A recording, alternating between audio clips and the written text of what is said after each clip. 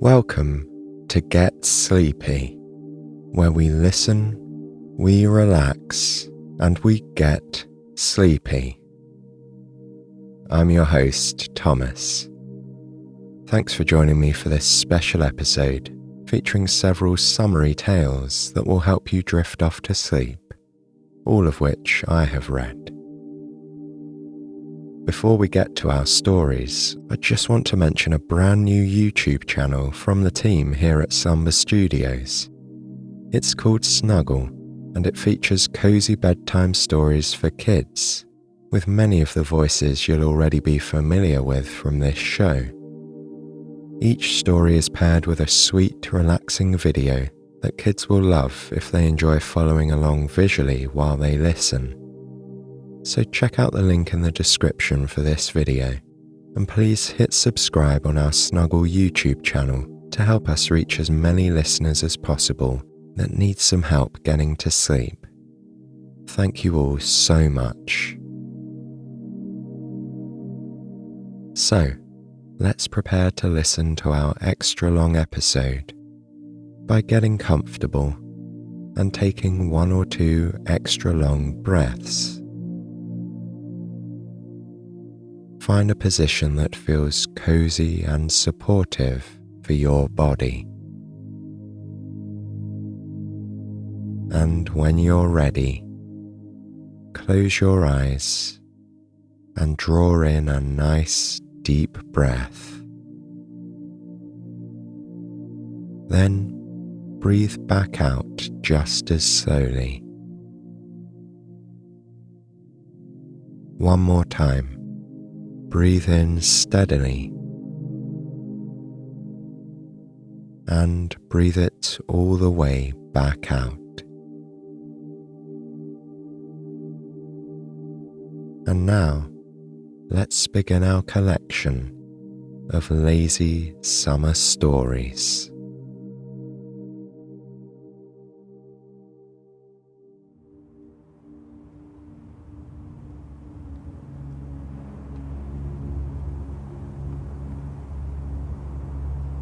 You find yourself in a volcanic landscape covered with hot springs. Otherworldly beauty lies before you in every direction. Across the lava field is a lone building. This is the Color Spa. Beside it, there is only the beautiful, milky blue water, in stark contrast with the black lava fields. The water seems to stretch on forever. You're so happy to have the opportunity to visit this spa, and not just because of the surreal beauty of the landscape. This renowned spa houses a myriad of interesting rooms, each with unique experiences that you are eager to enjoy yourself. Within these walls, there's a harmony between colours and treatments, and all are designed with the senses in mind. You have heard of colour therapy, but never before in combination with spa services.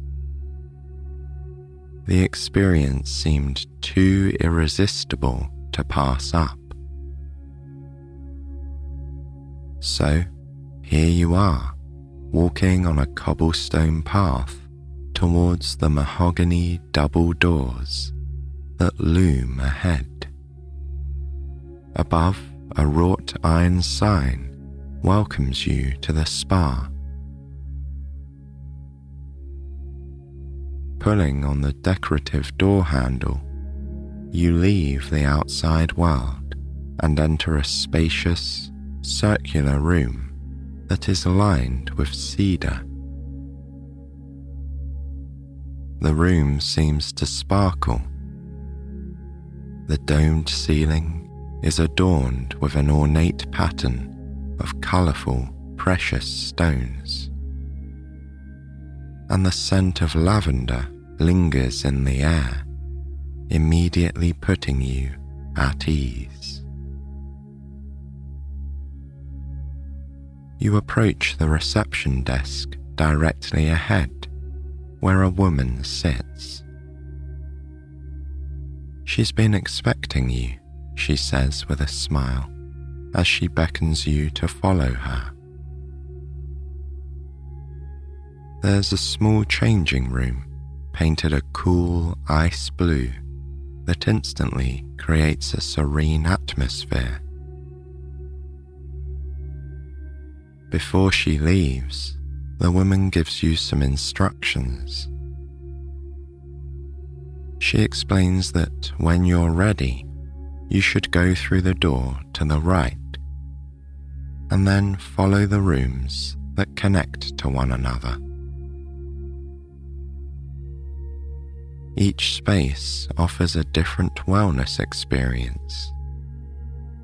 This is the aim of the colour spa, she says with a smile. You can stay in each room for as long as you like.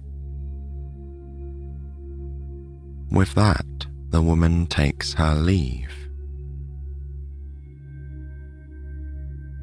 First, you remove your shoes and put on the slippers provided. Once you're in your bathing suit, you put on the robe that's been left for you. You take a moment to appreciate the subtle shade of blue of the walls, and your thoughts turn to colour therapy, also known as chromotherapy or colorology. You did some research before coming here to the spa and gained insight into beliefs about the relationship between colour and health. Dating back at least 2,000 years, colour therapy has existed across cultures in places such as ancient Greece, Egypt, and China. People used colour and light, usually in the form of sunlight, as well as plants, crystals, and paints, to improve people's moods and help to enable healing. You were interested to know more about light and colour, so you looked it up. When light hits the surface, some of it is reflected. Our brains interpret the wavelengths of the reflected light, and this results in the colours that we see.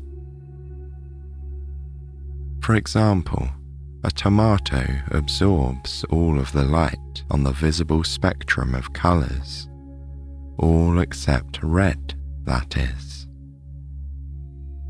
These rays of light reflect off the surface of the tomato, resulting in the colour red that our eyes pick up.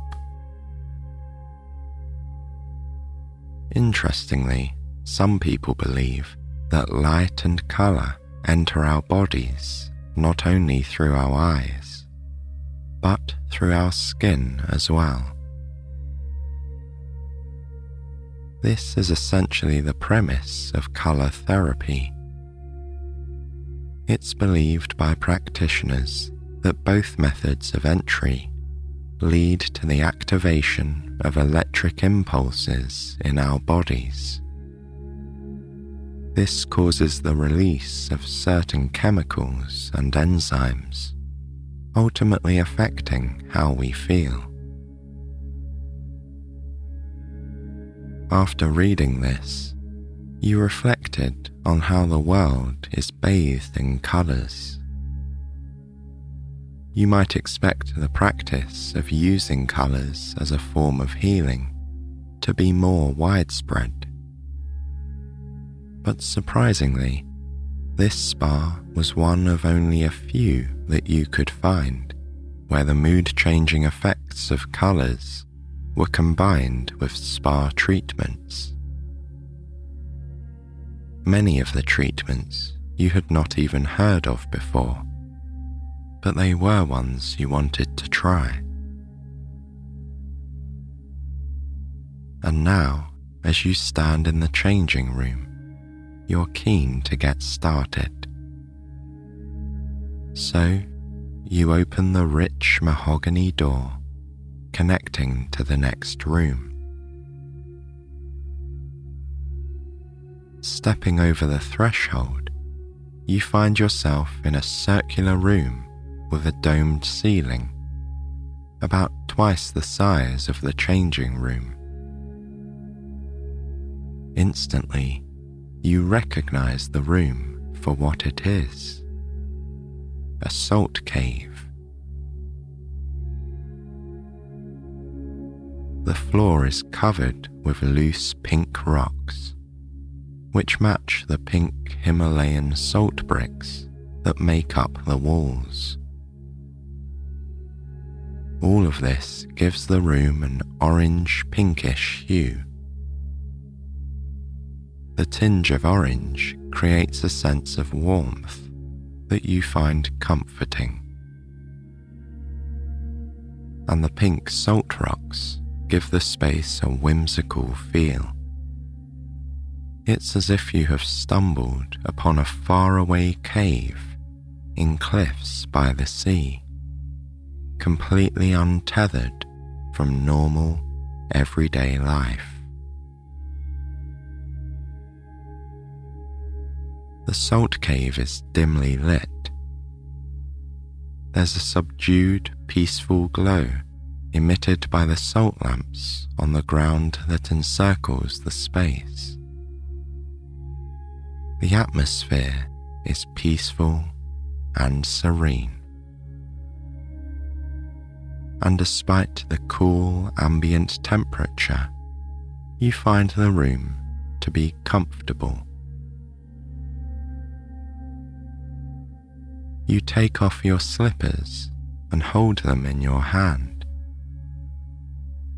Walking barefoot towards one of the chairs in the middle of the room, you enjoy the sensation of the salt rocks beneath your feet. The rocks you walk on are a spa treatment in themselves, massaging the soles of your feet. It's as invigorating as it is pleasing. Then you put your slippers on the ground, lower yourself onto one of the chairs, and recline a little. There is a blanket folded over one of the chair's arms, which you drape over your body. The sound of trickling water reaches your ears. You glance around the room until your eyes land on the fountain. It's close to the door that leads to the next room, the one you have yet to go through. The trickle of water is a soothing sound, and you find your body relaxing even more. There is an unmistakable presence of salt in the air. You breathe it in deeply as you reflect on what you know of salt therapy or halotherapy. It's been practiced for hundreds of years, or maybe even thousands of years. Salt caves are found all across the world. And any time you visit a beach, you are experiencing a form of salt therapy. The many benefits of salt have long been recognized. It's thought to be anti-inflammatory as well as antibacterial. It's also believed that when your body comes into contact with salt particles in the atmosphere, more serotonin is released in your brain. This chemical is linked to feelings of calmness and happiness. And you must admit that it seems to be working. You are feeling better and better by the moment as you sit here and breathe in the salt-infused air. The experience gives you a heightened sense of being by the ocean, with the salt filling your nostrils and lungs and settling on your exposed skin. The salt cave is just as relaxing as being by the beach, but in a refreshingly different way. It's hard to put into words. Your thoughts turn to your breathing and the position of your body on the chair. The tension that you didn't even realize you had in your neck, shoulders, and back begins to loosen. Your entire body is feeling the benefits of this experience, from the salt, the sound of the fountain, and the total lack of distractions. It gives you time to just be. All that matters right now is being present, simply enjoying how relaxed you feel. It's almost your own kind of meditation, as your senses are opening up in this therapeutic environment. One thing is for sure: the serenity of the salt cave is helping to clear your mind.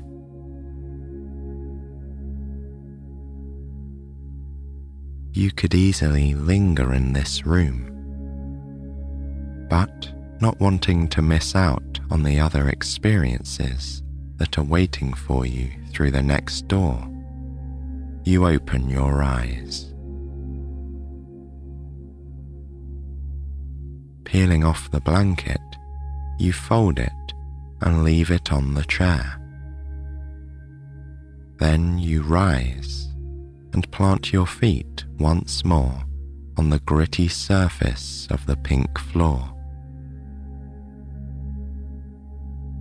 After putting on the slippers and taking one last look around the salt cave, you head towards the far door which leads to the next room. The salt rocks under your feet give way to smooth stone as you approach the door and turn the handle. You're crossing from one uniquely coloured environment to the next. This room is the same shape as the previous one. It's lit by golden sconces hanging on the walls, which encircle the space. One of the first things you note is the colour of the walls. A beautiful shade you once heard described as Aegean teal. The colour is named after the Aegean Sea, which is part of the Mediterranean. The deep blue-green colour is balanced. It's soothing and brings a sense of natural harmony to the space. This room is certainly another testament to the power of colour. It makes you feel calm and relaxed, as if you're floating in the lapping waves of the sea. The smell of seawater lingers in the air. You take off your slippers, seeing the pebbled surface of the floor. It just begs to be walked across with bare feet. As you make your way in, the smooth, almost polished feel of the small, loose pebbles is an absolute delight. It almost feels as if someone is rubbing the soles of your feet. Glancing down, you notice that most of the pebbles match the teal of the walls, while others are a pale grey, dusty red, beige, or even spotted. You wonder if they are river stones. The flickering light and the carpet of pebbles create an old-fashioned atmosphere, making you think of things like cobblestone streets and castles. It's almost as though you've stepped back in time. Looking around the room, you see that there is a shallow pool in the very centre. When you reach the edge of the pool, you shrug off your robe and place it next to your slippers on the ground. Peering into the water, you notice the natural dip of stone that disappears beneath the surface. It's a perfect fit for your body. There are small pebbles covering every square inch of the pool, and a pillow for your neck lying against the water's edge. Lowering yourself into the pebble-lined pool, you slide beneath the water until it reaches just below your chin. You enjoy the feel of the pebbles under your body and against your skin. The temperature of the water is just right, not too hot and not too cold. The pebbles shift under you and massage your body in all the places that need it the most. A sigh escapes your lips as you recline your head back against the cushiony pillow. Looking up, you realize that the very middle of the ceiling is open to the blue sky. It's a shade that complements the Aegean teal, and you find yourself even more at ease in this room. You're not sure what this treatment is called, but it brings to mind the release of pressure points, only with pebbles. The pebbles are more therapeutic than you could have imagined. It's a sensation that you are not likely to forget. Closing your eyes, you soak for a while.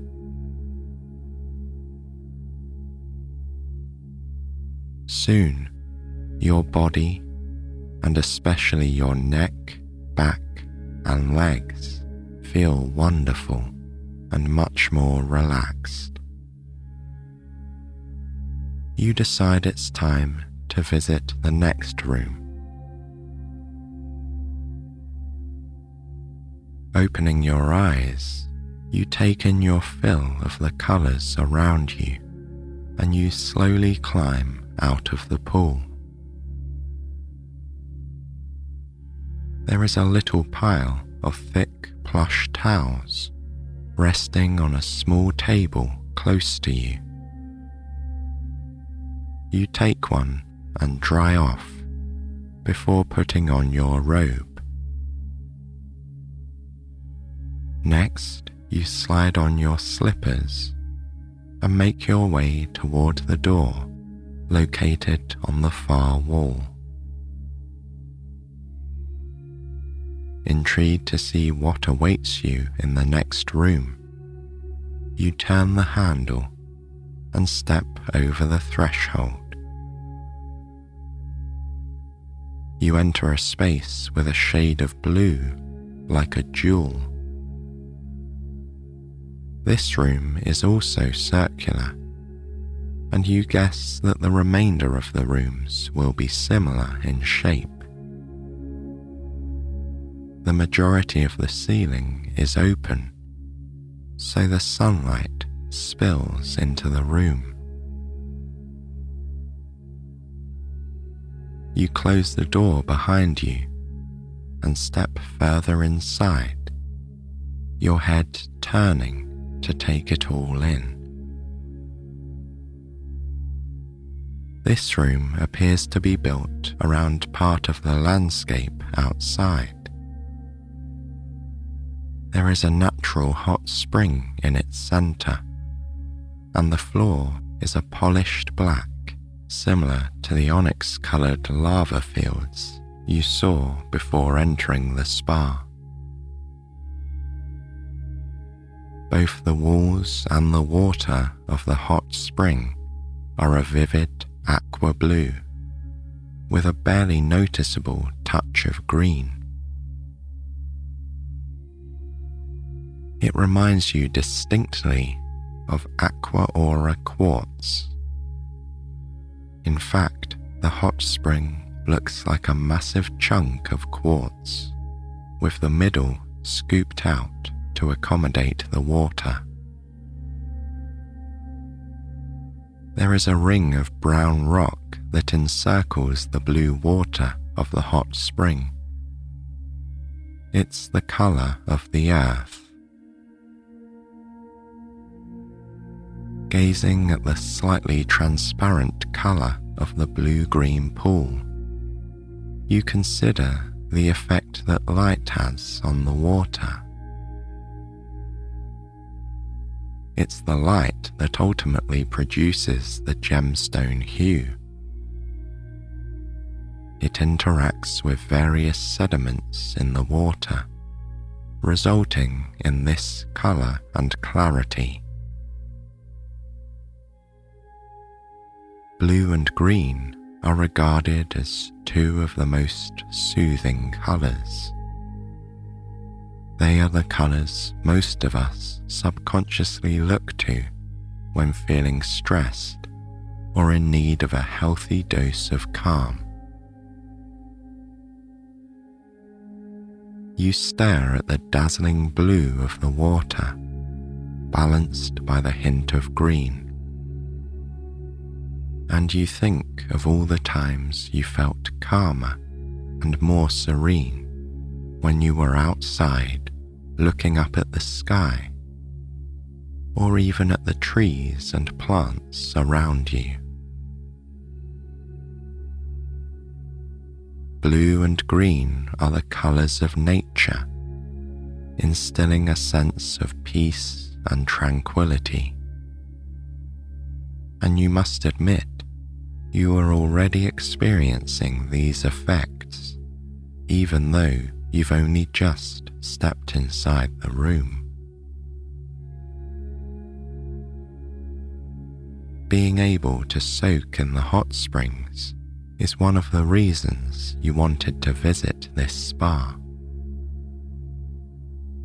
Delighted that the time has come, you take off your robe and slippers, leaving them in a pile on one of the small tables to your right. Padding over to the pool, you dip a toe in the water and find that the temperature is hot, like a steamy bath, just how you like it. You notice the scent of smoke and cedar embers in the air, which instantly reminds you of a campfire in the woods. It's a welcome smell, and you find yourself taking a slow, deep breath in. You wonder if the smell stems from the natural lava rock and earth. Then you lower your body into the warm embrace of the bubbling water. As you relax, you consider the origins of hot springs. When heated water pushes through the cracks in the Earth's surface, a hot spring forms. The groundwater that emerges is heated within the Earth's crust. The water either winds through shallow bodies of molten rock or circulates through faults to reach pieces of hot rock.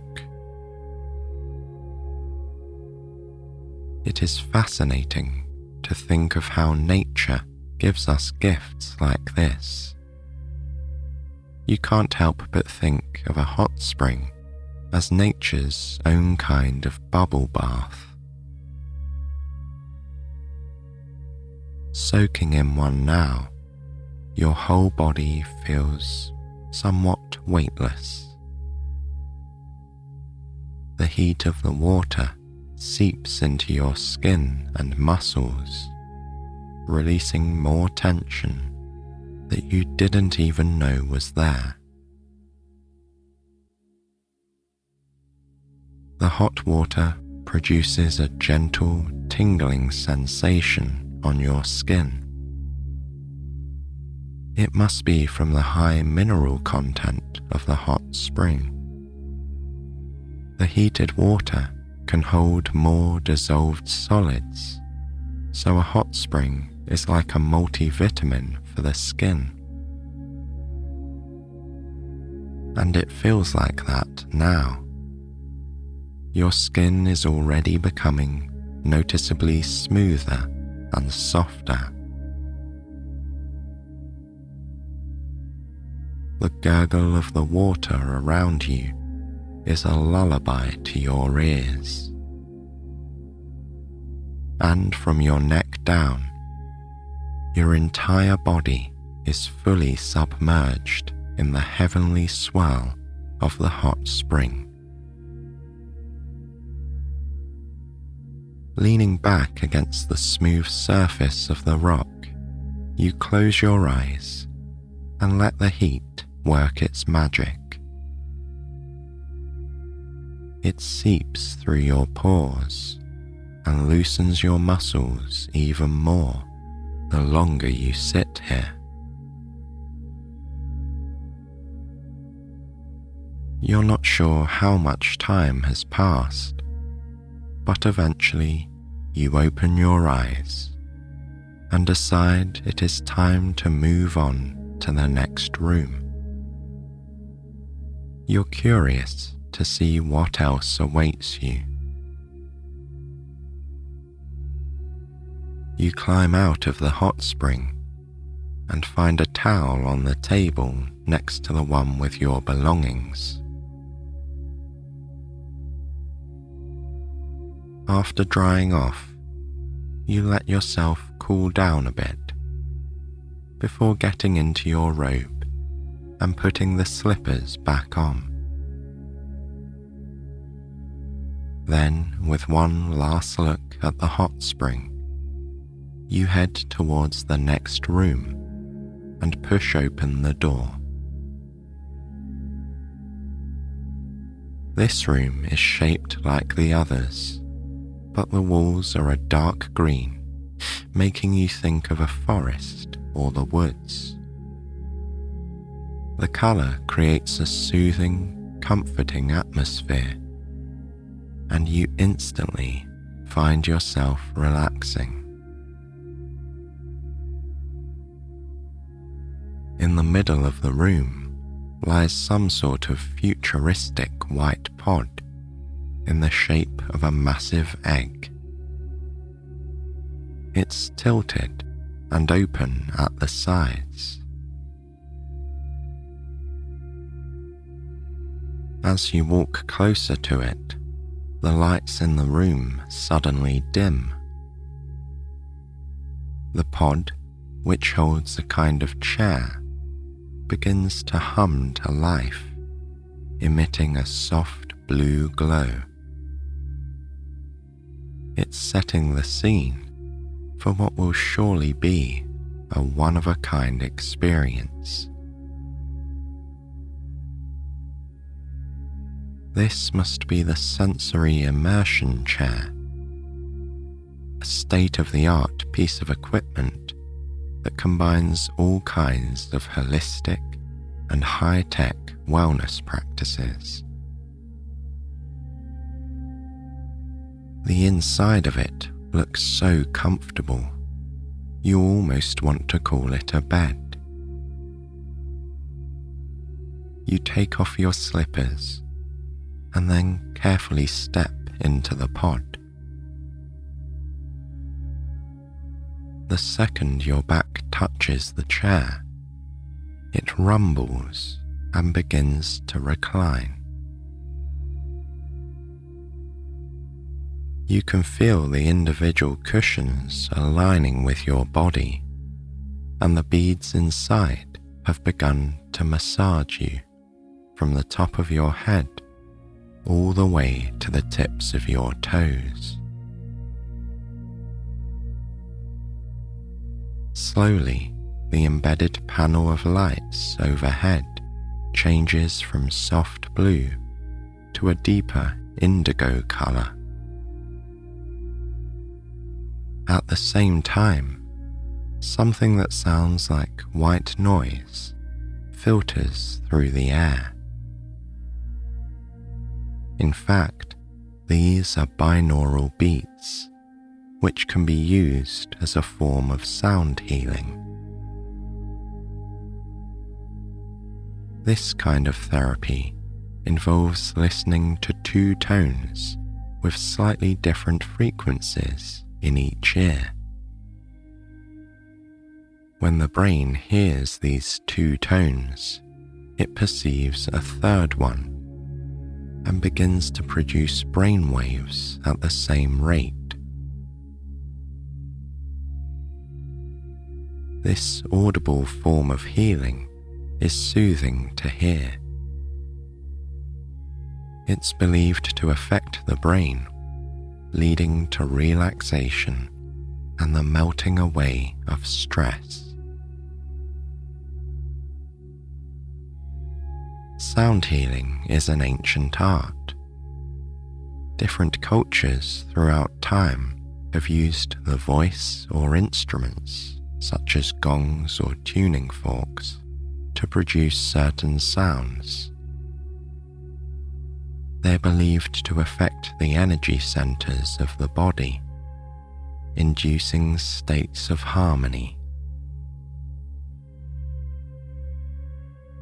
You wonder if the chair is also a form of vibroacoustic therapy, which involves low-frequency vibrations passing into the body.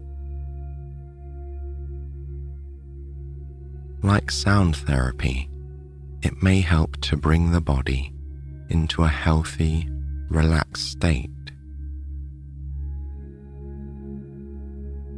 As the chair massages your body and the unique soundtrack continues overhead, you discover that you are finding it difficult to worry about anything. It's like nothing in the world demands your attention right now, other than this experience.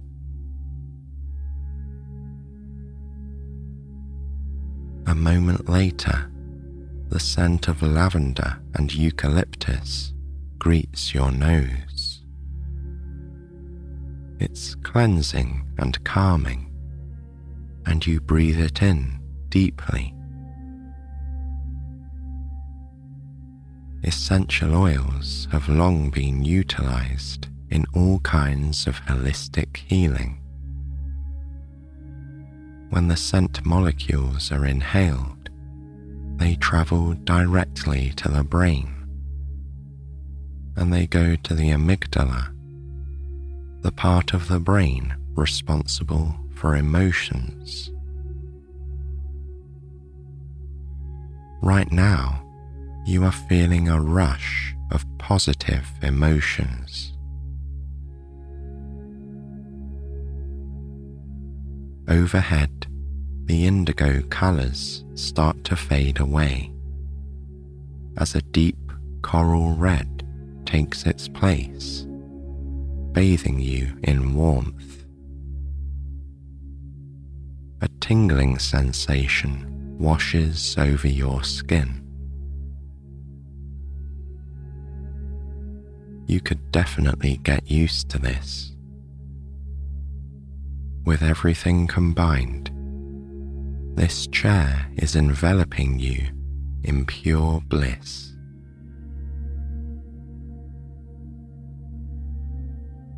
This is the last stop on your colour therapy spa tour, and you consider it to be one of the highlights of this wonderful self-care experience. One you are sure to always remember. Each room has been unique, and each experience restorative. Your body feels renewed, and your mind rebooted. And for that, you are incredibly grateful. You almost don't want to leave.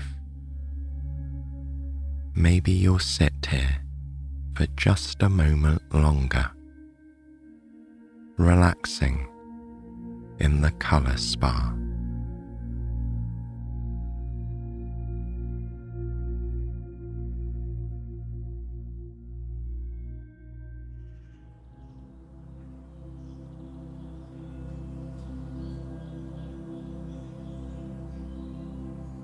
Sam and Alfie are twin brothers, but their personalities couldn't be more different. Sam is pensive and a daydreamer. He prefers the tranquil things in life. Alfie is spontaneous, energetic, always looking for the next adventure. Yet the brothers share a special passion. Both Sam and Alfie have one favourite thing in the world, and that is camping. Once a year, every summer, they pack up their camping gear and head off into the woods in the old mountains near the house where they grew up. And it is that time of year again. Early in the morning, the brothers meet at the train station in town and rent a car. It has been years since they lived in these parts. Before heading out, they decide to have breakfast at the cafe, where they used to come regularly when they were younger. The place hasn't changed. It still has the same squeaky red vinyl chairs, hissing coffee machine, and big delicious pies lined up on the counter, proudly displayed on domed glass cake stands. This morning, they have 3 kinds of pies: cherry, peach, and summer wildberry. Sam and Alfie take their seats by the large window, watching the morning mists which have descended from the mountains roll gently through town. The roads are empty, since most shops and businesses are still closed. Only the cafe is open, as it always is very early in the morning, to welcome visitors or to see off travelling locals. These days, Sam and Alfie are both visitors and locals in this town. In the distance, the mountains take on a dual blue tone, that of pale sapphire. But it's just a trick of the eye. Up there, the forests are verdant with wildflowers in every known colour. And when the sun shines brightly, 1,000,000 iridescent sparks fill the air. The coffee is particularly good this morning. Simple, hot, and fragrant. Sam takes his with a dash of cream, while Alfie prefers it black. Unlike the places in the city where the brothers now live, there are no endless options or questions one has to answer before getting coffee. Here, a cup of coffee is the most straightforward, unassuming thing in life. As it should be, they both agree, realizing that, after all, they have more things in common than they usually expect to find. After breakfast, the brothers drive towards the mountains as far as the road will take them. Then they park the car at the bottom of the hill. From this point on, the only way is on foot. It's a sunny day, and the weather is perfect for a hike up to the lush forest above, where they hope to find a good spot to spend the weekend.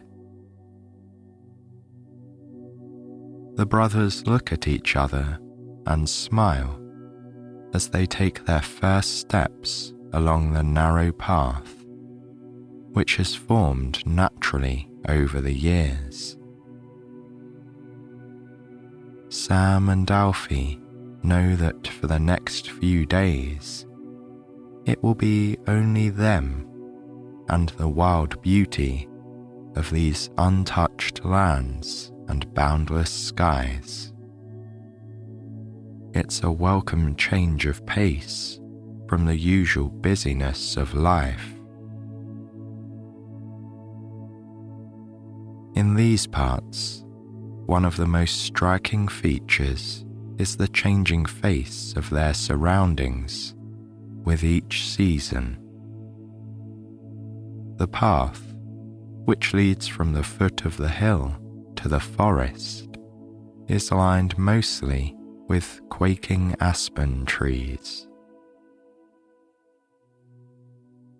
In the summer, the lush greenness of those spindly trees is deep and rich, with the gentle warmth of the season. But later in the year, as autumn approaches, the leaves of the quaking aspen turn such a scintillating yellow that one can hardly believe it's the same tree. It's not a sudden change. It happens by degrees as summer fades into autumn. For Sam, this is what he loves most about the area: how nature takes its time to change, and how the changes follow some invisible, mysterious logic governed by the Earth's movement and its proximity to the sun. Returning here each year for his annual camping trip with his brother doesn't only feel like returning to the place where they grew up. Being here also feels like returning to some original source of life, where time stands still and a person is free to simply be part of nature. Alfie walks a little bit ahead of his brother along the trail. Noon is still a few hours away, and he is hoping to reach the old creek by then. Once the sun is high in the sky, it will get quite warm, and he won't be able to wait to get out of his dusty hiking clothes and cool himself off in the crystal clear waters of the creek. Perhaps he'll even do a little angling and see if the fish are biting today. His usual spot in the fork of the creek never disappoints. There, he has been known to catch some good, juicy rainbow trout and brook trout, even pike sometimes. Hopefully, Alfie thinks half aloud, that will take care of dinner for the evening. He thinks he can almost hear the rush of the water in the distance, calling to them. The brothers hike on, sometimes chatting, sometimes quietly walking, breathing in the fresh mountain air. A day like this is hard to beat, when the sky is brilliantly blue, the air is sweet and warm, and the song of wild birds cascades from the treetops. Here and there, they see a starling, a meadowlark, or a song sparrow flying among the wispy white clouds. The further they walk, the closer they feel to the mountains, the trees, and the animals that roam these hills and valleys. The creek is particularly clear today. Sometimes, if it rains upstream, the waters can turn a little muddy. But now, there isn't a cloud in the sky, and the rushing stream sparkles in the noon summer sun, casting off bursts of golden sparks each time the water rolls over a rock or branch. All along the banks of the creek, there are majestic river birches.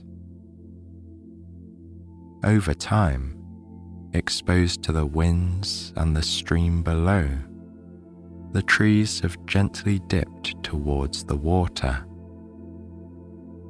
The crowns of each row of trees on both banks almost touch midway across the creek, creating a leafy canopy, shielding it from the hot sun above. The light falls in gentle streaks through the branches and leaves of the river birch trees, creating a soft atmosphere in this otherwise untouched part of the world, where nature is still free to be wild. Sam and Alfie decide that this is the perfect place to set up their tent for the weekend. Last year, they chose a spot down in the valley, in the heart of a glade surrounded by wildflowers and sugar maple trees. There, they saw a white-tailed deer and her young grazing near their tent. From here, they're more likely to spot the white-tailed deer coming to drink from the stream and cool off, or to see a busy beaver working on a dam. Whichever spot they choose in these woods, it always reveals a special part of nature and the natural order. As Alfie wades into the water to try his luck with the rainbow trout and pike, Sam watches in quiet wonder the visual harmony all around him. The trees, the creek, the tall grass, and the birds above all form a perfect picture, even though each is part of a world of its own. When he was a little boy, his favorite thing was to lie in the grass and watch the clouds roll by, trying to decide what shape each looked like. Now he lowers himself slowly onto the grass, which is a little wet and cool from the creek next to it, and looks up. The cool grass feels good against his hot skin after a long hike in the summer sun. Its fresh scent is reinvigorating, and its silky smoothness caresses the back of his neck and shoulders. Up in the sky, a few white clouds appear. Sam can see the shape of a horse, a volcano, a star, and even a cloud that looks like a buffalo, the kind that used to live in this area many years ago. It's the most pleasant feeling in the world, he thinks, to breathe in the mountain air, smell the freshness of summer grass, listen to the gentle babble of the creek, while watching soft, puffy clouds chase each other across a blue sky.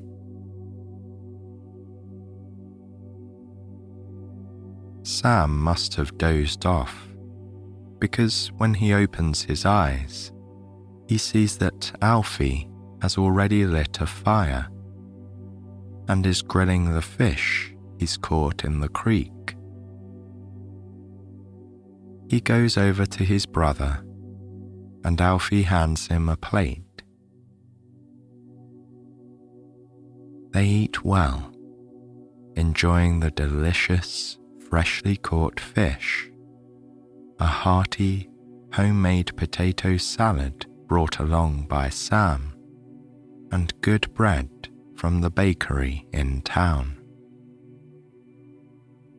The ingredients of this meal are few and simple, but neither Sam nor Alfie feels like there is anything missing.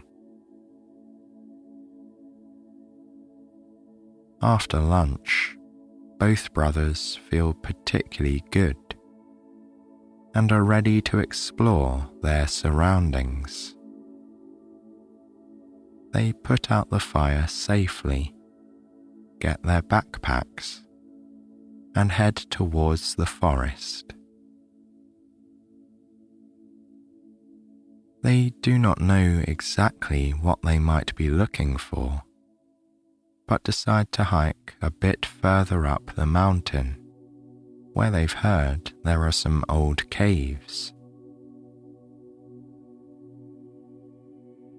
A large plateau wraps around the mountainside.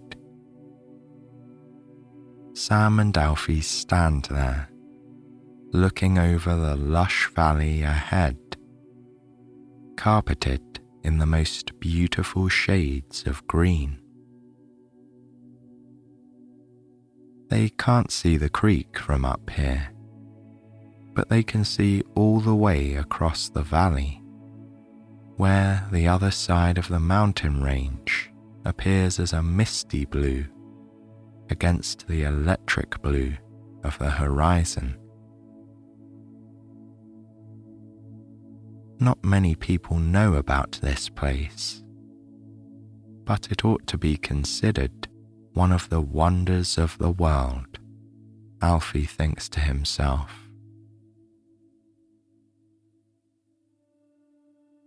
Up a narrow road, there is what looks like the entrance to a cave. Sam motions to Alfie to follow.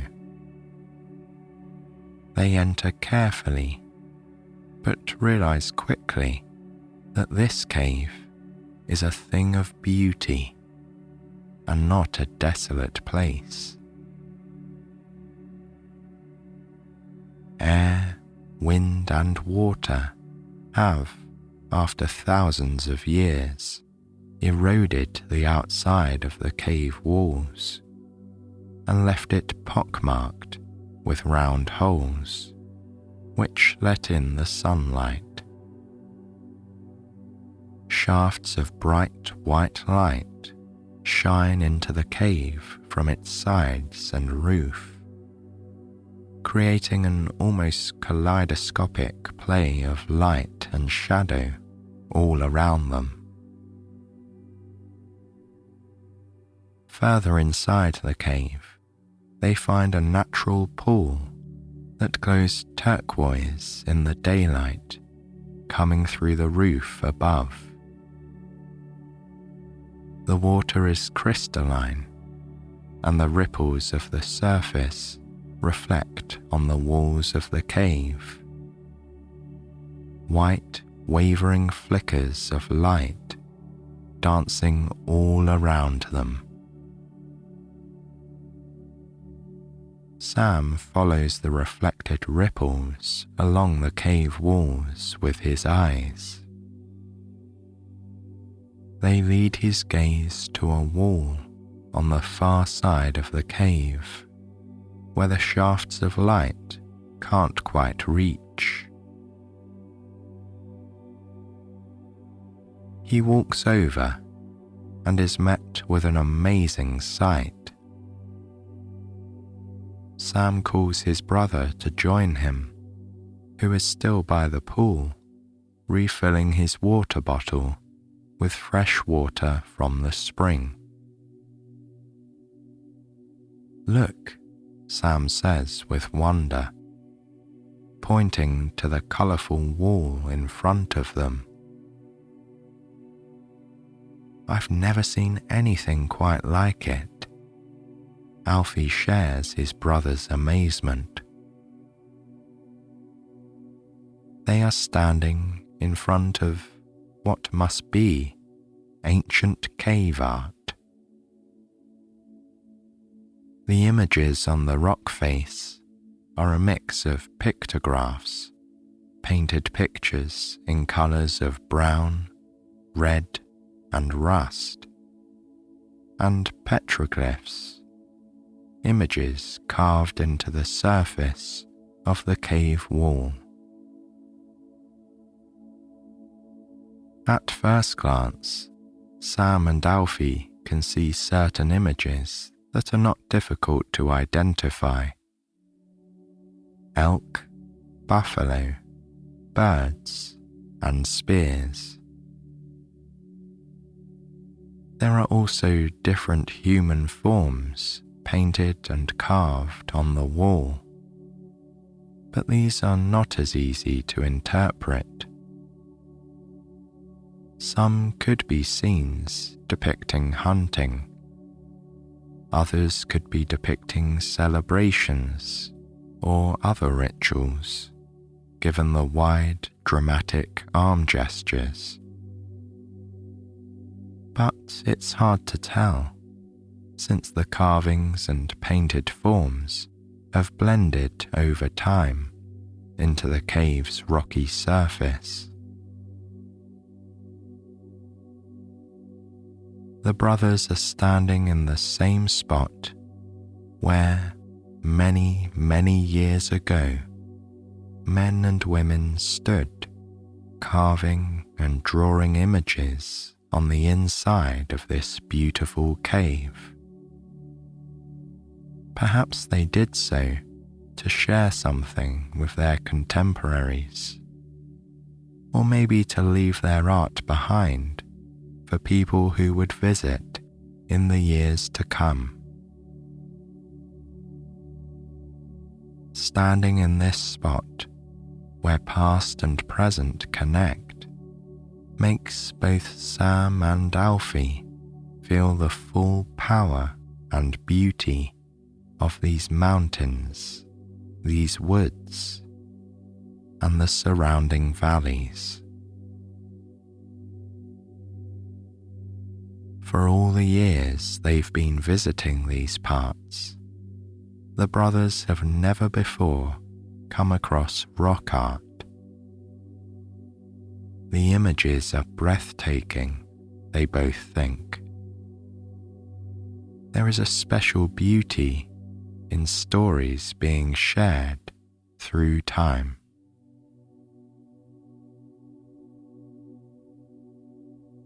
Sam looks at his watch and realizes that evening is nearing. Even though the days are long in the summer and they have flashlights in their backpacks, he suggests that they start making their way down the mountain and back to their campsite. Alfie agrees. The sun is lower in the sky now, and the air has grown cooler. Walking down the mountain path, there is a pleasant breeze, and it feels good on their faces, which are warm from a day spent outdoors. Alfie cannot wait to get back to the creek and wash his face in the clear water. And Sam too is eager to dip his feet in the fresh, gushing stream and relax after a wonderful day of hiking and exploring these beautiful surroundings. When they finally get back to their camping spot, it is already dusk. The sky is a luscious, vibrant pink, and a flock of birds, no more than black silhouettes, races across the sky. Sam takes off his backpack and feels the relief of no longer carrying any extra weight. His shoulders relax, his legs feel lighter, and he is immersed with that sensation of being happily tired after a day of exercise. Sam enjoys that sort of pleasant fatigue that feels like a reward.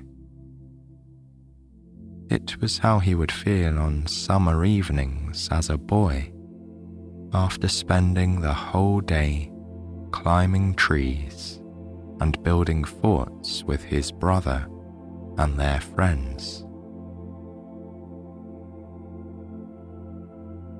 As the light continues to wane, Alfie notices that a little swarm of fireflies has gathered, hovering over the creek.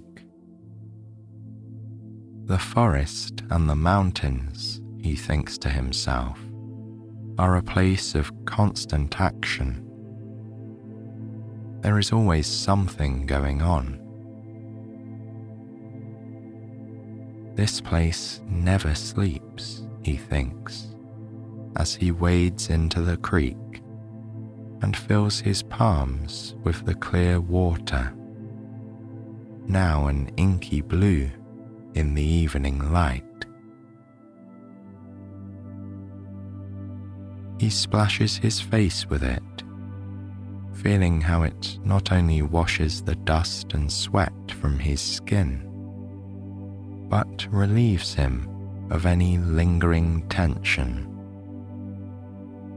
They've only spent a day up here, and already Alfie is feeling refreshed and renewed. He looks over at his brother Sam, who is working on starting the fire to make dinner. Alfie is ready to eat after a day of climbing, hiking, and exploring caves. Looking through the row of trees that line the opposite bank of the creek, Alfie can see flickers of deep blue among their branches, the evening sky along the horizon. He remembers a story somebody once told him in childhood. It was the story of a curious little wood mouse that lived in this forest. The wood mouse was adventurous and always looking for something new to discover and see. What he wanted to explore most of all was the other side of the mountain range, the ridge across the valley. Every time the wood mouse looked over there, he saw that the mountains were a splendid medley of blues. They seemed to be so much more enchanting than the greens and browns that surrounded him. He imagined that it must be so beautiful over there, across the valley, a whole world the same color as the sky. One day, the wood mouse decided to cross the valley and reach the other side.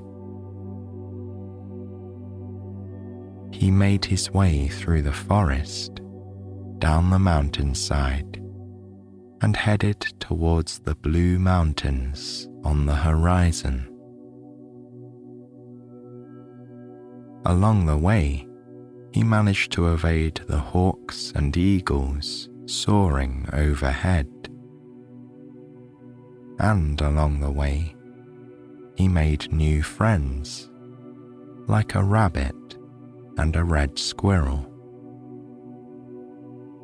Crossing the valley was the most adventurous thing he'd ever done in his life.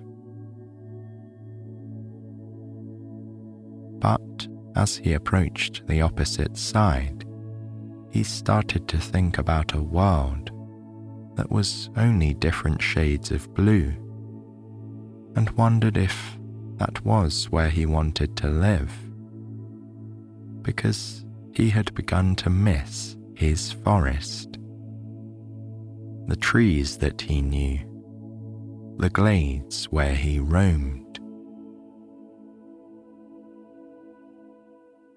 When he reached the mountain range, he was stunned to realize that up close it was not all blue, but the same colors as his mountains back home. And when he turned back and looked towards home, he saw that now his mountain was a magical blue in the distance. The wood mouse realized that everything he had ever wanted had been there all along. But he was happy to have gone on an adventure and made new friends along the way.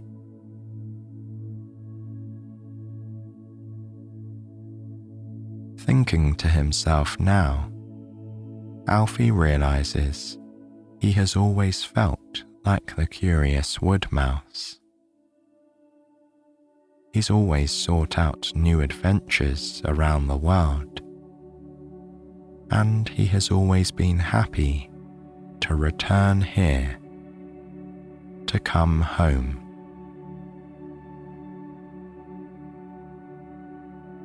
The true beauty of a night sky can only ever be seen out in nature, far from the cities and the city lights. As Sam and Alfie finish their dinner, the sun has set completely, and endless sparkling stars cover the entire dome of the sky above. It almost feels like being in space, a childhood fantasy for both brothers. The brothers sit silently by the fire. It crackles and sparks, and flickering embers glow at the heart of it, casting shadows all around. The woods around them are quiet now, and the night air is a little chilly. It feels good to sit by the fire and its soft warmth. From one of the coolers, Alfie takes out the desserts. Slices of cherry, peach, and summer wildberry pie bought at the cafe earlier in the day.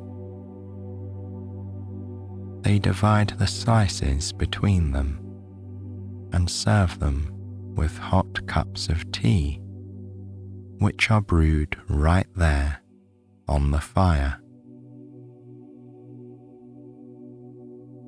The tartness of the cherries, the delicate sweetness of the peaches, and the zestiness of the berries taste like little bites of heaven. The brothers don't say much, but the contentment they both feel speaks for itself.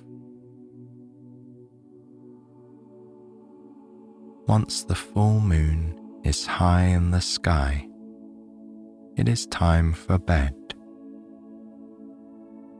The night is clear and the air is pleasant.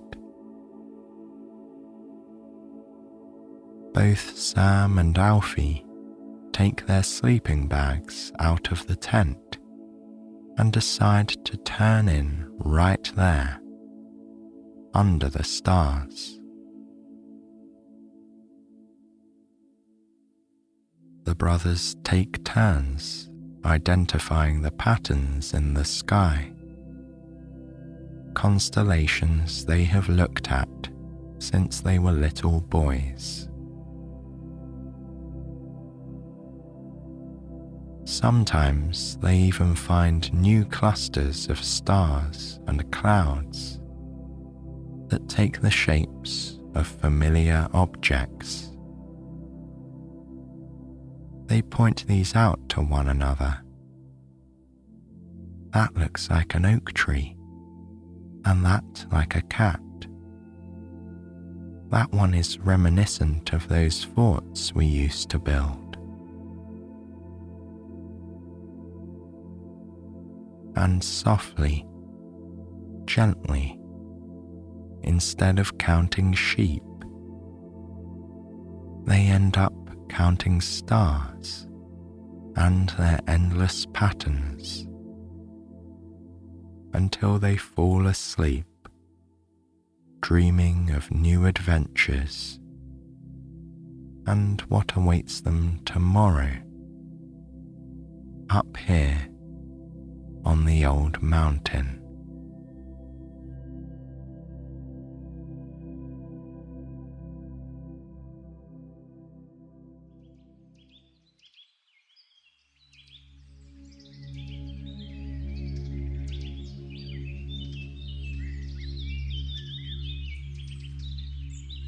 On this beautiful morning in early June, you've come to explore the countryside. This part of central Italy, not far from Rome, is full of natural beauty. It's a land of lush fields, hills, and volcanic lakes. And there's more to the countryside than meets the eye. As well as the many farms and vineyards, there are woods full of edible treasures. But you have to know where to look. As you walk through the field, you're accompanied by a local guide. Sonia is a cheerful, talkative woman in her 60s who carries a large wicker basket over her arm. Like you, she's dressed in light, comfortable clothes and wearing sturdy shoes. Trotting beside Sonia is her black and white dog, a spaniel named Lola.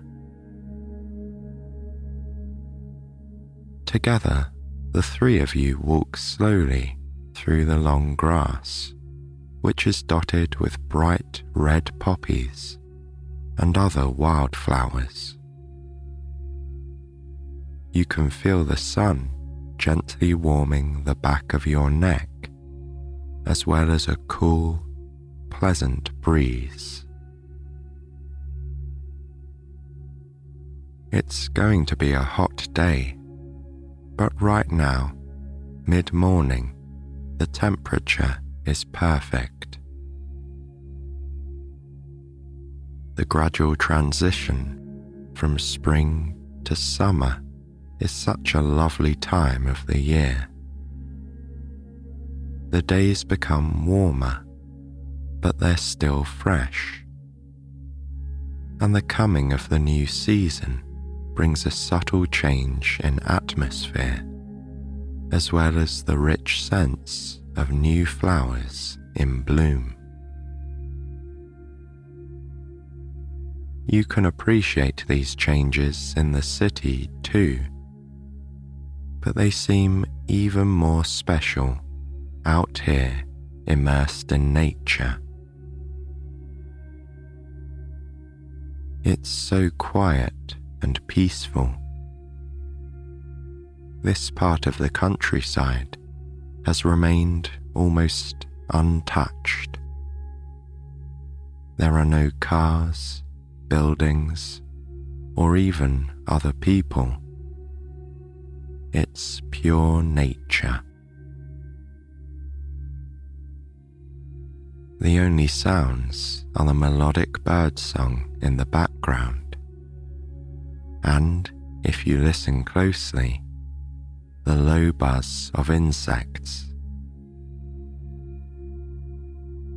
The sound of your footsteps is muffled by the soft earth and surrounding grass. It almost feels as though you're a silent, invisible presence passing through without disturbing nature. You're happy to be here with Sonia, who knows the area well. She clearly has a deep respect for nature and a knowledge of many of the plants that grow here. During your walk, she often draws your attention to things you might have easily missed. She points out a particular butterfly or a plant that can be identified by the distinctive shape of its leaves.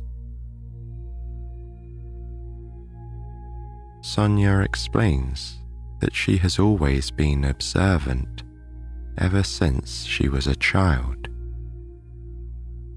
She enjoys looking closely at things and appreciating aspects of nature that others take for granted. Many of the plants you're going to see today are often called weeds. But as Sonia points out, there's nothing wrong with them. The term weed is used for plants that are unwanted, growing in the wrong place in the garden. Out here in the fields, there's no such thing as a weed. Besides, every plant has its uses. This is something that the people in the area have known for generations. There's a long history of foraging, picking wild plants and using them for cooking or for medicine. It was often women who went out into the woods and fields. They would spend long days gathering plants such as chicory, asparagus, nettles, or mushrooms. The food they harvested would be sold to local restaurants or markets and used at home to prepare delicious, healthy meals. Sonia recalls family members coming home with bags overflowing with leaves. For them, foraging was work. But for Sonia, it's a passion. Now that she's retired, she enjoys roaming the countryside, looking for anything she can pick and cook. And every now and then, she does foraging tours with curious visitors. She loves sharing her knowledge, and she wants to make sure that this understanding and appreciation of local plants is passed on. It's like a local dialect, she says. Over time, fewer and fewer people speak the language, and the shared knowledge is lost. It would be a shame if that were to happen with plants and flowers. It's much easier to learn how to forage than to pick up a new language. But even so, it's a little more complex than you might think. You have to know exactly what to look for, and where, and in which season. Some of the plants are hidden from view, surrounded by tall grass, or obscured by dense vegetation. And many of the plants look confusingly similar to one another. That's the case with the first plant you find in a shady, wooded area.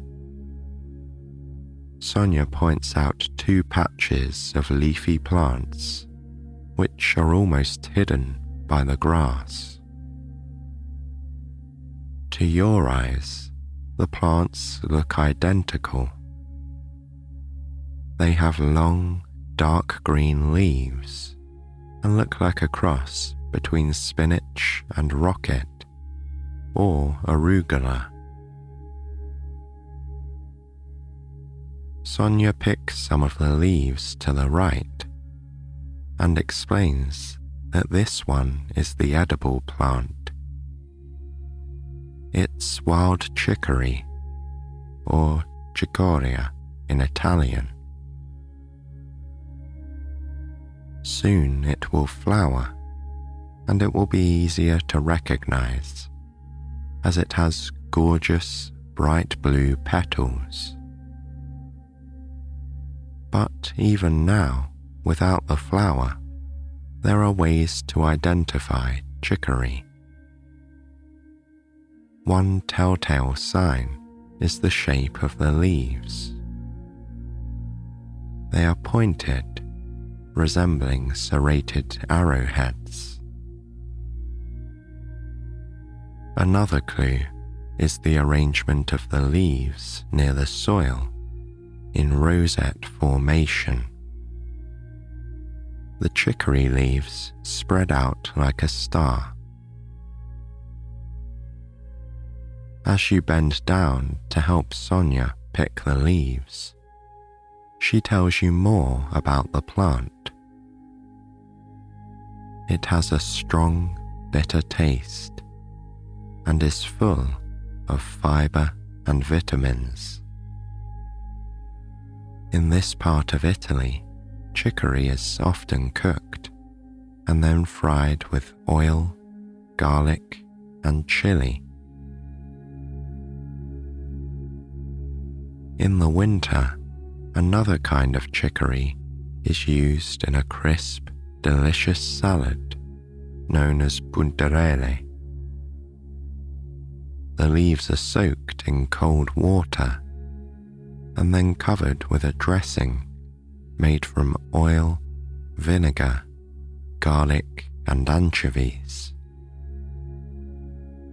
It's an acquired taste, but in this region, it's a popular side dish that goes with just about everything.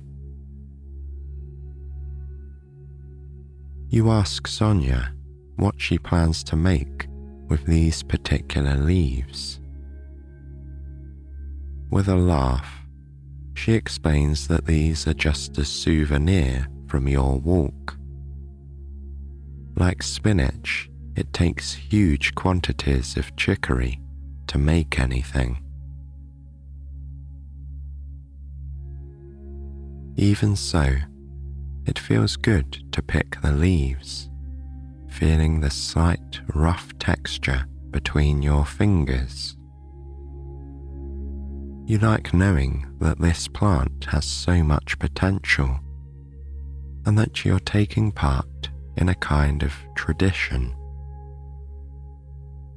For centuries, people have been foraging for chicory in the countryside, just as you are now. Lola also shows an interest in the plants, sniffing everything enthusiastically.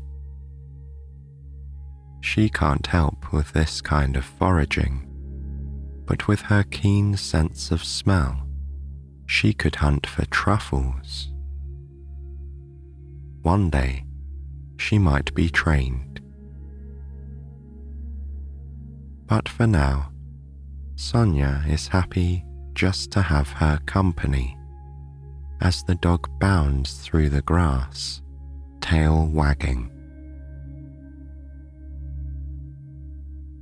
A little further ahead, Sonia spots another plant.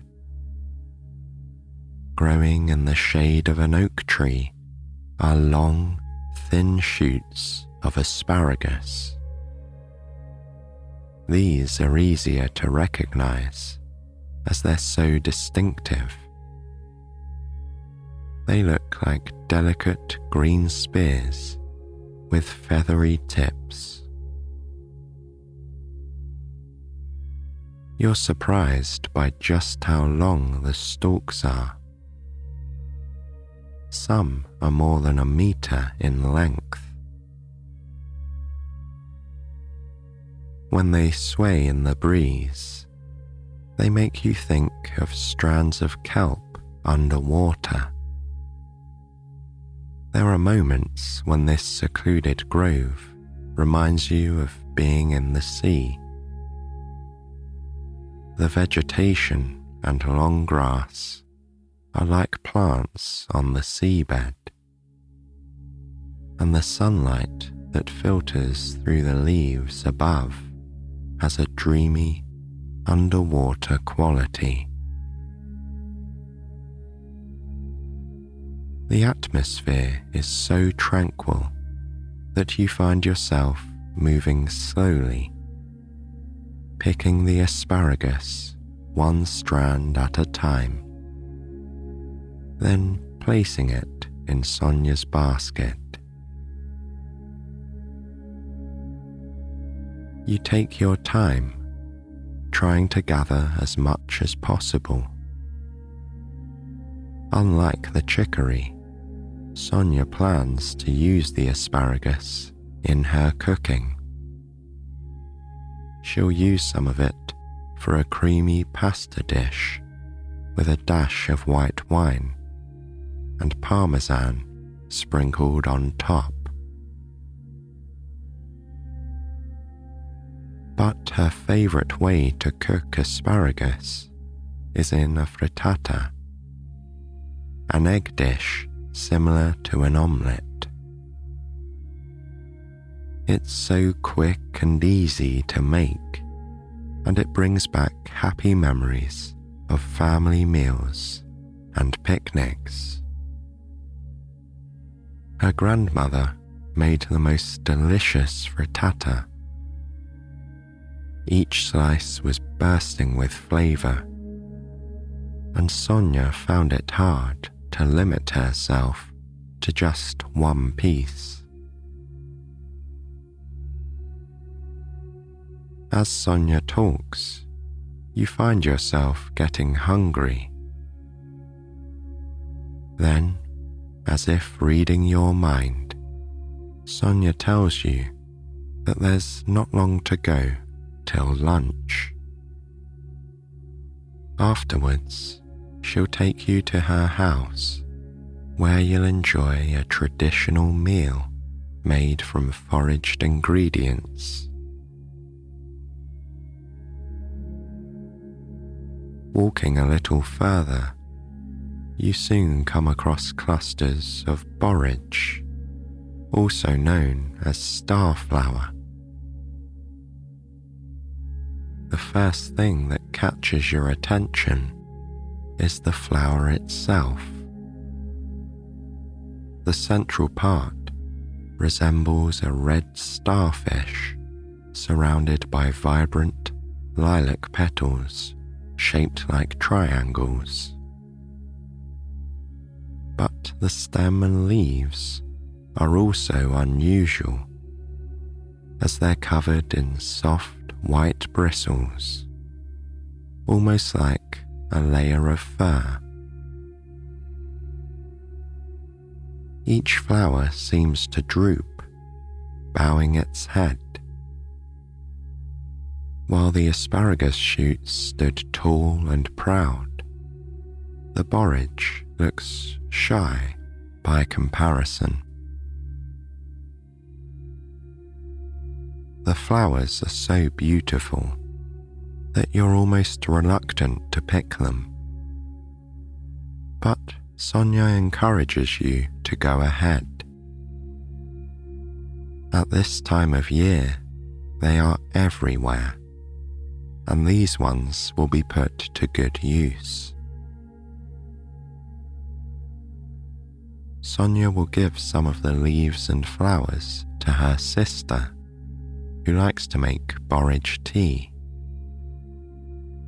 It has an unusual taste, a little like cucumber, but her sister drinks it not for the flavour, but for its calming, healing properties. Borage has been used in drinks and medicines since ancient times. It's believed to have all kinds of health benefits, from soothing skin to brightening moods. Sonia is more interested in cooking. She wants to try making some fresh ravioli filled with cheese and borage leaves. The flowers are edible too, so she'll sprinkle a few on top as decoration. She likes the idea of making something that not only tastes good, but looks beautiful.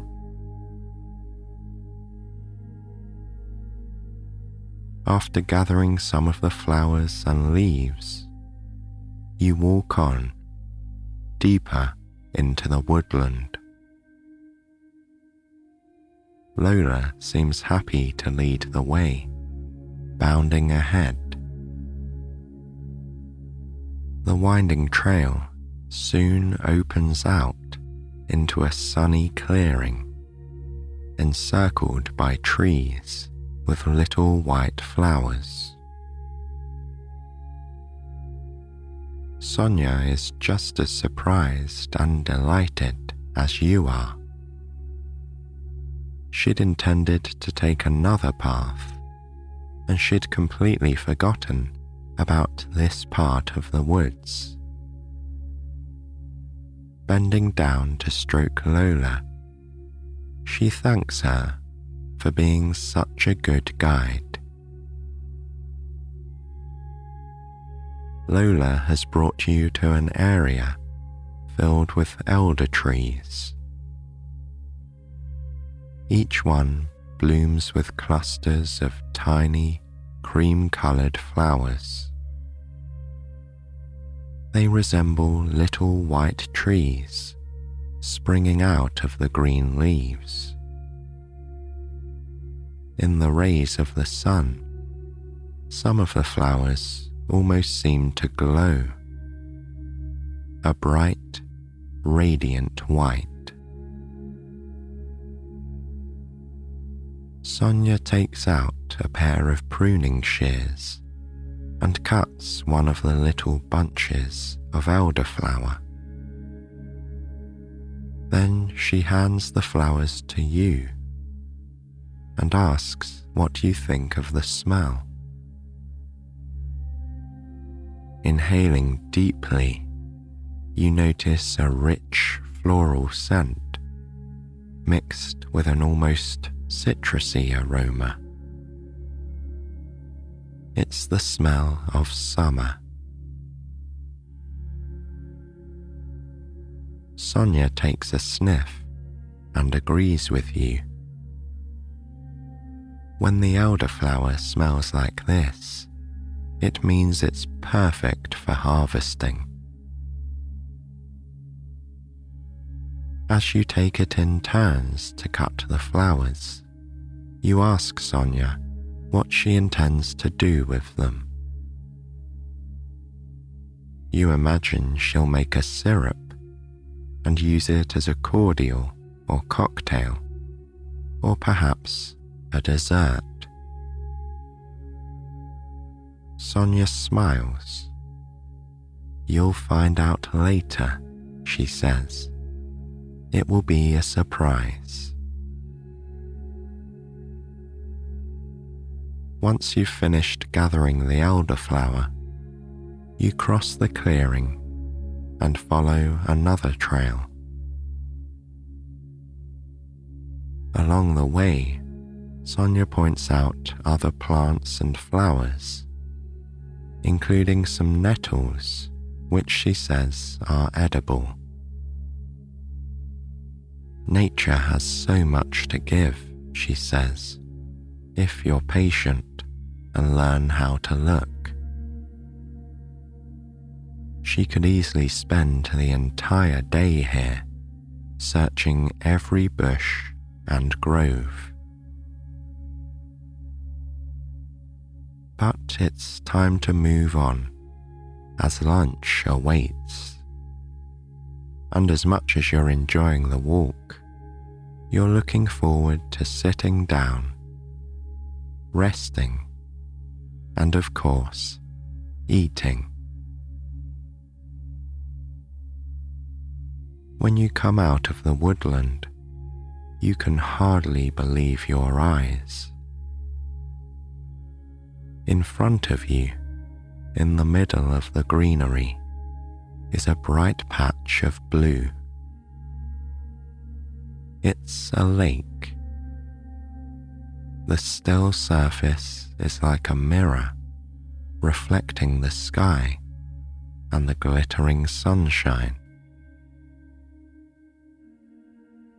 You knew that there was a lake somewhere near here, but you weren't expecting it to appear out of nowhere, like something from a dream. The intense shimmer of the water gives it an unreal quality, like a vision. But as you walk towards it, meandering through the tall grass, it becomes clear that the lake is not just a figment of your imagination. It's really there, a vast, still pool, surrounded by trees and gently sloping hills. Sonia tells you that this is a volcanic lake. It was formed thousands of years ago when a volcano collapsed during an eruption. Over time, it filled with water, forming a lake. Some volcanic lakes become tourist attractions and popular swimming spots. But this particular lake has remained virtually untouched. It feels like a wild, timeless place. At first, the lake seems to be just as silent as the woodland. The only sound is the quiet chirping of the birds. But as you walk through the field close to the lake, you hear a soft splashing sound. Then, passing through a thicket of trees, a fisherman comes into view. He's sitting comfortably in a chair, his fishing rod extending out into the lake. Although you can't see his face clearly from here, you can imagine his expression, a look of calm contentment. He's alone in this beautiful paradise, basking in the warmth of the sun and savouring the cool breeze from the lake. Sonia whispers to you. She thinks she recognizes the fisherman, but she doesn't want to disturb him. You walk on, leaving him to enjoy his quiet, tranquil morning by the lake. There's not much further to go now. Sonia leads you up a sloping path through another wooded area. Here, she points out some more edible plants.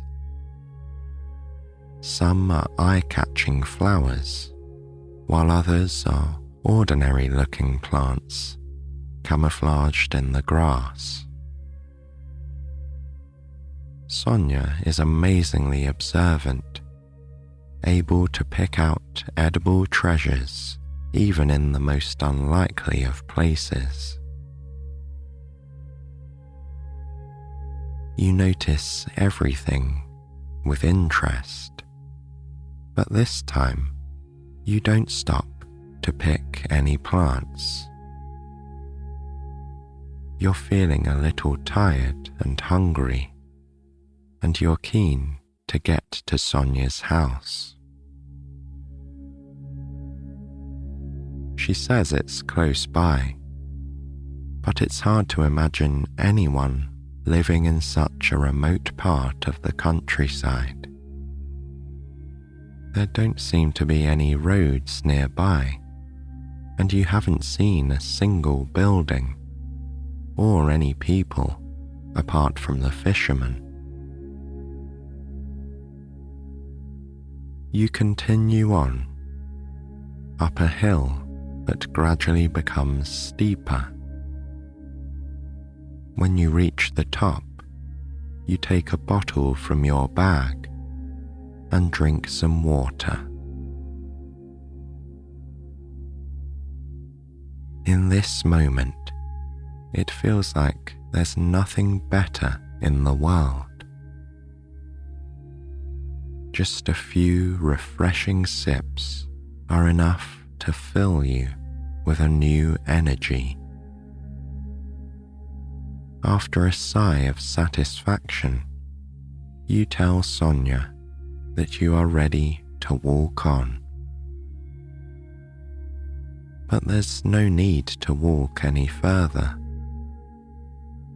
Just a few more steps bring you to a gate half hidden by the trees. Sonia unlocks it and welcomes you to her garden. Coming out of the shade, you find yourself on a large stretch of grass, bordered by flower beds, bushes, and the occasional tree. The grass has been cut recently, and the garden is clearly looked after. But it also feels relaxed and natural, as though most things have been left to grow without interference. It's like a tamed wilderness. Sonia walks ahead and beckons you to join her. From the far edge of the garden, there's the most spectacular view. You can see the lake in its entirety, a smooth, glassy surface shaped like a perfect oval. It's surrounded on all sides by dense layers of greenery and small, softly rounded hills. This edge of the garden is lined with bushes of beautiful red flowers. They create a natural border for the lake view, framing it perfectly. You're tempted to take a photo, but you resist the urge just for a moment. You want to experience this moment through your own eyes first, appreciating every detail. Your gaze drifts from the serene waters of the lake to the distant hills. In some parts, they are dappled in darker patches of green as they're covered by the shadows of the clouds above.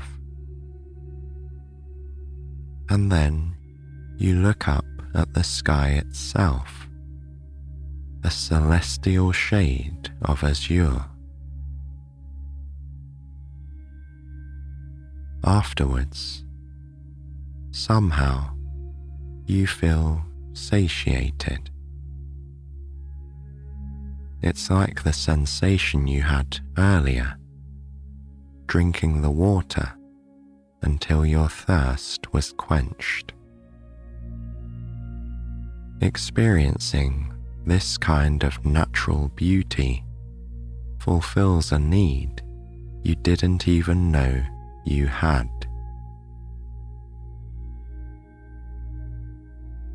Next, Sonia invites you to sit down at a picnic table in the shade. There's a wonderful view of the lake from here too. It feels so good to finally sit down. As you make yourself comfortable on the bench and pour yourself a glass of water, Sonia tells you a little about the house. She doesn't live here, but it's shared by everyone in her family. They often use it for parties and family gatherings, or they take it in turns to stay here at the weekend whenever they need some peace and quiet. Although the house isn't hers alone, Sonia is the person who uses it the most. She comes here all the time, sometimes joined by her husband and children, and always accompanied by Lola. As Lola is a young, energetic dog, it's good for her to have all this space where she can run around. But right now, after the long walk, Lola seems ready to rest as well. She sits patiently beside the table, looking expectantly at Sonia. It seems that Lola is also looking forward to the meal.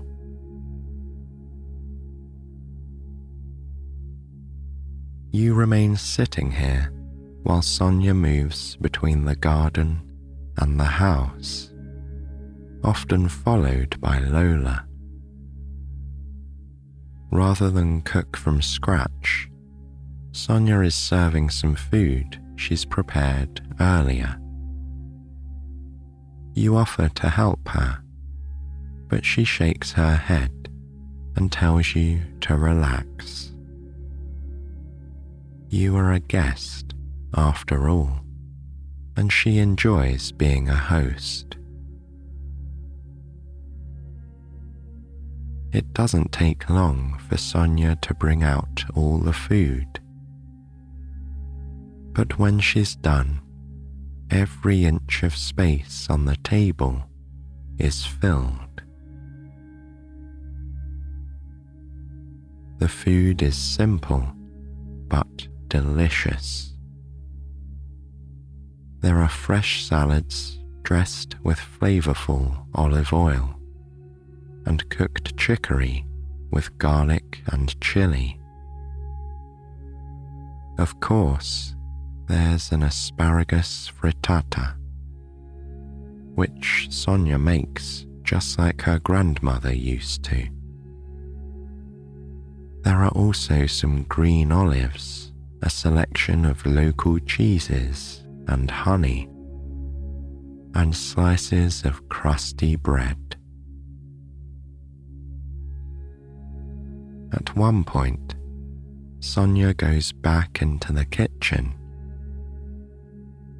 You continue eating, wondering what she could be doing in there.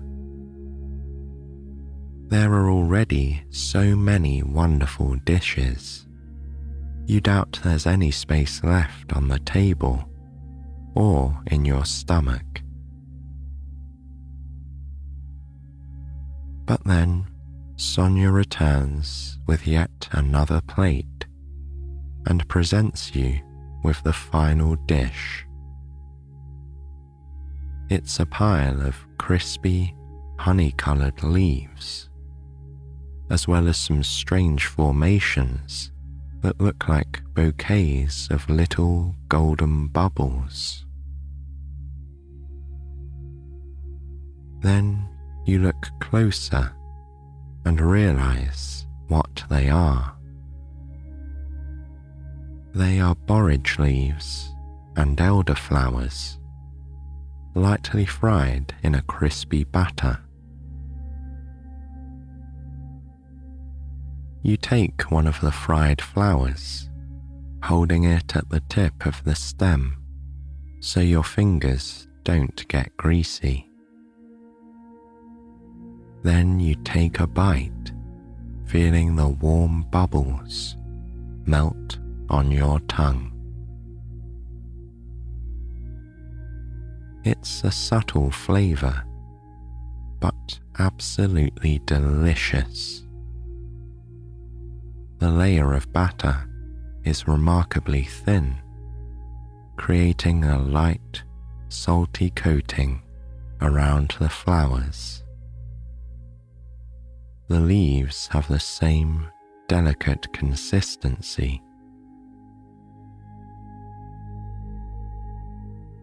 After this memorable meal, Sonia returns to the kitchen once more to make some coffee. She suggests you make yourself comfortable in the nearby lounger. It's been perfectly positioned so you can enjoy the view of the lake and feel the breeze. Sonia is right, you reflect, as you sink into the lounger.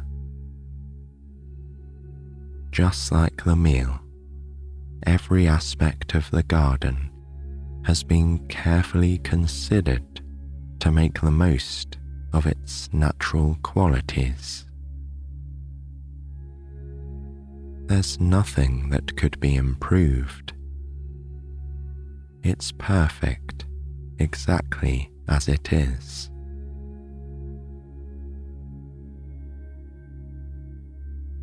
Sonia will soon come back with the coffee, but there are no other plans for the day.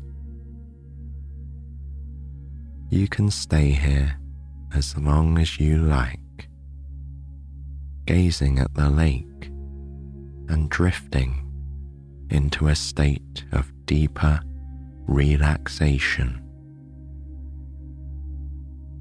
It's been such a beautiful day, you think.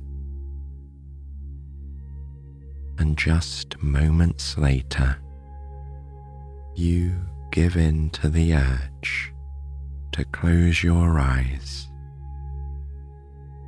and rest.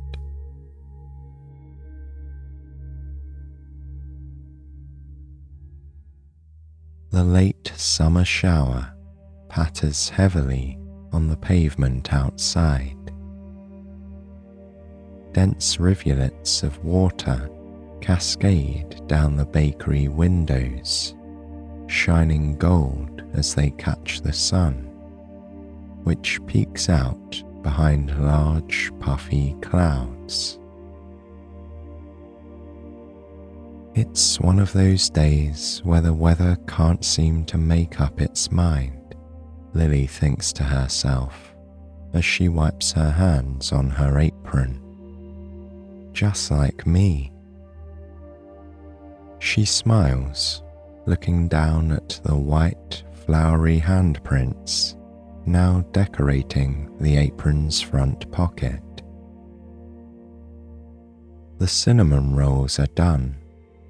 The first batches of bread and cookies are cooling. Now what, Lily wonders? A berry pie? A vanilla cake? Maybe a custard? Nothing feels quite right. All morning, the sky has alternated between rain and shine.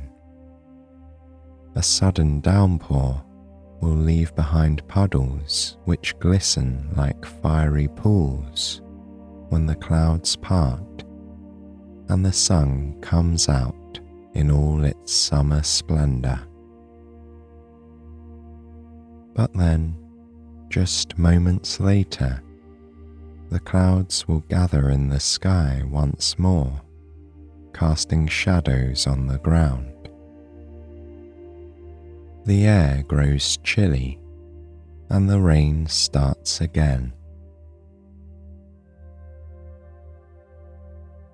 Ever since she came in this morning, Lily has been watching the playful weather from the comfort of the bakery, relishing the beauty of the changeable sky through the bright, rain-spattered windows.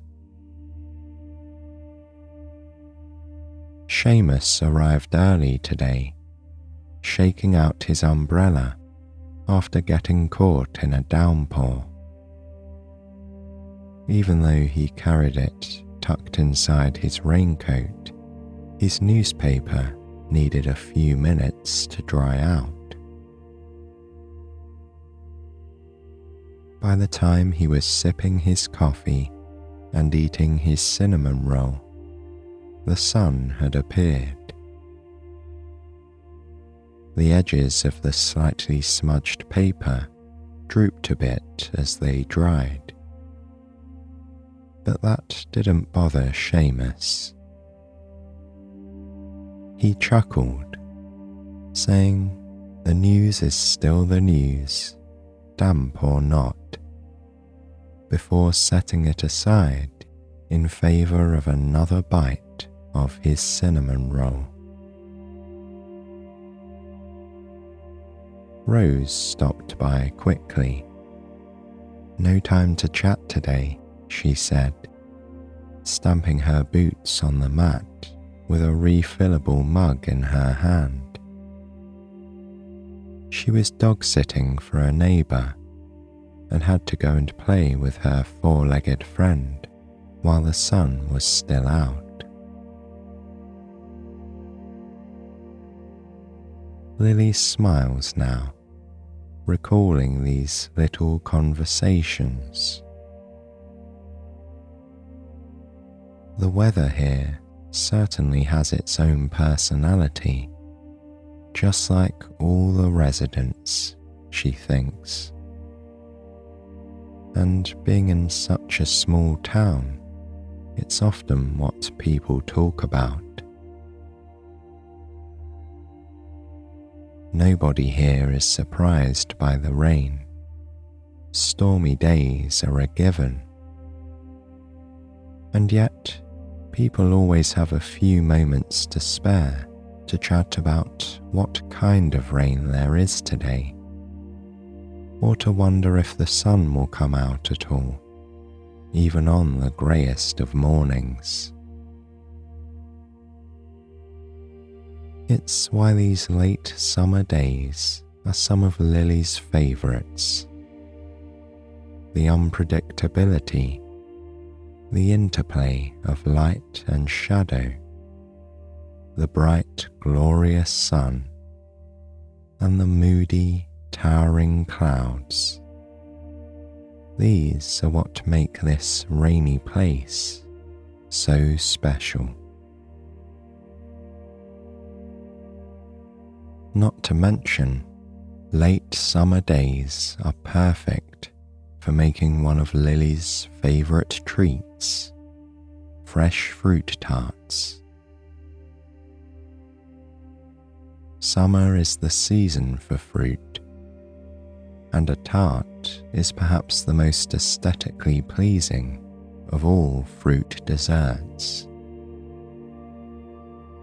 She sighs, picturing the sweet, juicy fruit, the thick, rich cream, the crumbly, buttery pastry.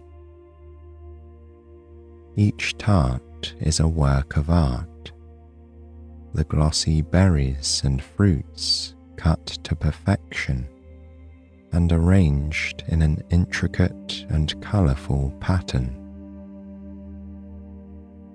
Fruit tarts take a lot of work, but they're so worth it, Lily muses.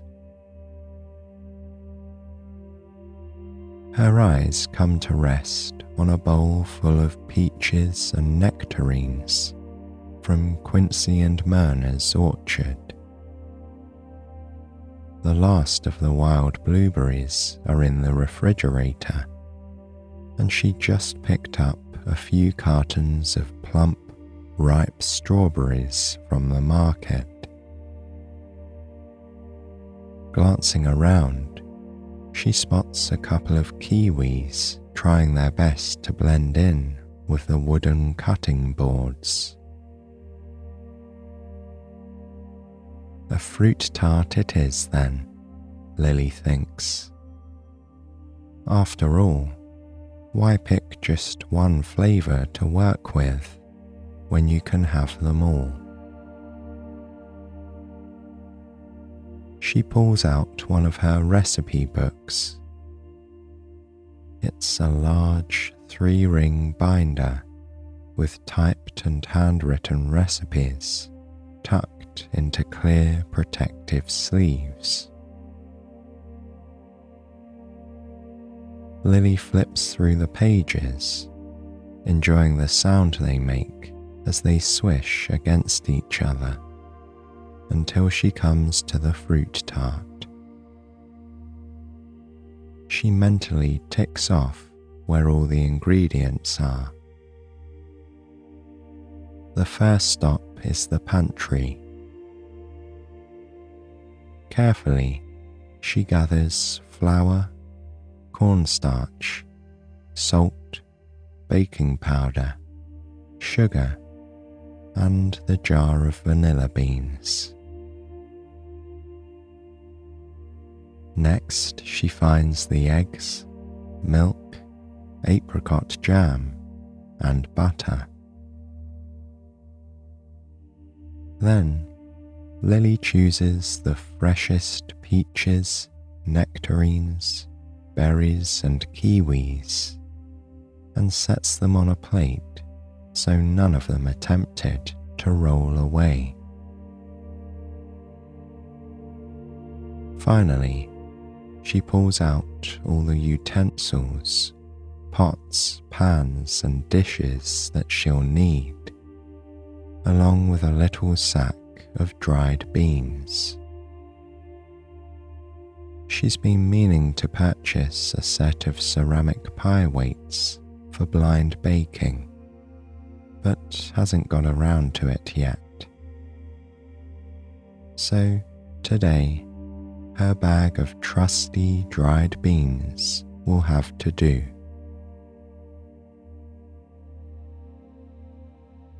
She'll begin by making a pastry cream. So she slides over the glass jar of long, dark vanilla beans.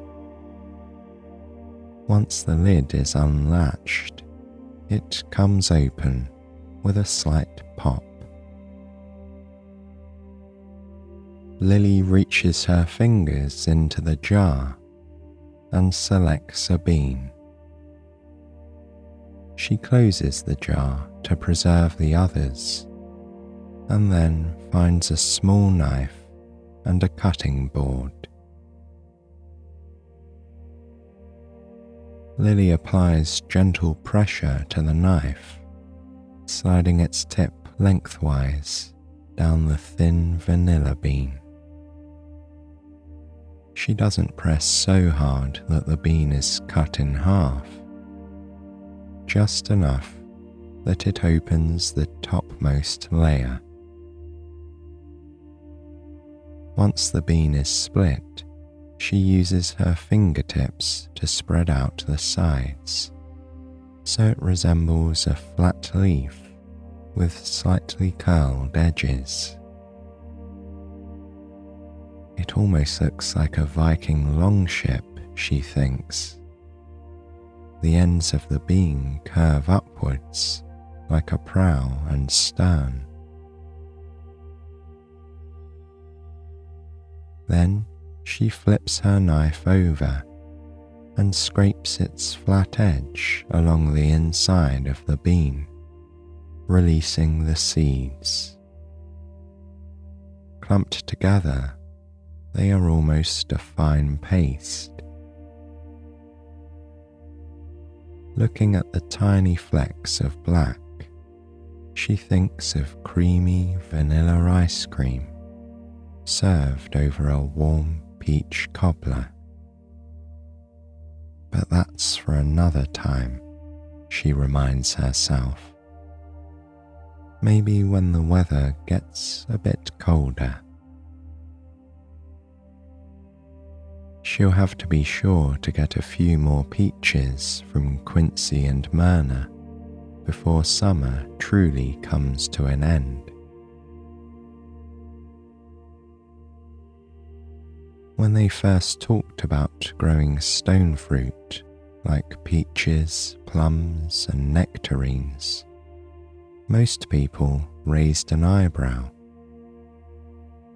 It's far too rainy and damp to sustain such delicate fruit trees. Just wait and see, Myrna said with a smile to anyone who looked even a little skeptical. As the weeks passed, neighbours started seeing construction happening in their large backlot. They cleared the tangle of weeds and brambles, but left the berry bushes along the perimeter. Every day, people would walk by, and Myrna always told them the same thing. Just wait and see. Soon, a large but short rectangular frame went up, similar to one you might see around a vegetable garden. Then, tall domed ribs arched like silver rainbows over the rectangle. And a little while later, a covering was stretched over the whole thing. It looked almost like a greenhouse. Myrna and Quincy explained that it was called a high tunnel, and it could be used to protect and grow plants that otherwise might have a hard time surviving in this kind of climate. Last summer was the first season the trees bore fruit, and they were so delicious, Lily remembers happily. There's nothing better than a fresh peach.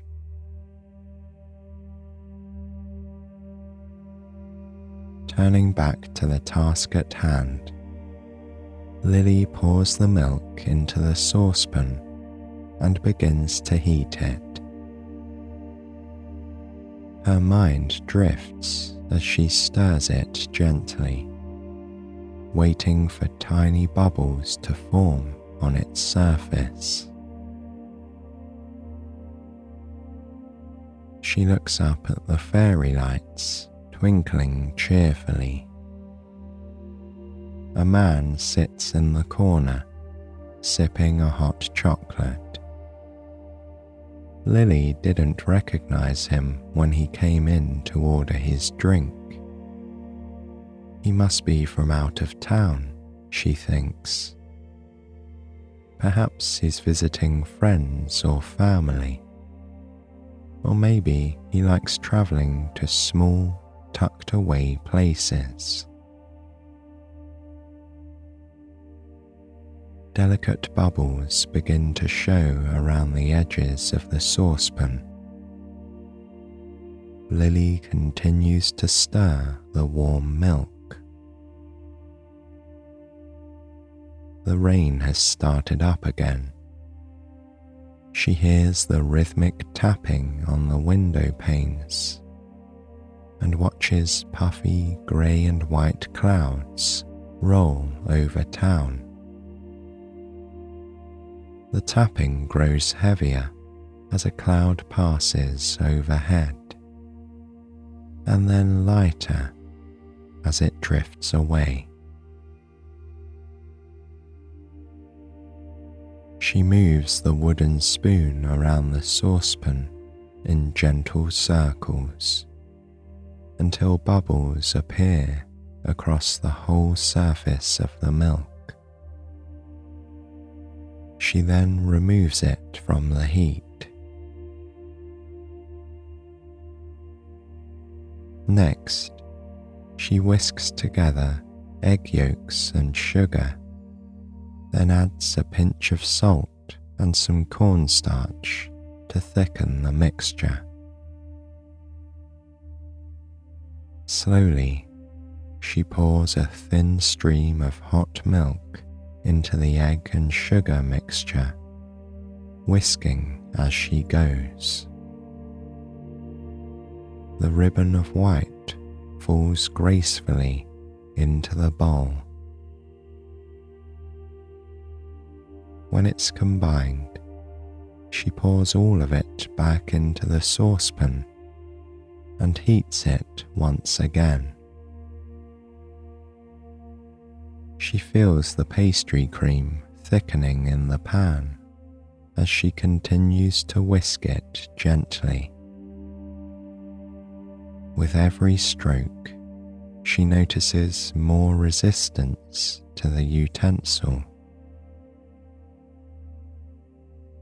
When it has the perfect custardy texture, she removes it from the heat and adds in the vanilla. Specks of black intermingle with the yellow cream.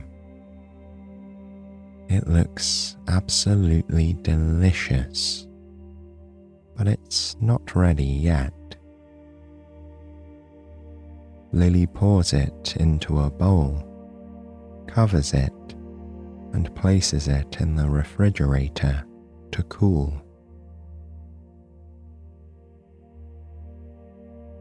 Now it's time to make the crust. She gathers the flour, butter, sugar, eggs, vanilla, salt, and baking powder and carries them to her large stand mixer. This appliance is the pride of the bakery. Lily uses it several times a day, always pausing for a moment to admire its sleek and shiny exterior. It's larger than one you might find in a household kitchen, as it can hold enough dough or batter to make double or even triple batches of some of her favourite treats. Lily runs her hand over the mixer, feeling the cool metal beneath her fingertips. She gives the mixer a friendly pat. "We've made quite a few things together over the years, haven't we?" she whispers.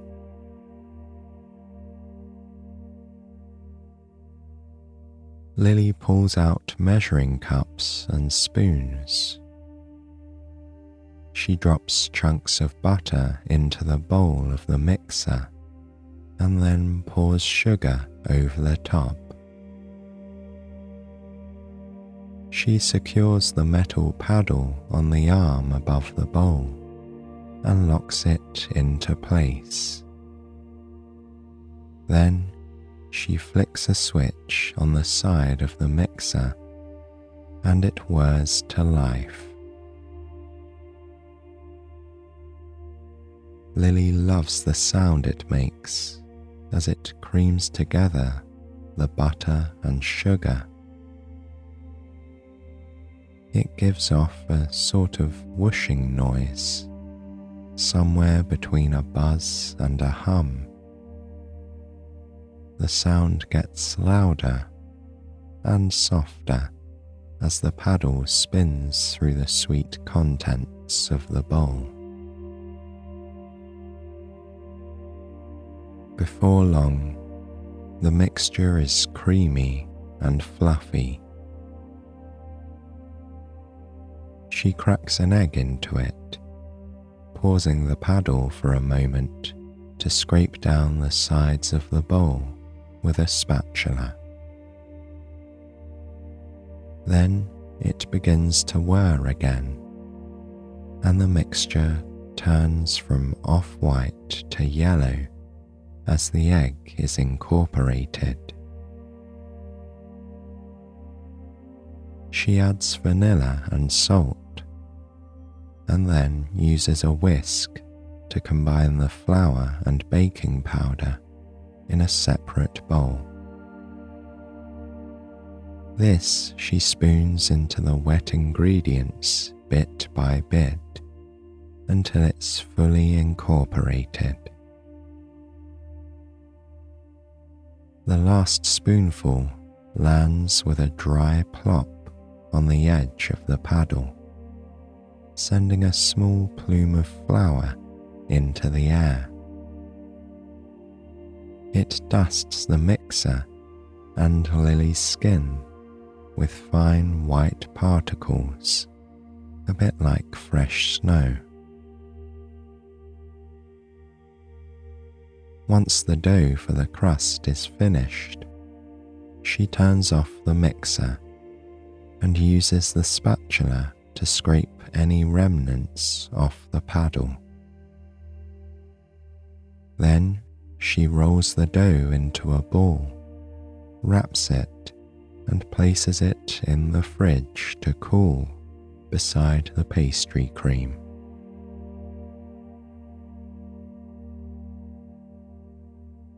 For the next couple of hours, customers come and go. Elisa and her twin boys come in for chocolate chip cookies. Each toddler grasps a cookie with pudgy fingers, giggling with delight.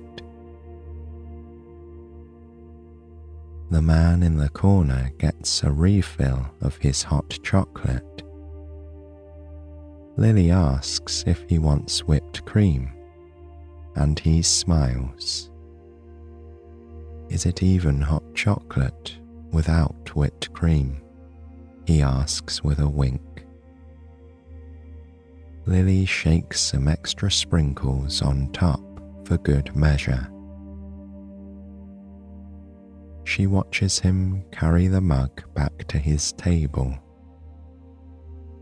He sits down and looks around surreptitiously before quietly slurping the top of the whipped cream mountain. Lily chuckles to herself. She always does the same thing before taking her first sip.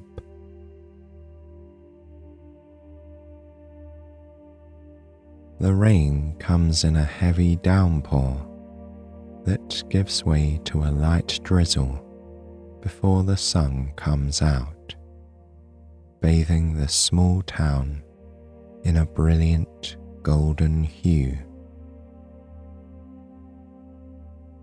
When she sees the clouds part through the window, Lily unties her apron and folds it neatly on the counter. Then she sneaks over to the door and pokes her head outside. She takes a deep breath in. Cool, crisp air fills her lungs. It's fresh and clean. She smells hints of damp earth and pavement, along with flowers and green plants. It's the scent of summer, rejuvenating and alive. Across from the bakery, pine trees are adorned with droplets of water. They hang from the needles like little diamonds. In her mind's eye, Lily imagines running up to a tree and shaking its trunk, laughing as thousands of droplets shower down on her from the branches. Seeing no customers waiting for drinks or treats, Lily steps out the door. The cool, humid air feels refreshing compared to the dry warmth of the bakery. Both inside and out have their merits, she thinks.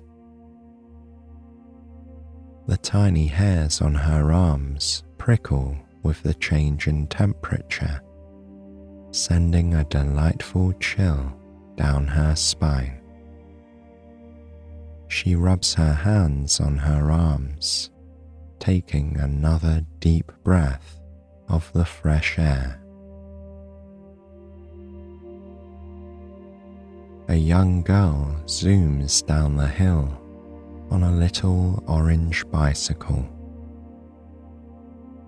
Lily watches her as she grins from ear to ear, the wind catching her long hair and fanning it out behind her. Her father coasts leisurely down the hill on his own larger bike, waving to Lily as he passes. At the top of the hill, Lily catches a glimpse of Rose walking a determined golden retriever. Rose doesn't look down towards the bakery, but Lily grins at her nonetheless. With a final deep breath, Lily decides it's time to head back inside. She has a fruit tart to finish.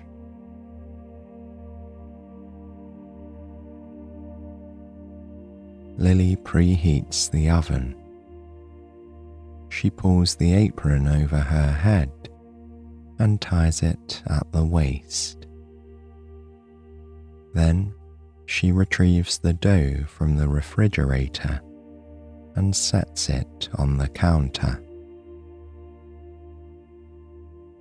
She sprinkles a bit of flour on the wooden surface and pulls out her large rolling pin. Unwrapping the dough, she places it in the middle of the floury circle and begins to roll it out. Her arms push and pull, stretching the dough into a wide, thin disc. Her mind clears as her body responds to the needs of the task, the repetitive motion guiding her into a rhythm. Once it's the right size and thickness, she delicately picks the dough up and places it into the pie dish. She carefully presses it into the bottom and ridged sides of the dish, trimming off any excess dough hanging over the top. Lily rips off a square of parchment paper and places it on the dough. Then she pours the sack of dried beans onto the paper. The beans will keep the bottom of the pie crust from puffing up as it bakes. Lily slides the dish into the oven and leaves it to work its magic. While it's baking, she pours a cup of coffee for a customer and sells the final cinnamon roll of the day to another. Both are familiar faces. She's seen them around town many times before, but has never had the chance to talk to them. Now she gets their names and finds out a little about each one. Her motto has always been, "A new customer is just a friend you haven't made yet."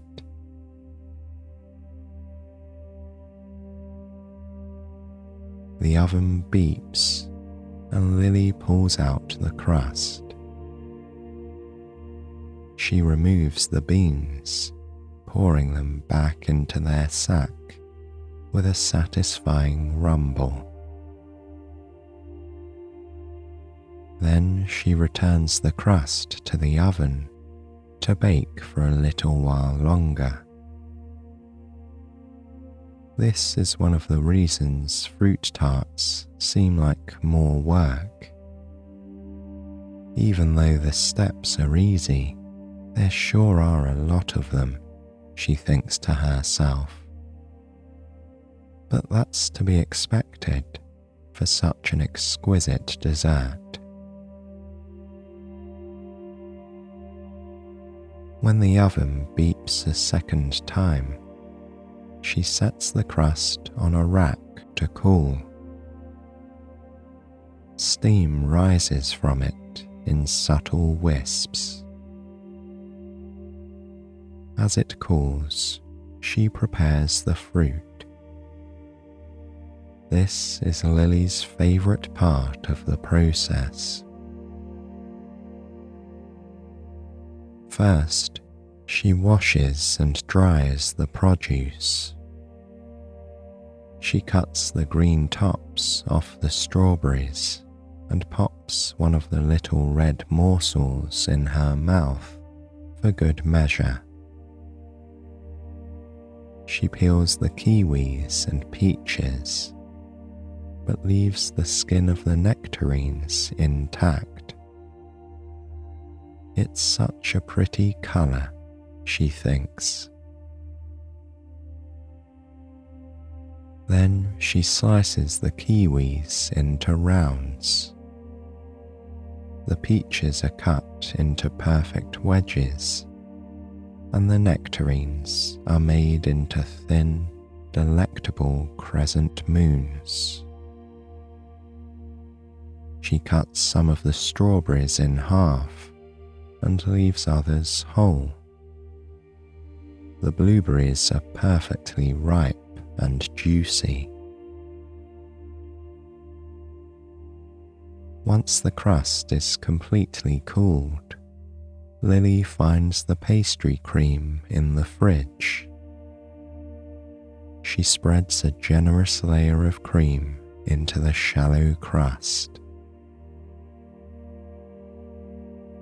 The rich scent of vanilla wafts up from the dish, filling the air around her. It's floral, earthy, and delicious. Next, she arranges the fruit in a perfect pattern atop the pastry cream.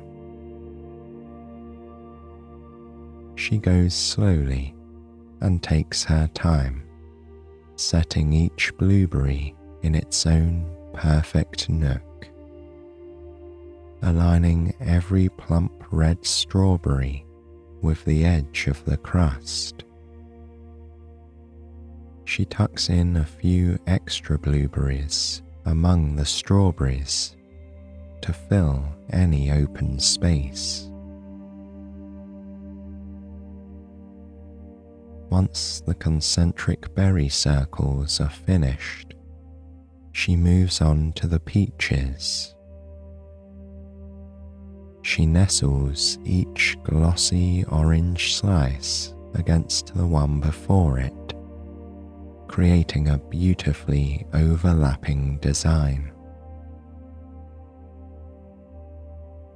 The rosy nectarines are next, each wafer-thin piece tucked delicately into place. In the center of the tart, Lily arranges the kiwi rounds. Their green and black hues stand in marvelous contrast to the sunset colors of the rest of the fruit. She tastes a slice of kiwi. It is sweet and tart and sumptuous. And finally, to cap off the design, she sprinkles a few extra blueberries and strawberry halves atop the innermost kiwis.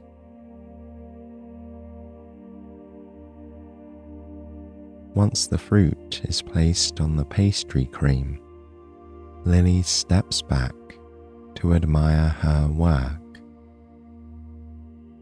The pattern is symmetrical in all the right places, with just enough whimsy to keep it interesting.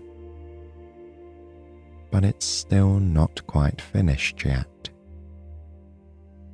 She takes the apricot jam from the refrigerator and heats it on the stove. Once it's warm and gooey, she dips a pastry brush into it. Lily paints the fruit with the melted jam, which lends a glossy sheen to the colourful creation.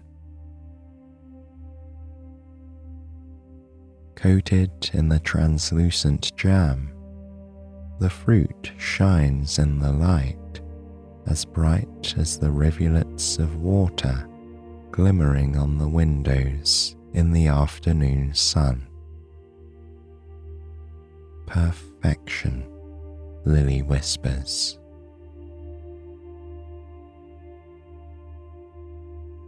As the word crosses her lips, Lily hears the door to the bakery open. In come Rose and Seamus, accompanied by Myrna and Quincy. we heard our fruit made it onto the menu today," says Myrna with a big smile. Lily grins, gingerly picking up the fruit tart. She sets it on the counter. A chorus of appreciation sounds out from the assembled guests. Quincy claps his hands, while Myrna admires the shine of the fruit. Rose says she can tell how good it will taste just by looking at it, while Seamus remarks he's never smelled anything so delicious, aside from cinnamon rolls, of course. The man in the corner with the hot chocolate wanders over too. He gives a friendly smile to all the old friends. He's new to town, but he's hoping to meet people. "You chose a rainy day to move to town, I'm afraid," says Seamus. "Oh, it's always raining here," Myrna chuckles. "Except when the sun comes out," says Lily. "Like on this perfect late summer day." Surrounded by old friends and new, Lily slices into the most perfect late summer dessert. A fruit tart made to be shared by all.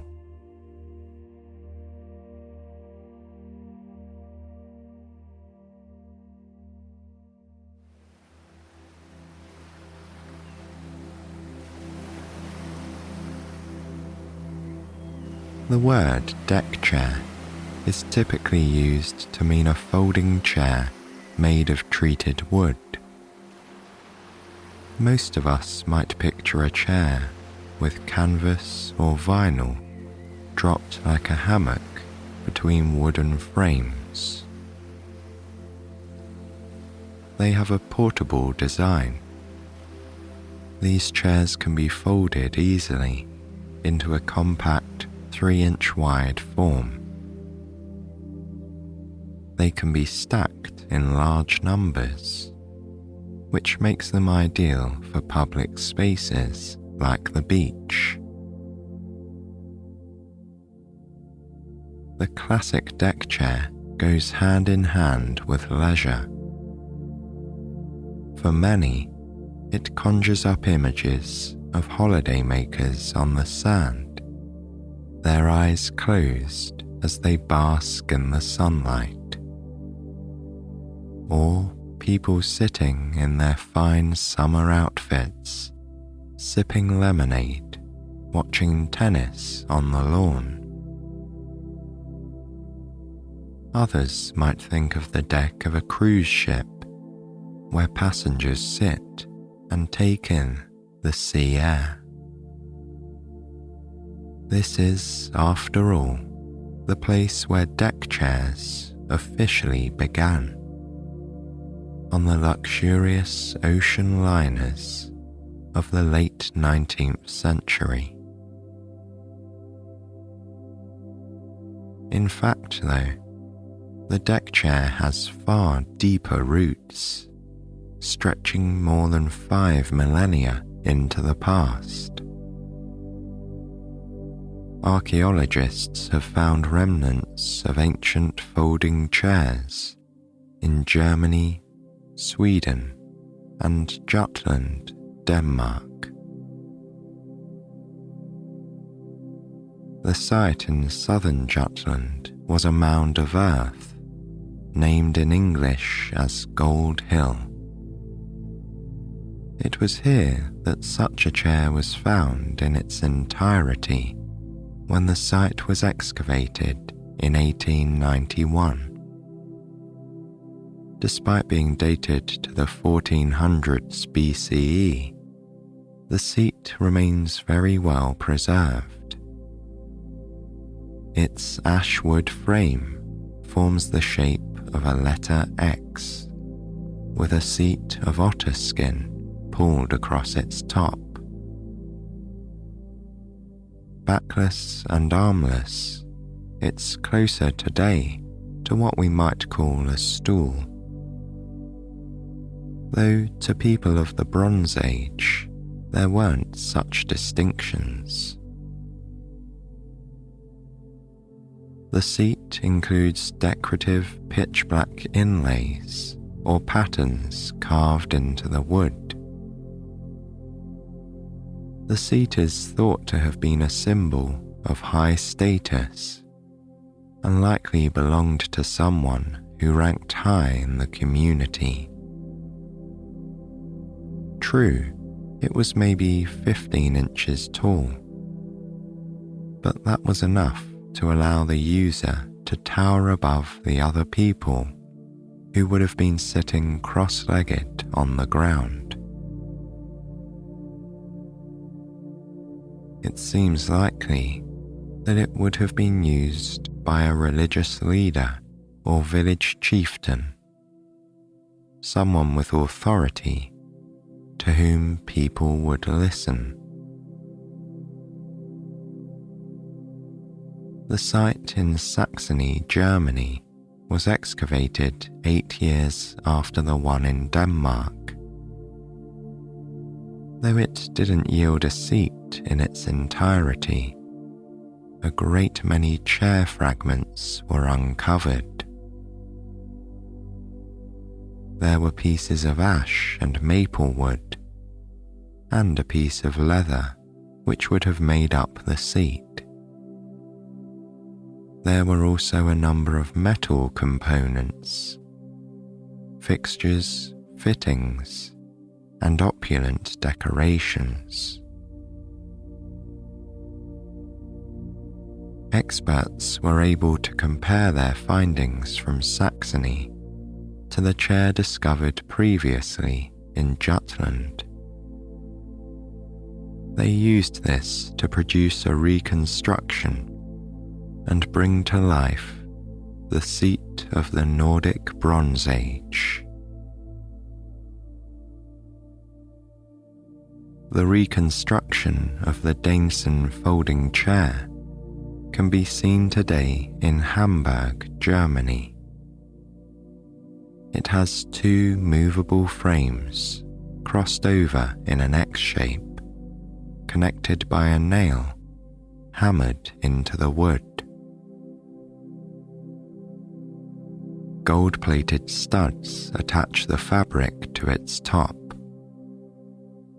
The grooves of circles worked into the metal. The ends of the wood are capped with gold, their faces engraved with a pattern of concentric circles. The gold caps cover the top and bottom ends across all 4 corners of this beautiful seat. A ring hangs down from the top of 4 caps, displaying hourglass-shaped plates dangling like keychains. They're similar to the tassels at the end of a curtain tie, but made of gold-plated metal instead of ropey cotton. The reconstruction of this Bronze Age chair furthers the argument that it was a seat of high status. It also demonstrates a level of craftsmanship far more sophisticated than one might have imagined. Some argue that the chairs together also show that ideas travelled far, even in the past. The seats found in Northern Europe were thought to be made there. but the designs echoed those from faraway realms. The oldest known evidence of a folding seat came from Mesopotamia in modern-day Iraq. An image of the chair appears on a seal that's 4,500 years old. Similar furniture was thought to be in use around the same time in ancient Egypt. Seats were buried in the tombs of the elite, pharaohs, royalty, and high-ranking officials. Many were found in the Valley of the Kings on the west bank of the Nile, in what is today Luxor. These X-shaped stools were portable and foldable, made with the finest materials and elaborately decorated.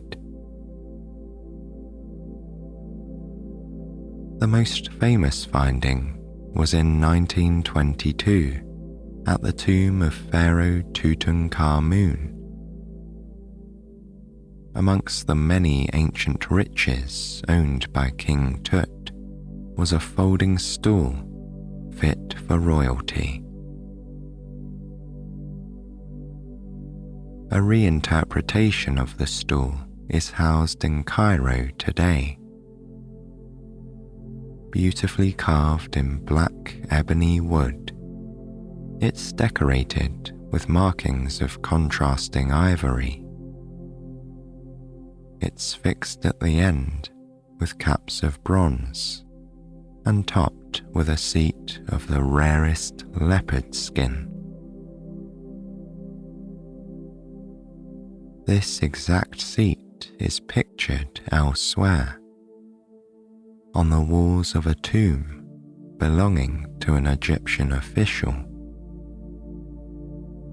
Oy was viceroy of Egyptian Nubia, located today in modern-day Sudan. One of his responsibilities as leader of that area was to organize a tribute to give to the pharaoh.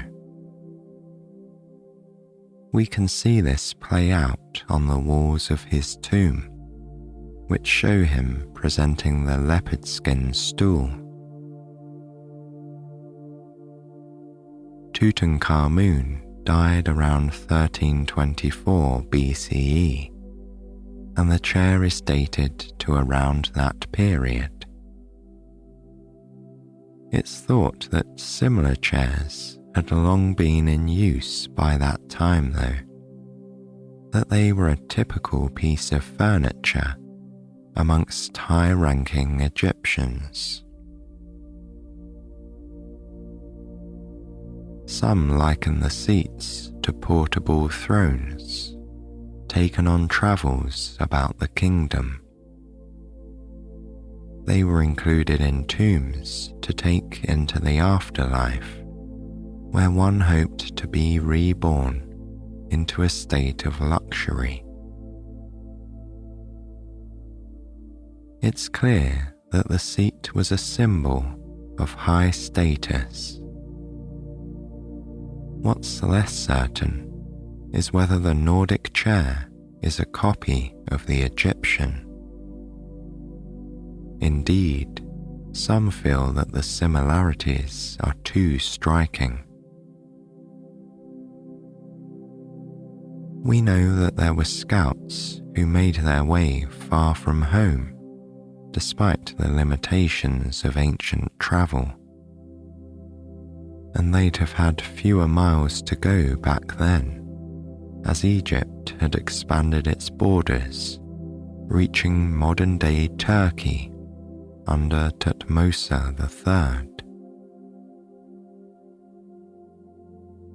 It isn't unthinkable that a lone trader might have travelled to Egypt and spotted a chair. nor that he would have copied it onto papyrus so that it could be made back home. Regardless of whether it was copied or not, this type of seat would find a place across cultures and continents. These included the great civilizations of ancient Greece and then ancient Rome. We can see from depictions on pottery that the X-shaped stool was known to the Greeks. Artifacts originating from the 5th century BCE show the seat being used by gods and heroes. Achilles sits on what was called the Euclideus, a seat with tassels hanging at its sides. The god Apollo strums a lyre upon another, its feet carved like the paws of a lion. For the first time, too, we see the seat used by women, a tunic-clad noblewoman on one ancient artifact. In one hand, she holds up a sun parasol. The other hand reaches towards a crown of laurel leaves. The frame of the stool is visible at the side, revealing a shape now slightly altered. Whereas other designs had 2 sets of crossed legs, the chair shown here has 4 crossed slats.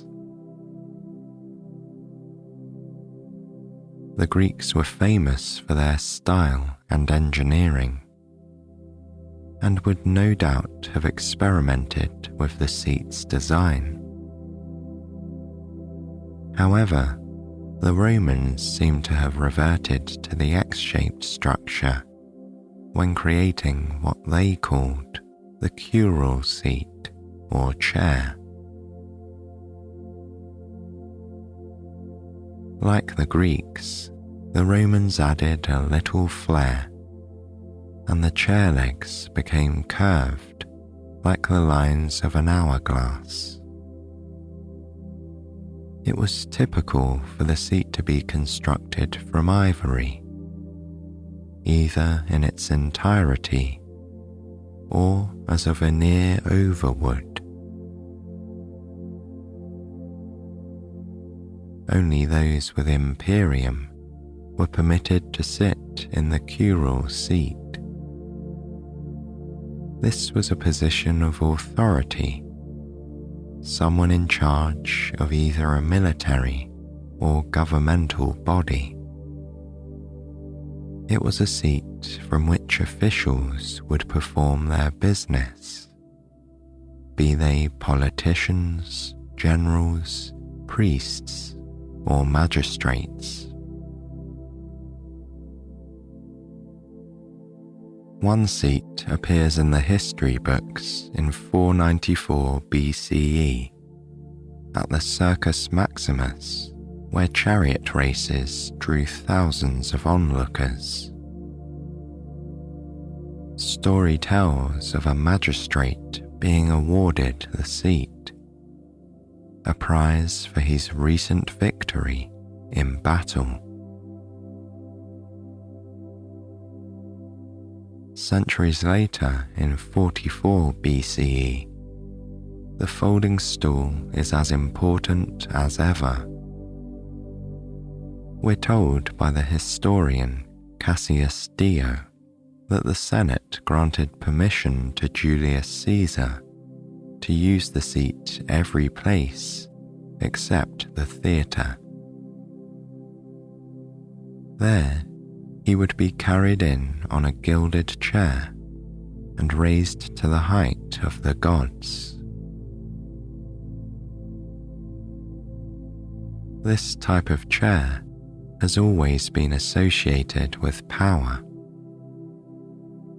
It was the seat of chieftains, pharaohs, and gods. In ancient Rome, it became the seat of emperors after the period of republic came to an end.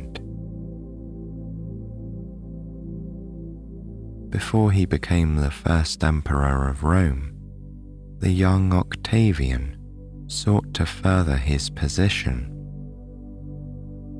He had a coin minted with his image on one side and the X-shaped seat engraved on the other.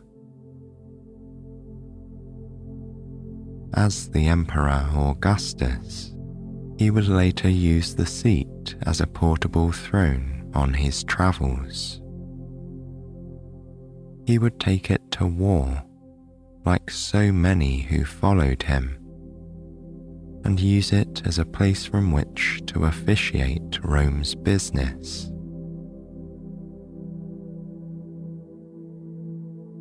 Use of the seat would spread far and wide as foreign lands were conquered and occupied. By 117 CE, the Roman Empire spanned across 3 continents and included most of the Mediterranean under its banner. Roman culture travelled with its armies, leaving a lasting impact still felt today. Much of Western civilization has its roots in Rome, from laws and language to architecture and engineering. Rome also accelerated the spread of Christianity, which was accepted as an official religion in the 4th century CE. The religion would outlast the Roman Empire, which fell in the later 5th century. The curule seat would survive as a symbol of Christianity and religious authority. Its most common use throughout the Middle Ages was as the seat of a bishop when he was travelling through his district. It was practically identical in appearance to what had been used by those earlier Romans, though now it went by many different names. The X-chair, the scissors chair, and the fold stool, to name a few. The chair doesn't seem much altered until the European Renaissance, beginning around the 15th century. It's then that we're introduced to the Savonarola chair, named after the Italian priest who owned it. It was similar in design to those updated Euclideas sat upon by ladies in ancient Greece. Though the structure resembled the Roman curved X, it had several overlapping wooden slats, rather than 2 frames crossed over. The slats of the chair rested on a base rail and typically had lion claws carved at the front. The chair usually included armrests and a backrest, the latter folding away on top of the chair. The addition of such features marked an important shift in the chair's design. Previous seats were deliberately made to be a tad uncomfortable. The hope was that this would encourage the seated official to perform their duties in a timely and efficient manner. While this was still true of the Savonarola chair, the inclusion of back support certainly made it more comfortable and closer to what would eventually become the Deckchair, with its simple wooden frame free of decoration. Savonarola himself despised any kind of luxury and would likely have been disappointed by future updates to his chair. A century later, in the 1500s, the seat had become increasingly elaborate. It was common to see chairs made of the finest walnut, with reliefs carved into the backrest. Others were inlaid with metals and ivory, and upholstered in fabrics like silk or velvet. Such elaborate seating was common throughout Europe, not only in cathedrals, but in the homes and palaces of the wealthy elite. Inventories surviving from 17th century England detail the belongings of King Charles I. These include 6 folding chairs of crimson velvet, trimmed with gold lace. In an age of discovery and exploration, the chair's design had far-reaching influence. It was used by furniture designers across Europe and beyond as the basis for other chairs, folding and otherwise. The Glastonbury chair is an example of this, thought to have been used by the last abbot of Glastonbury in England. This chair was typically constructed from oak, including carved armrests and a full seat and backrest. It has the appearance of a folding chair, with X-shaped legs of 2 overlapping frames, though in fact it doesn't fold.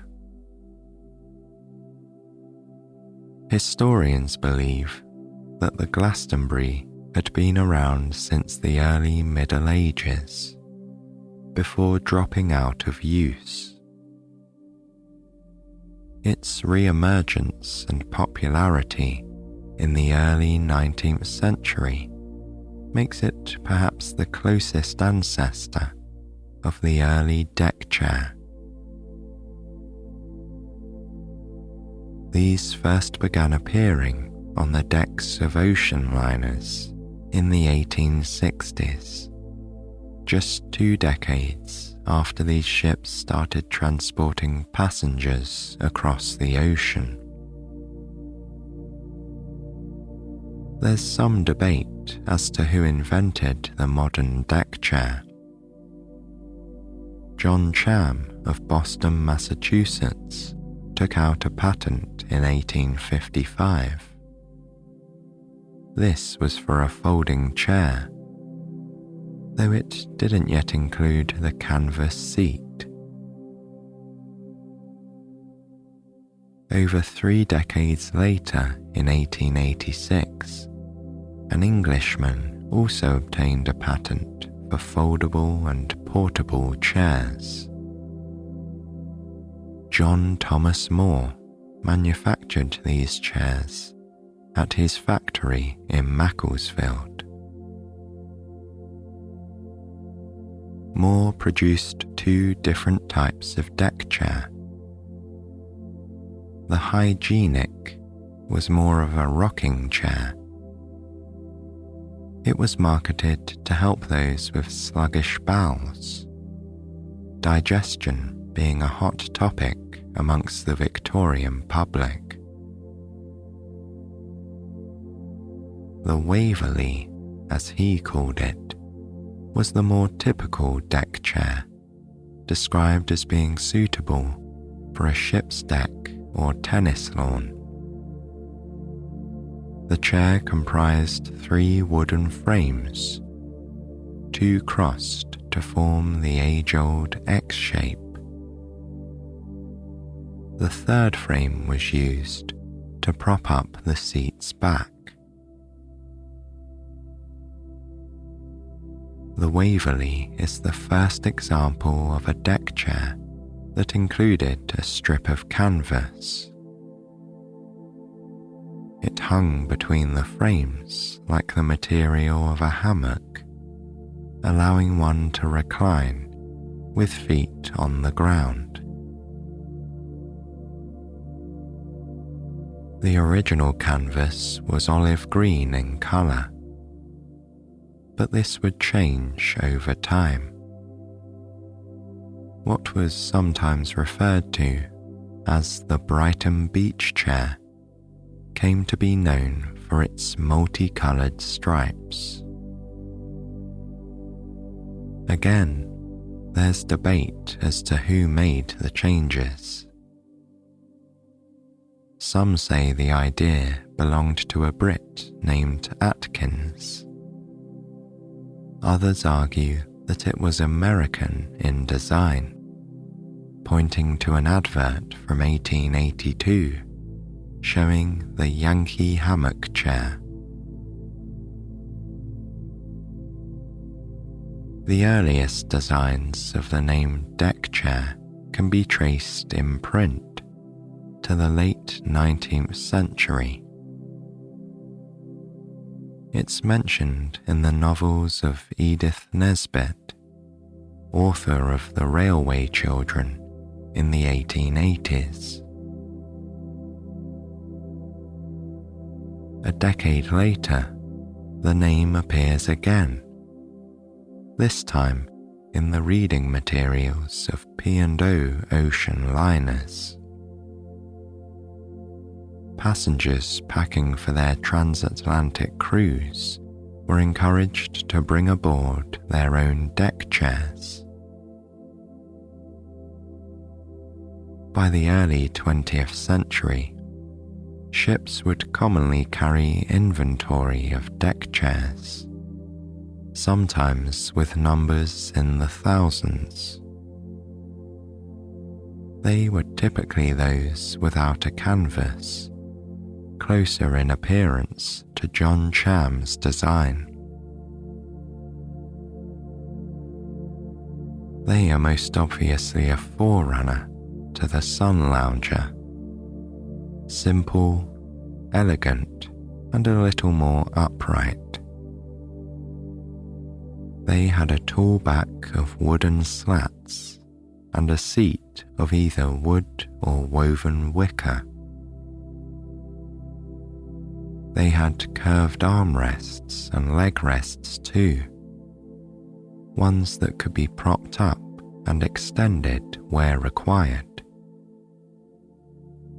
The back legs displayed the bottom of the X shape, curved outwards like its Roman predecessor. It became normal practice for passengers aboard ocean liners to reserve a deck chair in a particular spot. The crew would write their name on paperboard and attach it to the seat, which would be theirs for the duration of their voyage. Now that the seat was more common and comfortable, you'd think that it would lose its link to status. But primarily, It was enjoyed by the wealthiest in society, those who could afford the coveted first-class ticket. With the advent of ocean liners and then cruise ships from the 1900s, perceptions of travel were beginning to change. The voyage was about more than simple necessity. It was something to be enjoyed as much as the destination. Cruise ships were designed to be like five-star hotels, with everything from ballrooms to gymnasiums and art galleries. Passengers could relax in luxurious surroundings, as happy aboard as when stopping at a location. Deck chairs fit in perfectly with this type of pleasure cruise. They exemplified a mixture of class and comfort. Passengers could relax on their portable thrones, enjoying a view of the ocean waves. The crew would bring out drinks and plates of biscuits. Blankets too, when the breeze was cool. At night, the chairs would be folded and stacked, leaving the promenade clear for walking. John Thomas More's Waverley, with its canvas seat, had initially been marketed for use on ship decks. But in his home country of England, it became far more common to see them lined up at the seaside. Like the nature of travel, this too was changing. The invention of train travel from around the 1820s meant that the seaside was more reachable and affordable. For centuries, well-to-do Brits had been heading to spa towns and the coast, often under doctor's orders. The sea air was said to be healing, and a dip in the water was thought to alleviate ailments. With trains came the beginning of the British seaside holiday. A middle-class family might enjoy a week in the sunshine, or a paid day off work after the Bank Holidays Act of 1871. As a result of its increased popularity, the landscape of the seaside changed. Over 70 piers were built at various locations between the 1860s and 1900s. They housed cafes, bandstands, magic shows, and fortune tellers. The coast was still a place of relaxation, but one with fun fairs, candy floss, brass bands, and ice cream cones. Canvas deck chairs became synonymous with this new type of seaside. From the 1900s, they began appearing on the piers and promenades, and arranged in rows on the coastal sands.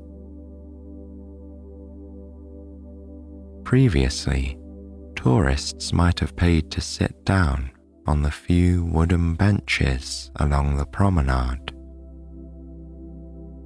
Now they could rent out comfortable deck chairs, claiming them as their own by the day or the hour. It was a trend that continued throughout the 20th century, reaching its peak in the 1950s and 60s. By this point, holidays were widely affordable, and deck chairs would be rented out in the tens of thousands. The chair that had once been a mark of status now became tied to leisure and relaxation. The image of its canvas dancing in the breeze brings with it the scent of salty sea air. The seat moves like the sail of a yacht, lifting up and down like the waves of the ocean. The chairs were also used in large public gatherings, particularly sporting events that took place on the grass.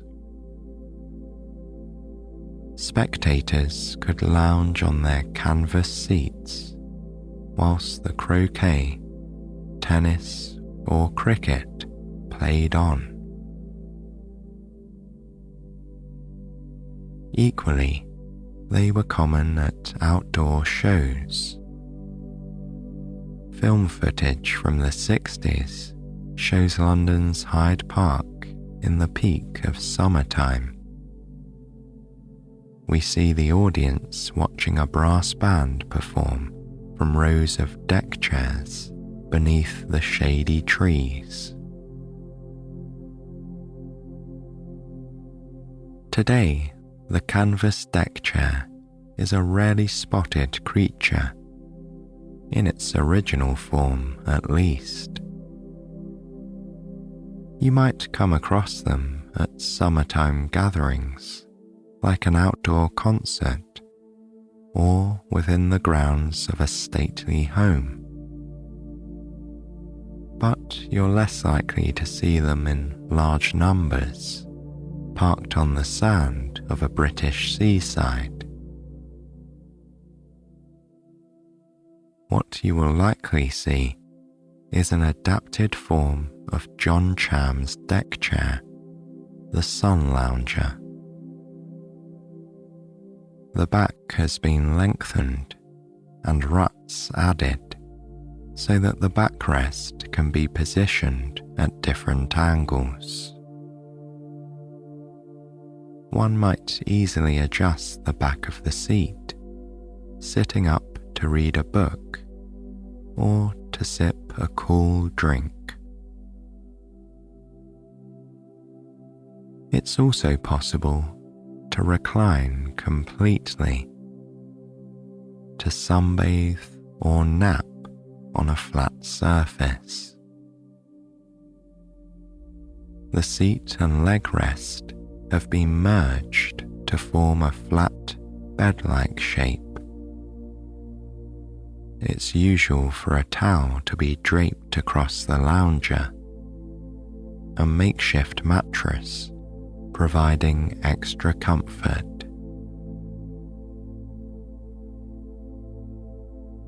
The Sun Lounger has become a piece of commonplace furniture. You'll find them in gardens, on beaches, and poolsides. Anywhere involving leisure and relaxation.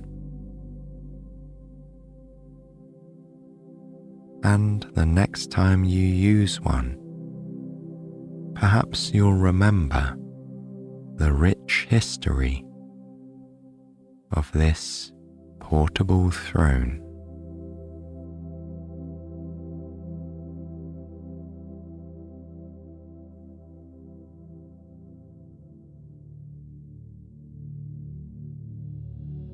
the desert road stretches out before you, all the way to the horizon, like a black ribbon laid across the sand.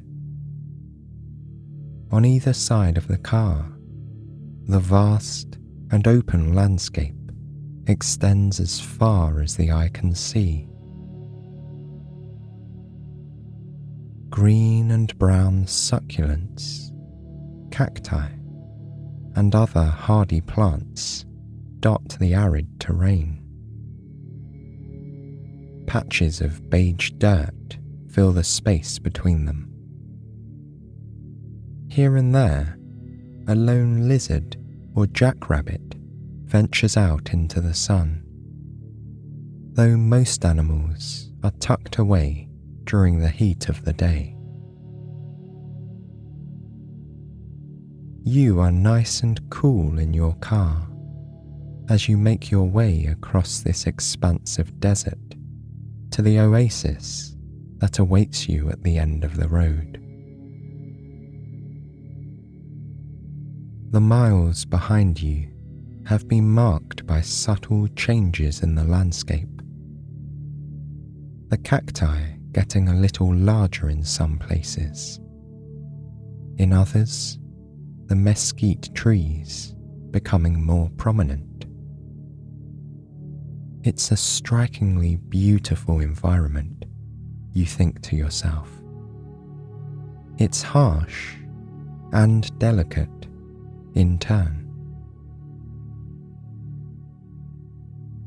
You continue down the road for several more miles until it begins to narrow and more sand encroaches on the sides of the pavement. It's as though the desert itself knows your journey is coming to a close and is guiding you to your final destination. A few minutes later, it comes into view. The dense clusters of tall palm trees are pleasing to the eye after so many miles of flat ground and sparse plant life. It truly is an oasis in the desert, a burst of greenery and life, fed by the waters of a natural spring. Water is precious in this place, and the trees are a signal to all around that its nurturing presence can be found here. You drive up to the beige and brown stone wall encircling the resort, where you'll be spending the next several days. An elegant, cursive sign points you in the right direction. You drive around a group of palm trees whose trunks curve up and around each other, and past a display of succulents arranged in giant pots. Finally, you come to the building marked Reception. You park the car in a shaded space and leave the comfort of the air conditioning for the dry heat of the desert air. You welcome the change in temperature as you get out of the car. When the warm air envelops you, it reminds you of how it feels to stand in front of an oven when you open it to pull out a batch of freshly baked cookies. The heat prickles your skin ever so slightly as your body adjusts to the new temperature. A dry breeze blows over you, rustling the light fabric of your shirt. It helps cool you off and carries with it the scent of wild sage and warm sand. You take a deep breath, welcoming the aromatic air into your lungs. Then you sigh it out, savouring the herbal scent that fills your nose on the exhale. Without hurrying, you make your way into the reception area. A pair of automatic doors glides open as you approach, sending a hint of cool air conditioning out into the warmth that surrounds you. The chill from inside ripples pleasantly across your skin as you once again enter a new environment. Inside the building, the ambience is everything you'd hoped it would be. A rock fountain trickles in the corner of the entryway, and a tiny wind chime signals your arrival, nudged by the gentle rush of air from the open doors. Your footsteps echo off the natural stone-tiled floor and the beige and peach stone walls. Everything about this room was designed with the surrounding environment in mind. The colour palette mirrors the neutral hues of the desert, and the stone keeps the interior cool, no matter how warm it is outside. From behind a tall counter, the receptionist welcomes you to the resort. He smiles and hands you a key to your very own bungalow, tucked away behind the main building. Then he unfolds a paper map, carefully circling all the points of interest with a bright red pen.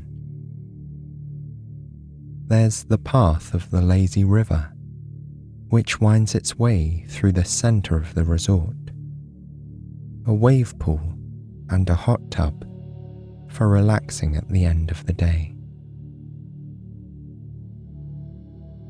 You thank him for his help and slip the key into your pocket. Leaving behind the trickling fountain and wind chime in the entryway, you head back out into the heat to move your car to its spot in front of your bungalow. The receptionist drew arrows on the map, directing you around the back of the building to the end of the row of cottages. You drive slowly, admiring the thoughtful landscaping. It features native plants which thrive in this environment without too much water. Whoever designed the space had an eye for detail and a love for the desert, you can tell. You pull up to your bungalow and park in your very own space, which sits in the protective shade of several date palms. You sling your bag over your shoulder and use the key to open the tanned-coloured door leading inside. The bungalow is the perfect size for you. A large bed is situated against the back wall, with crisp white sheets that look both cool and inviting. There's a coffee table in the middle of the room, decorated with tiny succulents in palm-sized pots. A little kitchenette takes up one corner, and you spot a large pitcher filled with ice water and slices of cucumber and mint. You pour yourself a glass and enjoy the refreshing taste of the cold water as you glance around your home away from home, Like the reception area, the walls and floor are made of natural stone. Slipping off your shoes, you relish the feeling of the cool stone beneath your feet. You'll be perfectly comfortable here for the next few days, you think. You pull out your map and look at your options for the rest of the day. You'd like to start with the lazy river, which you hope will give you a glimpse of the rest of the complex. On the counter, you find a booklet with information about the resort. It tells you that every bungalow comes equipped with its very own inner tube or raft, and the riverside is just steps away from the back door. Putting down your glass, you walk to the far end of the bungalow and open the sliding glass door. You step out onto the veranda, feeling the change in temperature between the inside and outside floor, which has been warmed by the day. There's a cozy-looking wicker table and set of chairs beneath the protective roof. You find that the booklet was right. The lazy river curves right past your bungalow. It looks like a swimming pool in the shape of a meandering stream that twists and turns through the resort. A gentle current keeps the water moving in one direction and will carry you around the entire course unless you choose to get out at a different location. A set of shallow stairs will lead you down into the water when you're ready. Leaning up against the wall of the cottage is a large blue inner tube. It's shaped like a donut, and you can't wait to float down the river on top of it. You head back into the bungalow and put on your swimsuit and sunscreen. From your bag, you pull out a large, floppy hat. You pour some of the cucumber mint ice water into a large plastic jug and are ready to go. The blue inner tube is easy to lift. You carry it over to the concrete deck beside the lazy river. Carefully, you slide it over the edge into the water and sit down on top of it. It's big enough that you're able to recline comfortably, with your feet over one side of the donut and your back and neck supported by the other. There's a cup holder by your hand, perfect for your jug of ice water. With a slight push, you're off, floating down the river with ease. You lean your head back and let it rest on the curve of the inner tube. Your large hat shades your face from the bright sun overhead. You can feel its warmth on your arms and legs.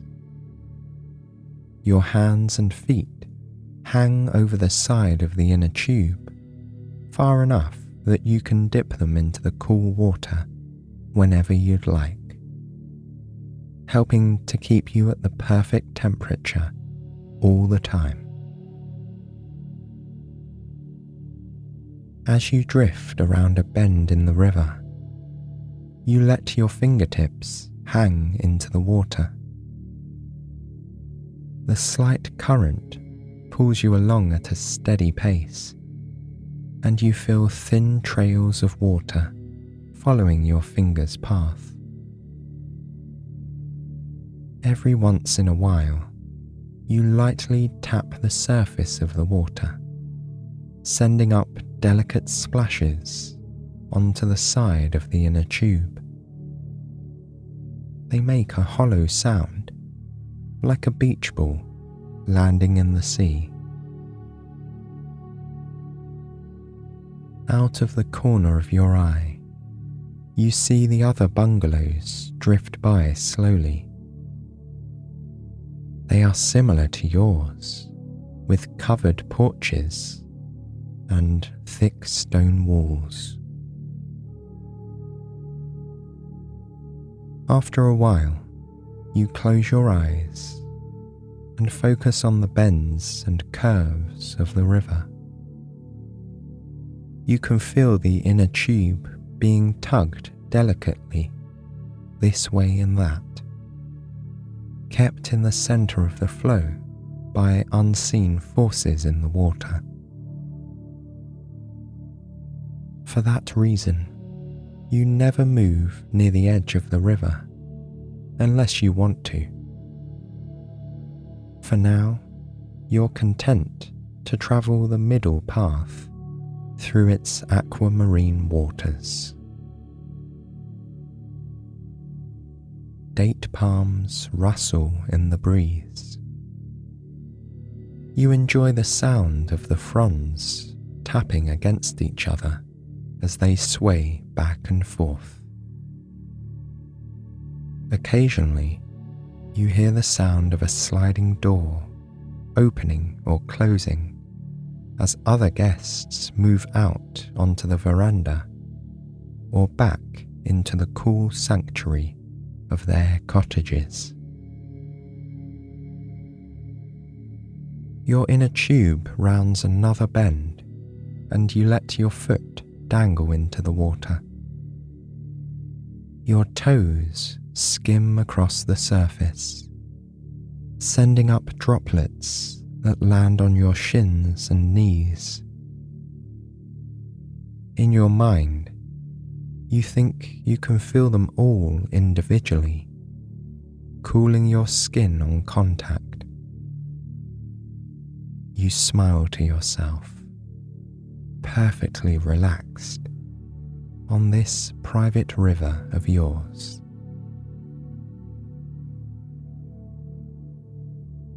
Opening your eyes once again, you see the lazy river is carrying you past the reception building and another structure that features a restaurant and lounge.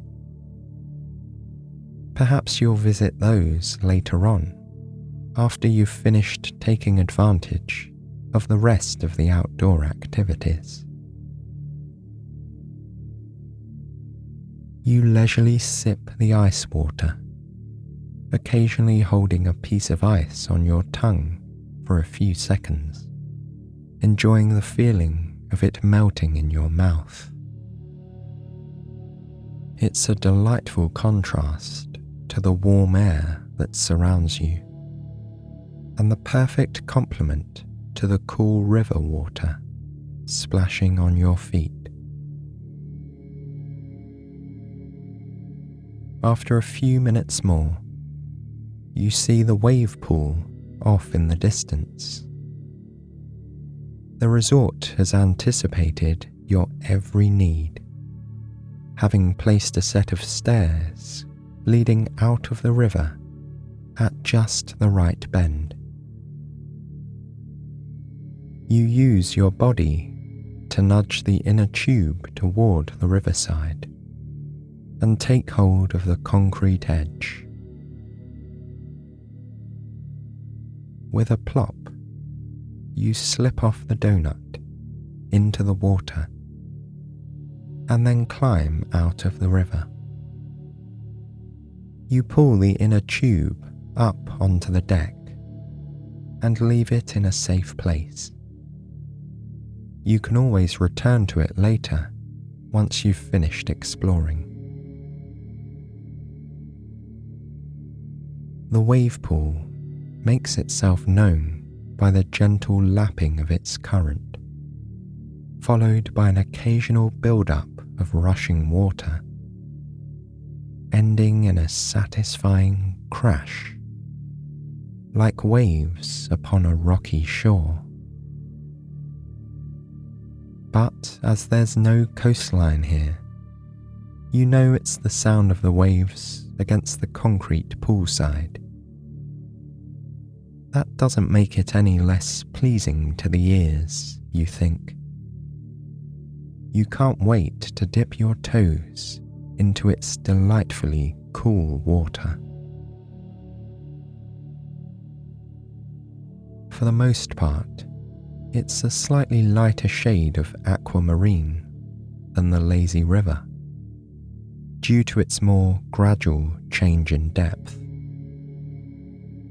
It looks like it would be fun to head to the deep end, where you could kick your legs up off the bottom and bob along with the waves as they crest. But you're in a more relaxed mood now, so you opt for sitting in the most shallow part of the pool, stretching your legs out and resting your back against the side. This part of the pool is far enough away from where the waves break that you can just enjoy the gentle lapping as they softly come to the end of their journey. You close your eyes and embrace the rhythmic motion of the water against your legs. With every breaking wave, a rush of water lifts your feet up, holding them suspended for just a moment. It's as though just a part of you is floating, carefree, in the ocean. As the current draws back again, your legs come to rest on the smooth concrete bottom of the pool. Over and over again, this cycle repeats. Crashing wave, floating feet, and resting once again.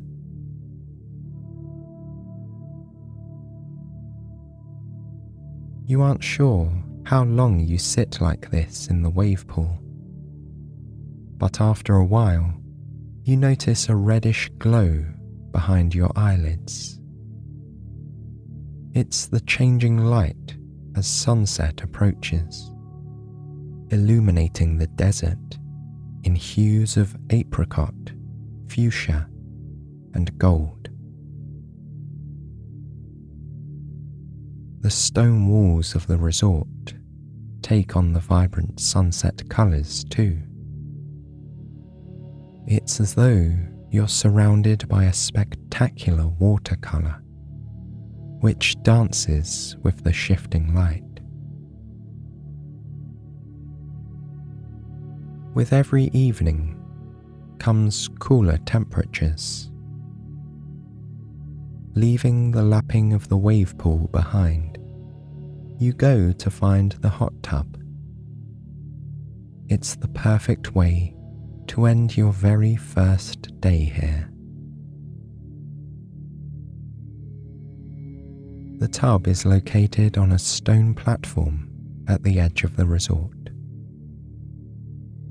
In an instant, you understand why it was placed here.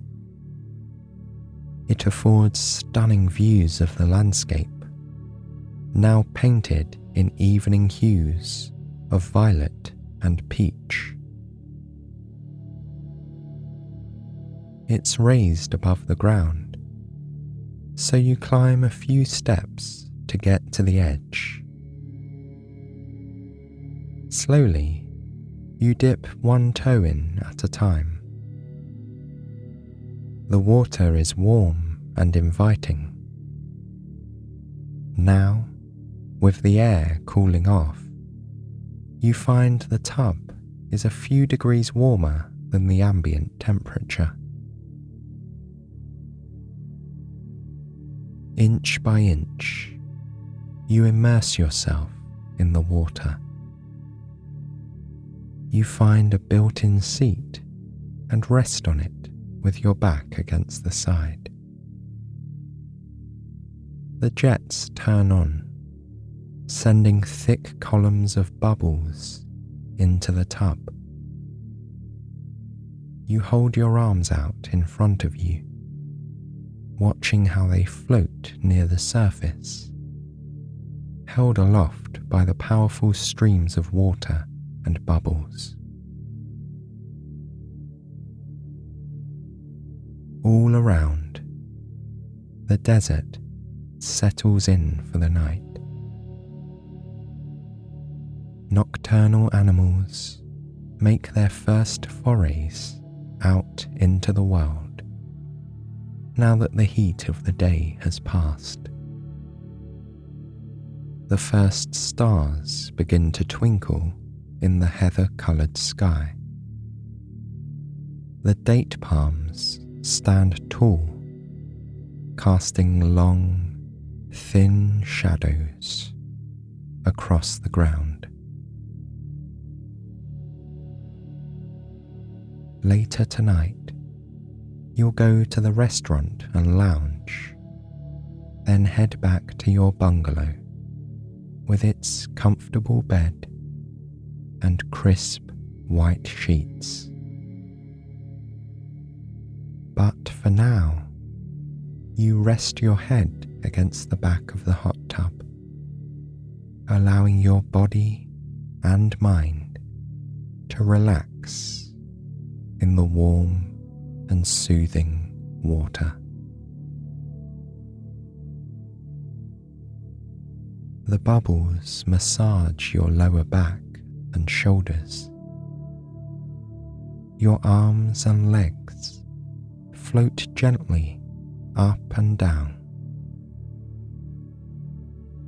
A light breeze evaporates the water droplets on your face and neck, sending a pleasant tingle down your spine.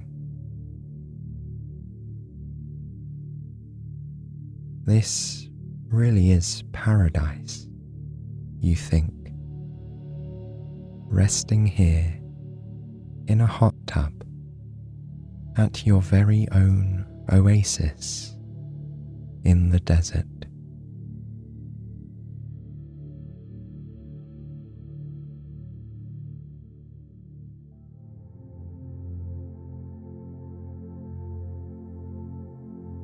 Sylvia relaxes into the cool leather seat of the taxi. She watches Funchal Airport drift away and is immediately enraptured with the view of Madeira. Madeira is a fertile island in the Atlantic just west of Morocco. It is the tip of an ancient volcano, poking its green head out of the expansive ocean. The island is one giant peak, with valleys so deep and green that Sylvia imagines the secrets of the world are hiding there. Funchal, the capital, is less a busy metropolis and more a dusting of tile-topped buildings across the hills and valleys. Between cream-coloured houses with rust-coloured hats are banana trees. In fact, every inch of the ground in the city that is too steep for a building is populated with banana trees. The bunches of still green bananas are covered in protective canvas bags, like sacks of presents waiting to be opened. Sylvia can't help but be amazed at the way the roads twist and turn gracefully with each hill and valley. Tunnels and bridges are numerous, but each piece of infrastructure on the island seems to be designed to preserve the natural beauty of the mountainous terrain. As the taxi goes through town, Sylvia spots a local park filled to the brim with more plant species than she has ever seen in one place. There are huge cacti standing like sentinels. There are sprawling succulents 1,000 times bigger than the little ones she manages to grow in her apartment back home. There are elephant ear plants with leaves so large she could wrap herself in one. Sylvia makes a mental note to explore the park further tomorrow.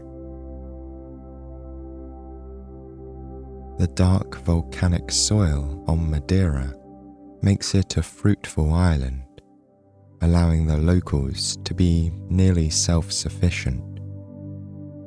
They grow bananas and sugarcane as their main exports.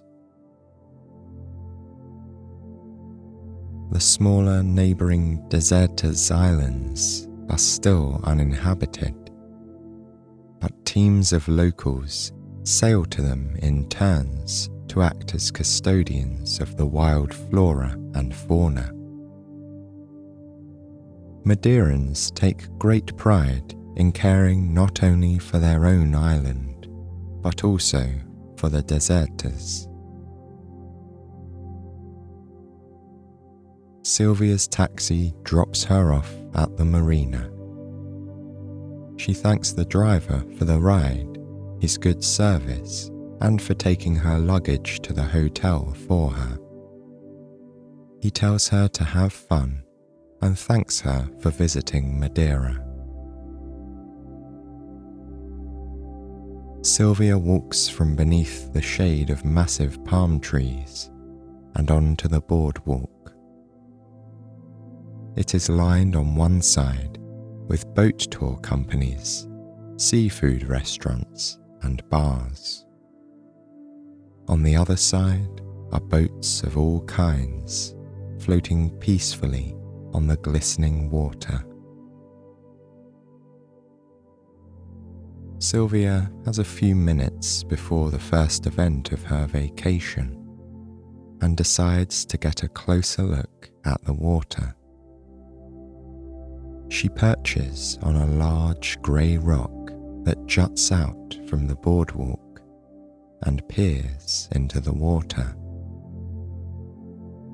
It is clear and clean, like a piece of aquamarine glass. Sylvia notices some motion just under the surface. She watches the crabs going about their activities. Some relax in the sun, while others seem to be engaged in serious crab business. Before long, Sylvia leaves the crabs for a dolphin and whale watching tour.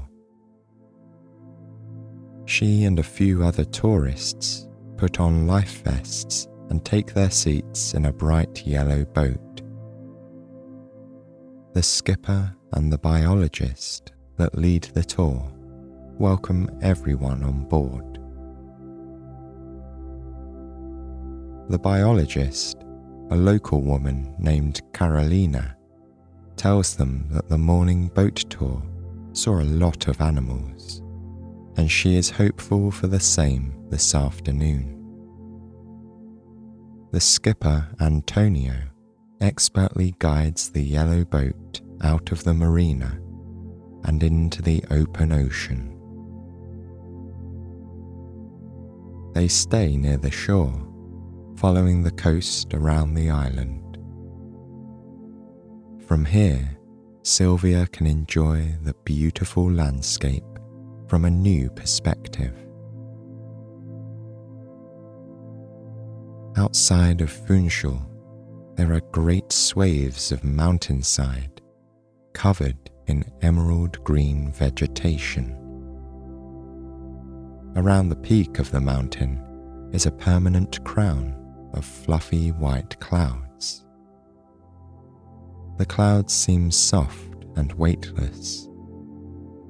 They remind Sylvia of a picture of herself at age 5, sitting in the bathtub wearing a crown and a beard of bubbles that weighed nothing at all. Sylvia turns her attention back toward the land. The island is larger than Sylvia realized, and she appreciates that much of the terrain outside the towns has been left wild. Sylvia closes her eyes for a moment and enjoys the energizing feeling of the sea spray and the wind in her hair. The boat slows outside a small village on the coast. Carolina tells everyone that another boat saw a seal in this area half an hour ago. She encourages everyone to be patient and keep their eyes peeled. After a few moments, Sylvia sees a little grey-blue head bobbing in the water. Everyone is delighted by the sight of such a normally shy creature. The seal examines their boat curiously. Sylvia is struck by its large, soulful eyes. The seal snorts playfully at the boat before disappearing into the blue water. As Sylvia and the other tourists turn to one another, they realize that they are all smiling with silent joy from the encounter. Carolina congratulates them on the experience, pointing out that it is rare to see a seal, even for her. Antonio takes the boat further out to sea, where they have a higher chance of spotting whales or dolphins. While there are a few companies on the island that run tours like this, all of them are fiercely protective of their waters and animal life. Carolina tells the passengers that they stay with a group of animals for no longer than 10 minutes so as not to stress them out, and they never go swimming with the animals during calving season. Carolina beams as she declares to the boat that calving season means a lot of babies are around, and to have their cameras at the ready. Just then, Antonio slows the boat and points to a particular area in the water. They have come across a pod of spotted dolphins. Sylvia is amazed at the speed with which they chase one another around. Carolina points out how many mothers and calves there are, more than Sylvia can even count. The spotted dolphins are recognizable by the spots on their sides and bellies. The small dolphins circle around the boat, jumping and playing.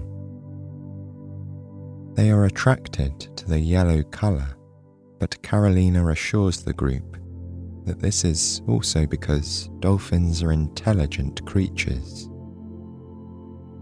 She says that they know when they meet other friendly beings like humans.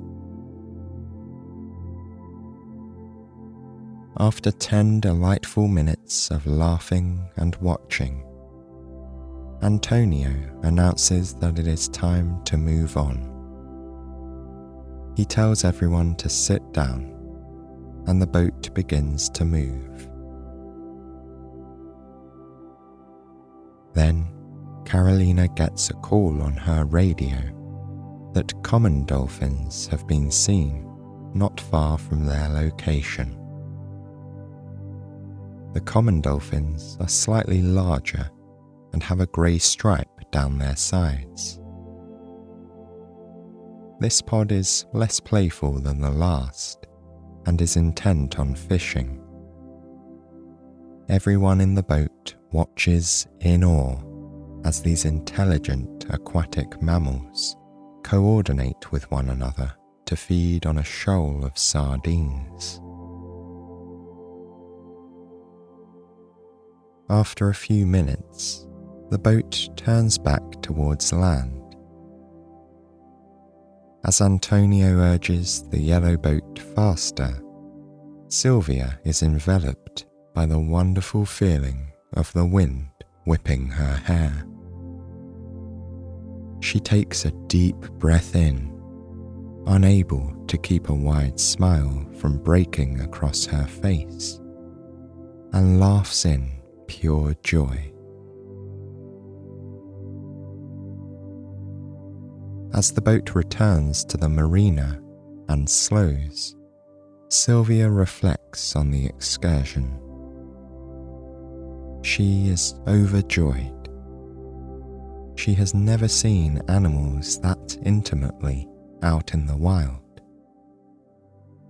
Sylvia takes a moment to appreciate the way Carolina and Antonio put the safety of Madeira's animal neighbours first.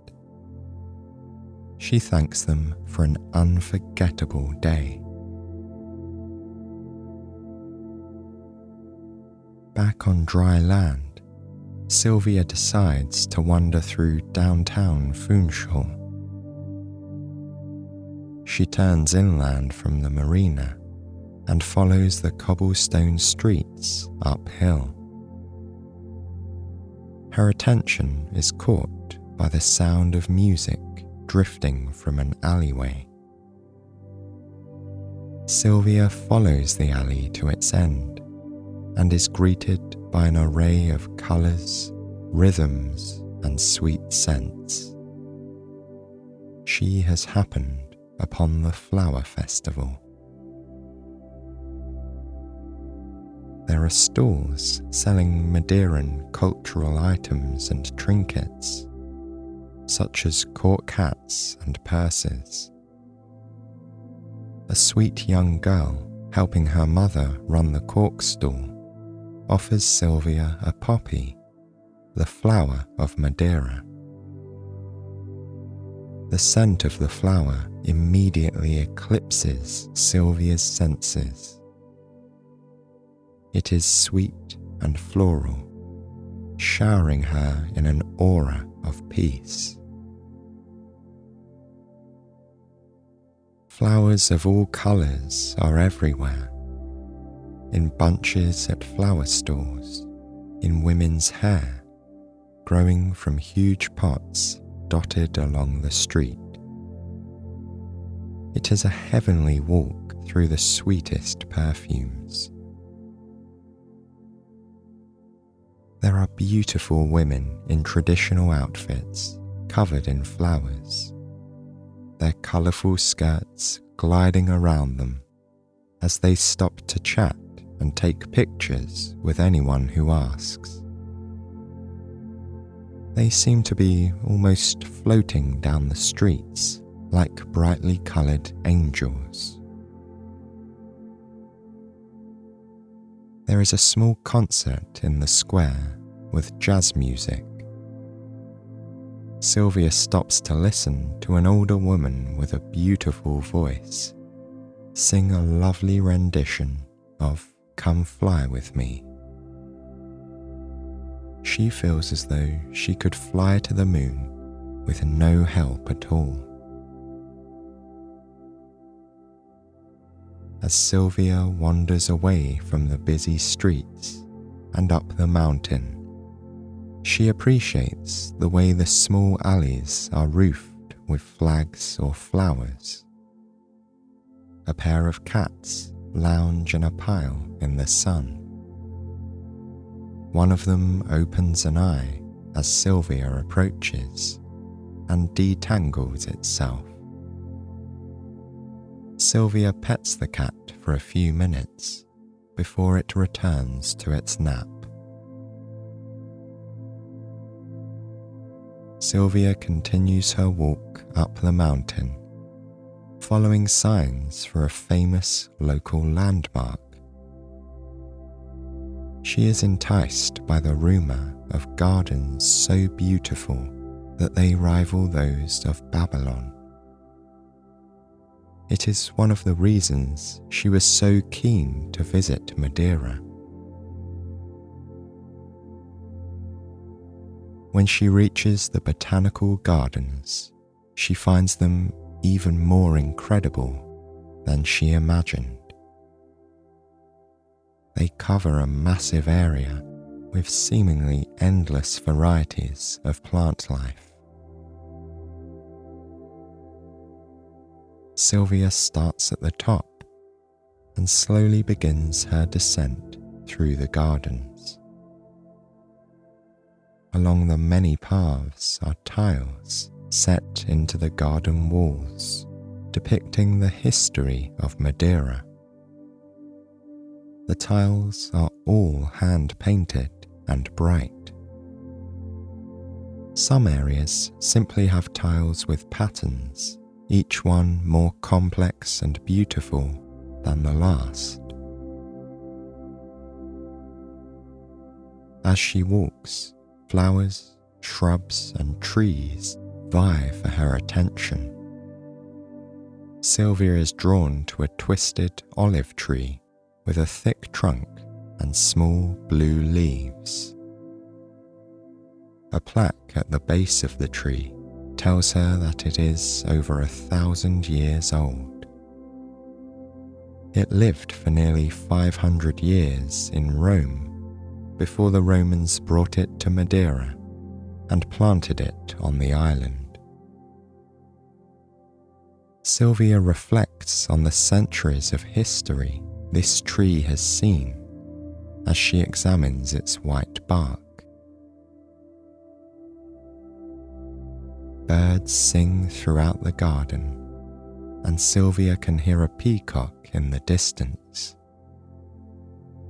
She happens upon a small pond with stepping stones that take her to the peacock enclosure. A large bird calls to her as she approaches. He is perched on a branch nearly 15 feet in the air. His iridescent tail is draped behind him. Each of the feathers ends with an eye that shines purple, gold, and green in the afternoon sun. His blue-green body shimmers as he raises his head and gives another soulful call. Sylvia attempts to mimic his call and receives a ruffled look in return. Further down the path, Sylvia finds a red bridge that crosses a small creek. She stops and enjoys the view for a moment. From this point, she can see all the way down the botanical gardens, each level and path leading to a new statue or exotic plant. Through the many shades of green, bright spots of orange catch her eye from the birds of paradise in bloom. Sweet smells are carried through the garden air by the ocean breeze. Having descended through the gardens on one side, Sylvia decides to go back up again on the other. She doesn't want to miss a single thing. She reaches the gates of the botanical gardens just in time for the final tourists to filter out. It's closing time. Sylvia checks the sun and sees that it is still quite high in the sky. She wanders down a side street until she finds a path that leads down a valley. Sylvia can hear water in the distance and makes up her mind to find the source. Green moss grows between each stone of the narrow, cobbled path. The way slopes down towards the sound of the water and is shaded by towering eucalyptus trees. They are not native to this island, but were planted here by the Portuguese settlers. Sylvia enjoys their relaxing scent in the air. The air becomes cooler, but not cold, as she descends into the valley. The path remains clear, and she can see that it leads up to the other side.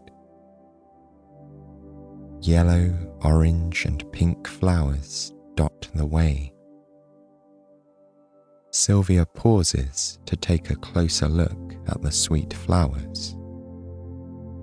The yellow ones look as though someone came with watercolour paint to give them all a little swipe of orange at the centre. Bees fly between and around them. Sylvia continues on, eager to find the water. At the bottom of the valley, there is a stone bridge that crosses a large creek. Sylvia peers over the bridge, watching the clear water running over the stones. Then she notices a simple footpath leading down to the creek. Sylvia follows it to the source, a waterfall that seems to spring from the very heart of the island itself. The water is crystal clear and the air is fresh. Sylvia traces the journey of the water in her mind. From the snowmelt hidden beneath the cloud crown of the island, down through water-carved valleys, and finally to the happy creek at her feet. Sylvia climbs from boulder to boulder, down the creek to the rapids below the bridge. Here, she finds a particularly large boulder and takes a comfortable seat. She feels the moss beneath her fingers, soft and velvety. She listens to the sound of the water. Something within her is calmed by its familiar rhythm.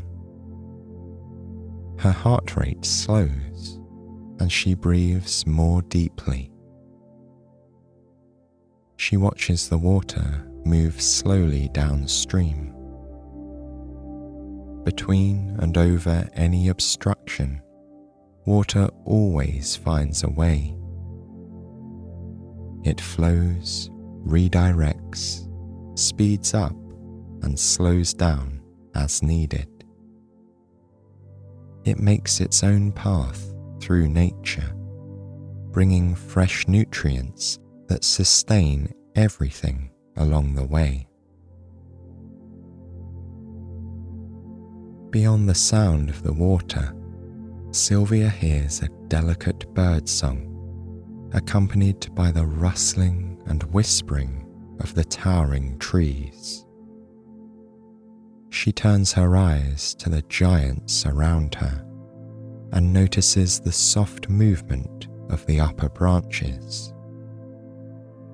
She allows her eyes to be unfocused and feels like she can see the island breathing through the movement of the trees. The sound of the creek in her ears is like the happy murmuring of the island telling her its secrets. Sylvia takes these moments to reconnect with her own body. She enjoys the feeling of breathing steadily in synchronicity with the breath of the trees. Beyond the bridge, Sylvia has a view of the rest of the valley leading to the ocean. She sees the trail of light grey clouds that flows from the mountain behind her to North Africa and to other points beyond. She imagines that the island of Madeira is sending out a bit of itself on those clouds, some of its peace and abundance. In her mind, Sylvia joins the clouds' journey. She begins at the very tip of the island. Below her, she can see the whole of Madeira, all green vegetation and black volcanic soil. The little houses and villages dot the mountain all the way down to the shore. She travels with the clouds across the marina and can peek into the shining sea. She spots the dolphins, happy to play and eat around the island until the weather changes and they must make room for others in these clean, plentiful waters. Sylvia sees all of Madeira and the desertas, paradises out in the ocean. Then Sylvia brings her mind back to her body. She feels relaxed and rested and opens her eyes to the now orange sunlight. The sun is setting and gently reminding her that it is time to start her journey back to town. Sylvia follows the steep footpath back to the bridge, where she pauses. She takes a moment to appreciate the creek and her secret time here.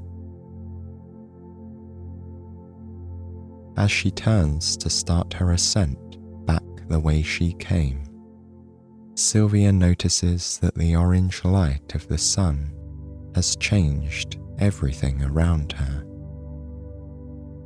The usually leaf green trees are now a bright yellow green. The dark earth is sun-kissed. Even the yellow and orange flowers seem to glow with an inner brightness. The sun reflects off each cobblestone, so Sylvia feels as though she is following a path of gold. Eventually, she arrives at the top of the path just in time to see the sun reach the horizon. Her way has led her to the top of the valley ridge with a view of the west. The clouds over the ocean are painted orange, pink, purple, and yellow. Each colour blends seamlessly into the next, creating half a dozen new shades in combination. They are set against the sky, which fades from light blue to a beautiful violet.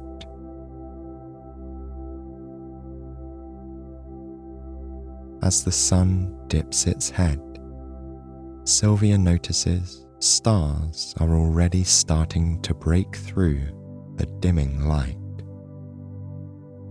She observes how the few early stars glittering in the sky mirror the sea below. With the sea and sky shining around her, Sylvia bids a final farewell to the sun and enjoys the end to her day on Madeira.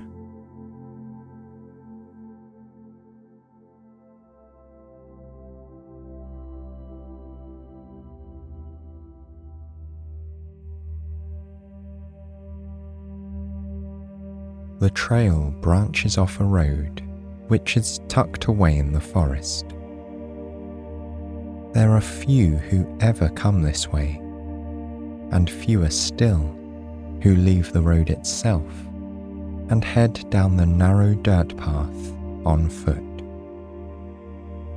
But for the lucky ones who find this hidden spot, wonderful things await them at the end of the trail. Today is the day you'll venture out. Already, your mind is filled with anticipation about the relaxing time you'll have at the spa. So, you take a deep breath and then step onto the trail. All around you, tall trees loom overhead. Their branches are thick and tangled, making it hard to see the sky. Occasionally, you catch a glimpse of a distant patch of blue through the canopy. You imagine it's a lovely, sunny day outside the protective embrace of the forest. Here, it's shady and cool, with a light breeze. The forest feels like its own protected ecosystem. The thick greenery above keeps the temperature a few degrees cooler than it would be elsewhere, and a certain dampness seems to linger, as though rain is never too far off. The ground is covered in pine needles and other plant debris. White, grey and brown rocks dot the landscape. The occasional boulder appears between the trees. In fact, you're approaching one now, on the right side of the trail. It looks as though it tumbled to this spot from some enormous, far-off mountain. Or perhaps a giant tossed it here, like something out of a fairy tale, you think with a smile. It seems almost out of place, and yet the way the moss has grown up its rough sides and covered it in a soft blanket of green makes it appear to be in perfect harmony with its surroundings. Walking on, you come to a fallen tree. The thick and gnarled trunk lies at an angle across the path. You step over it carefully, being sure not to tangle your clothes in the tiny branches poking up from its side. Here in the forest, you feel as though you're in an ancient place. You think of all the years the trees have stood here, how many ages the rocks have watched pass by. There's something humbling about standing amidst such old and pristine nature. you realize how much time has come and gone before you got to this place, and how the forest will continue long after you've left. It's also reaffirming to know you're part of something larger than yourself, understanding that there is a grand world out there, and you are a tiny yet unique and significant speck within it. You continue on, considering boundless ideas of time and space as you enjoy the comforting crunch of the pine needles beneath your feet. With every step you take, you immerse yourself further in this special forest. You travel deeper into the trees, enjoying how the refreshing greenery surrounds you on all sides. There's a thin-stemmed plant with fern-like leaves that stands about as tall as you. It's a bright, fresh green that reminds you of a spring morning. The dense pines are a darker shade that makes you think of winter, snow, and hot chocolate. Delicate plants appear behind the occasional tree trunk or stone. Their leaves boast intricate patterns, spots, stripes, and random splodges. After a while, you reach a meadow where bursts of wildflowers vie for your attention in every direction. Vibrant reds, oranges, pinks and blues fill the green space. Every time the breeze picks up a little, the grass flutters, shimmering gold. You could easily spend the next several hours lounging about right here in the meadow. It would be the perfect spot to lay out a picnic blanket and read a good book. But still, you're curious to see what you'll find at the end of the trail. So, you keep walking with the beauty of the wildflowers lingering in your mind. Before long, you feel the dirt path give way to a narrow boardwalk beneath your feet. The wooden boards are raised slightly above the ground. Pausing for a moment, you take a look around. Between clusters of trees, you catch sight of small pools of water. They seem almost like large puddles, except for the multitude of plants growing in and around them. You realize you've come to a marshland tucked away in the woods. This must mean you're getting close to your destination. You know the spa is fed by mineral-rich springs in the area, and you imagine the boggy ground is a sign you're in the right place. With every step, the boards creak underfoot. It reminds you of walking upstairs in an old house, and you find it familiar and comforting in a way. The sound echoes off the tree trunks, intermingling with the chirping of insects and the occasional bird song. You walk on, falling into an easy rhythm with your feet. The boardwalk stretches out before you.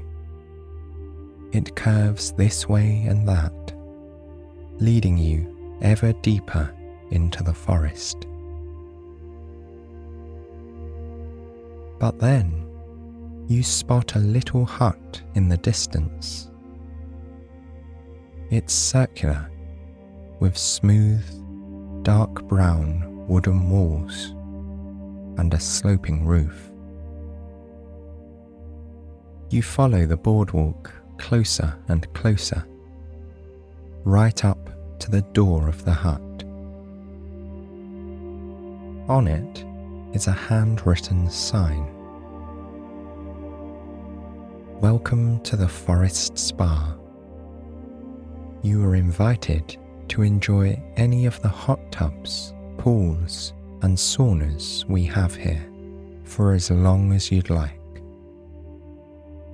Don't forget, extra towels can be found at the entrance to any of our bathing areas. And you're welcome to rest in one of our private cabins for the night. Have a lovely stay. What a pleasant greeting, you think to yourself, as you push open the door and step inside. The circular room is small and cozy. In the centre is a wooden bench with a tiny vase of wildflowers on one side. Up and down the walls are shelves full of everything you could possibly need during your time here. Several baskets are scattered around the room, purpose-made to hold the items you choose. There are stacks of soft, white towels in multiple sizes, tied together with silver ribbons. Fragrant bars of soap are piled high within their own cabinets. Some are a solid colour, while others have a marbled appearance. You sniff them one by one and choose a bar with cream and purple swirls that smells like soothing lavender. Rows of tea lights and other candles stand at attention. You pick 2 to put next to the bath in your cabin tonight. Tiny jars of essential oils, no bigger than your thumb, lend the air of an old-timey apothecary. Their glass ranges from bottle green to sky blue, and every single one gives off the most luscious aroma. You choose a little black bottle of peppermint oil to take with you. There are lotions in delightful scents, like raspberry vanilla, sea salt and lime, hibiscus and pineapple, and sandalwood. Bottles and bars of shampoo, conditioner, and body wash are piled in their own deep baskets. You explore the options before picking a few that sound good to you. Once your personal basket is full, you have only a couple more things left to get before you leave the hut. On the opposite wall are metal hooks with long silk and terry cloth bathrobes. You choose a cloth robe for bathing and a silk one for later on tonight in your cabin. Hooking your fingers through the tops of a pair of bathing slippers, you're ready to explore the spa. You walk out onto the boardwalk on the other side of the hut and glance around. Straight in front of you is the first bathing pool. Just beyond is a smaller second pool. You read the signs on each. The first is the hottest spring-fed pool available here. The second is closer to body temperature. You continue on through a wooden archway that leads to a hub of sorts. Several paths meet here in this spot. To your right, signs point to the sauna and a cold pool. To your left is a salt room and the delightfully named Ring of Rest. It's a circle of benches tucked away in a grove of tall pines where you can sit and contemplate quietly without being disturbed. Straight ahead is the outdoor hot tub, which is where you decide to head now. The boardwalk crosses through an enclosed hall where extra towels are stacked on the shelves. The sign you read earlier was right. There do seem to be plenty of soft, fresh towels whenever you need them. Just ahead, you see a changing room. There's no one else around, so you walk inside and get into your bathing suit, leaving your walking clothes and shoes behind in a wooden cubby. You wrap the comfy terry cloth bathrobe around you and nudge your toes into the slippers. Your heels are free, and the shoes make a quiet flopping sound with every step. As you make your way to the tub, you pull your robe close around you. It's so warm and snuggly. You feel as though you never want to take it off. But when the hot tub comes into view, you realize it somehow seems even more inviting than eternity in the softest robe you've ever felt.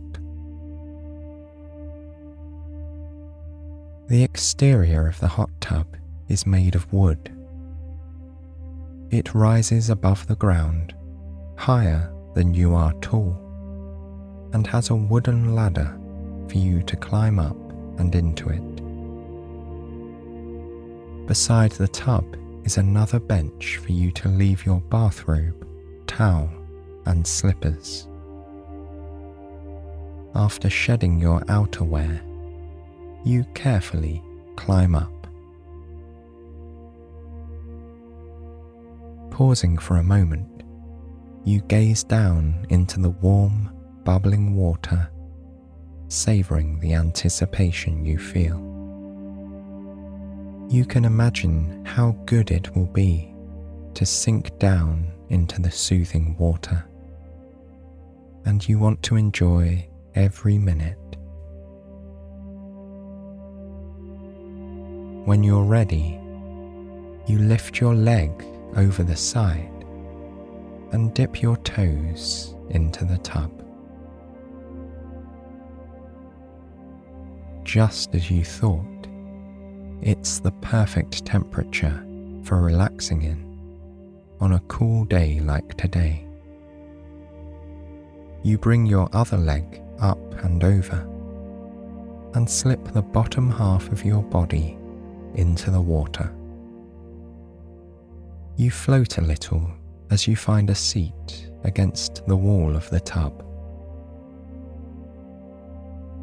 bubbles churn around your chest, and jets push therapeutic streams against your back and hips. It's like a water massage, you think, relaxing into the sensation. A thin layer of steam rises from the water, cloaking you in an ethereal mist. At times, it clouds your view of the forest, but sometimes you can see clearly into the trees ahead. The tub is situated perfectly in a thick part of the woods. Dense pines surround you here, lending a sense of grandeur to the experience. Leaning your head back against the side of the tub, you sit quietly and watch the natural motions of the forest. An occasional bird flits from branch to branch. The pines dance lightly in the breeze. Every once in a while, a pine cone or twig falls from a tree, making the slightest sound and catching your eye with the movement. Then you focus on your other senses. Closing your eyes, you allow the rest of your awareness to take over. The forest air is clean and crisp. Tendrils of steam reach your nose, reminiscent of taking a hot shower. The bubbles massage your skin, while the streams of warm water do the same to your muscles and back. You can hear distant birdsong, which mixes with the regular churning and foaming sounds emanating from the tub. This environment is so restful and relaxing. It would be quite easy to fall asleep sitting here in the hot tub. But there are more places you'd like to see before you turn in for the night. Slowly, you climb out of the tub and back down the ladder. You wrap your warm towel around you to dry off, and then exchange it for the bathrobe and slippers. Then you turn back the way you came in order to head for the salt room.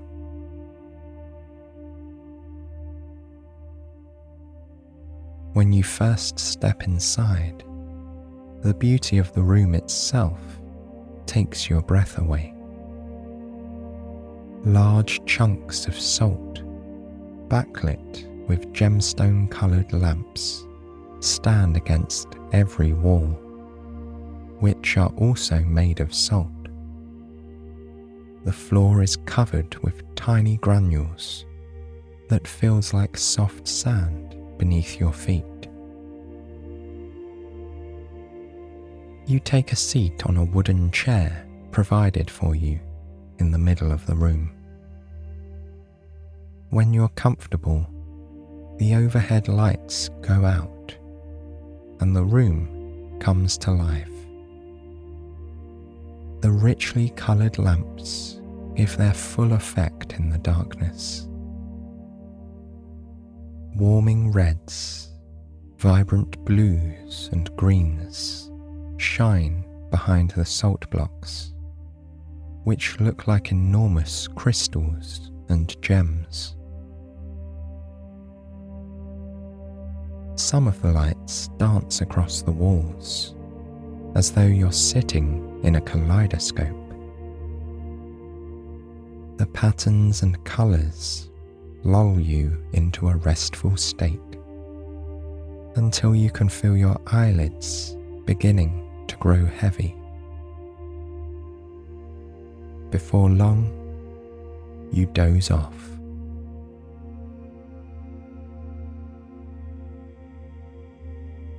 After a while, your eyelids flutter open again. Blinking gently, you regain your bearings. It seems you took a cat nap in the salt room. You smile, thinking how lovely it is to experience this setting at your own pace, not having to rush anywhere or arrive at any particular time. You're free to be as slow as you'd like here.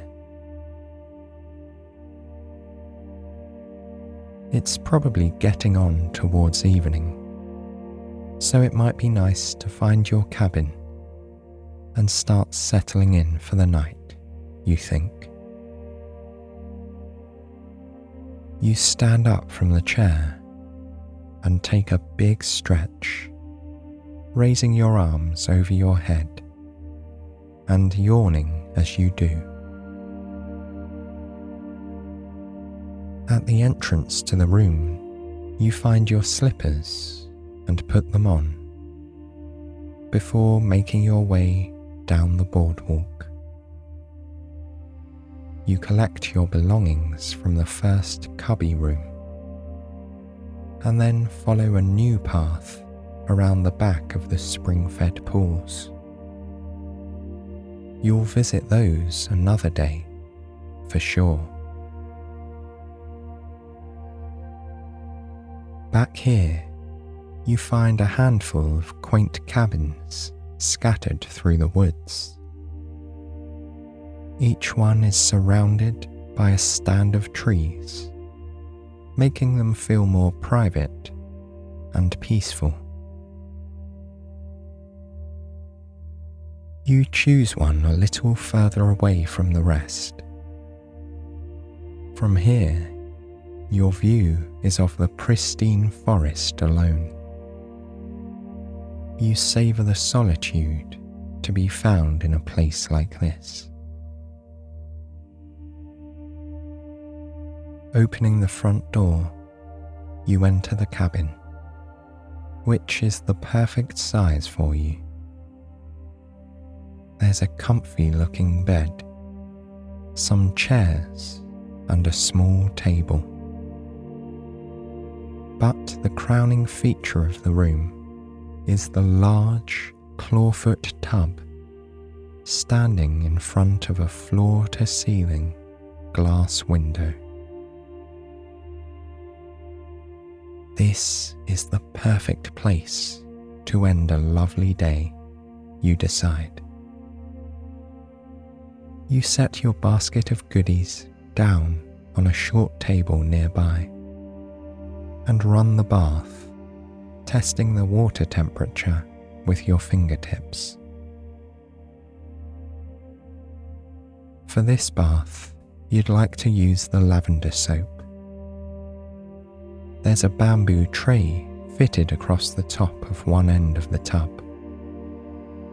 It holds a glass of water and a small vase of flowers already. But there's room for a bit more.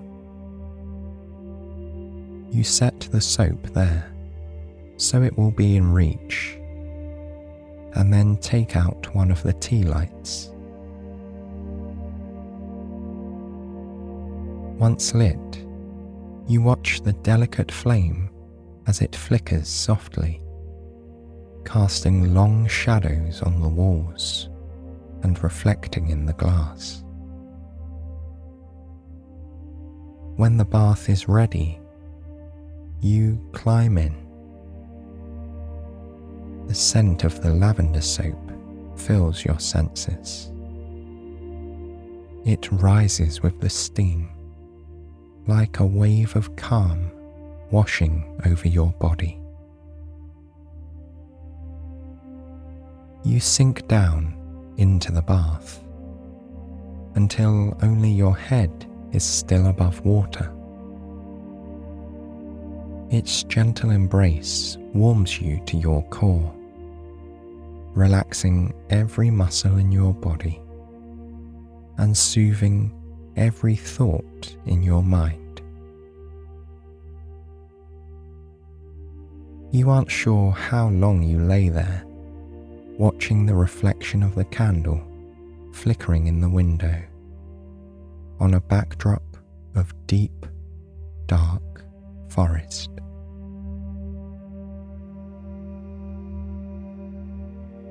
When you're finished, you climb back out and dry off with a fresh towel.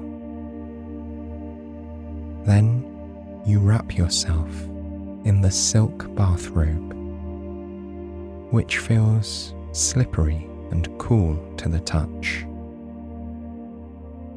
It's as though you're wearing a gentle breeze.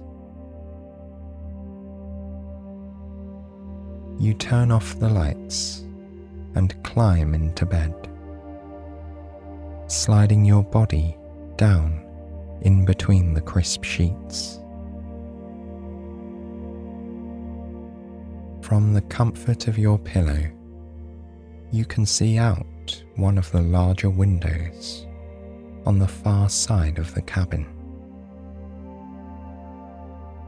As you lay here, you watch the leaves and pine needles rustling on the branches. The moon rises in the sky, which turns darker as night falls. Soon, it's full of twinkling stars.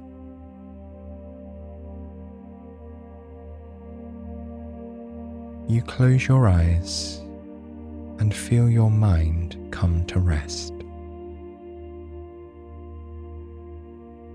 And then you drift off into a deep and restful sleep, here in your own hidden spa in the forest.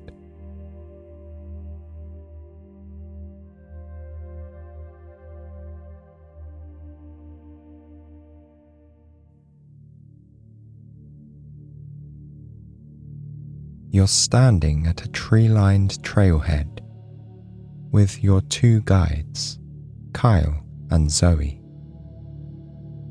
They know this land well and are discussing the upcoming trip with bright smiles. Bulging backpacks lay at their feet in matching sea green canvas. You can see the outlines of water bottles and saucepans pushing against the sides of the packs, which are filled to capacity. The irregular shapes remind you of all the effort that's gone into getting ready for the journey ahead.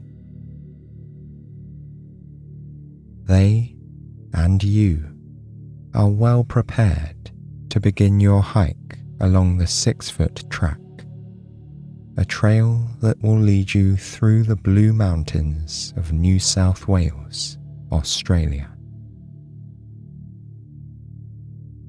2 days from now, you'll arrive at the marvellous and mysterious Jenolan Caves. Hidden within the extensive cave network are abandoned mines, colourful lights that dance on the walls, and tiny passages that twist and turn like an unravelling string. Along the way, you plan to camp at 2 lovely and remote sites, nothing more than isolated clearings that will allow you some space for your thoughts. The entrance to the trail is marked by the explorer's tree, Once it was a tall and proud gum tree that was reduced to a blackened stump by a mighty flash of lightning some years ago. You're grateful for the pleasant weather now.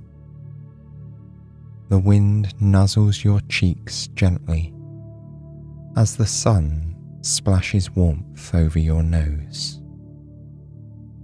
You've decided to head out in the early afternoon in order to make it to your first campsite by nightfall.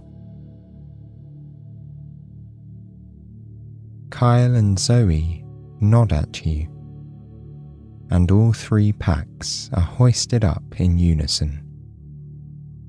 It's time to head out onto the trail. The rustling canopy of leaves and branches fends off the sun as you take your first steps towards Jenolan Caves. The descent begins soon after. Here and there, splotches of green paddock mingle with swathes of sturdy eucalyptus.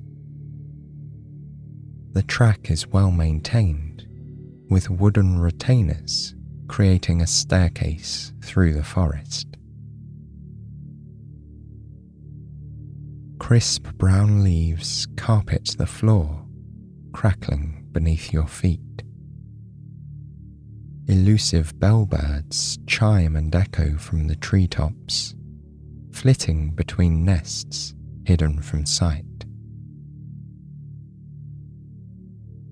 You and your guides chat casually for now, filling the space between footsteps with easy conversation. The air is fresh and smells of the dewy bark hugging the tall trees. Every step down the wooden stairs is slightly cooler as the sun retreats silently from the valley. As you watch, a flash of yellow rockets through the trees, sparkling amongst the understated greens and browns. A bellbird lands on the track ahead, sending up a small plume of fragile dust in its wake. Unconcerned about your presence, the bird hops around, swiveling its neck this way and that, before letting out another delighted call. You watch it for a few minutes, careful not to disturb it. Eventually, it takes off into the trees, and you continue down into the valley. Soon, you come to a rushing river. Delicate white foam floats on the surface, meandering towards the gushing waterfall that you can hear through the trees. You pause at the riverbank to scoop some of the cool water into your hands and splash it onto your forehead.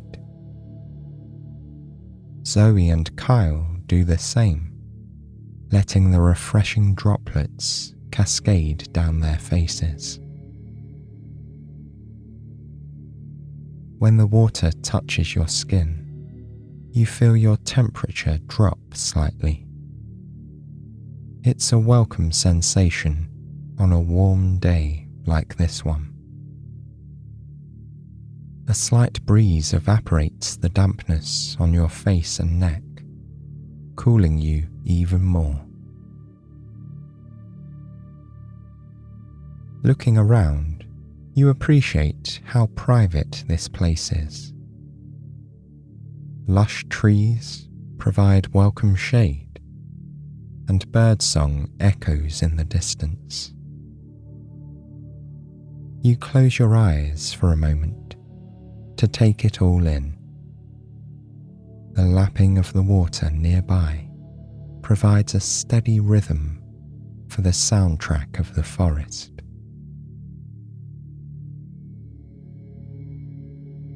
Opening your eyes, you stand and hoist up your pack once again. With a smile, the three of you are on your way. Just past this river, a sign announces your entry into the Megalong Valley.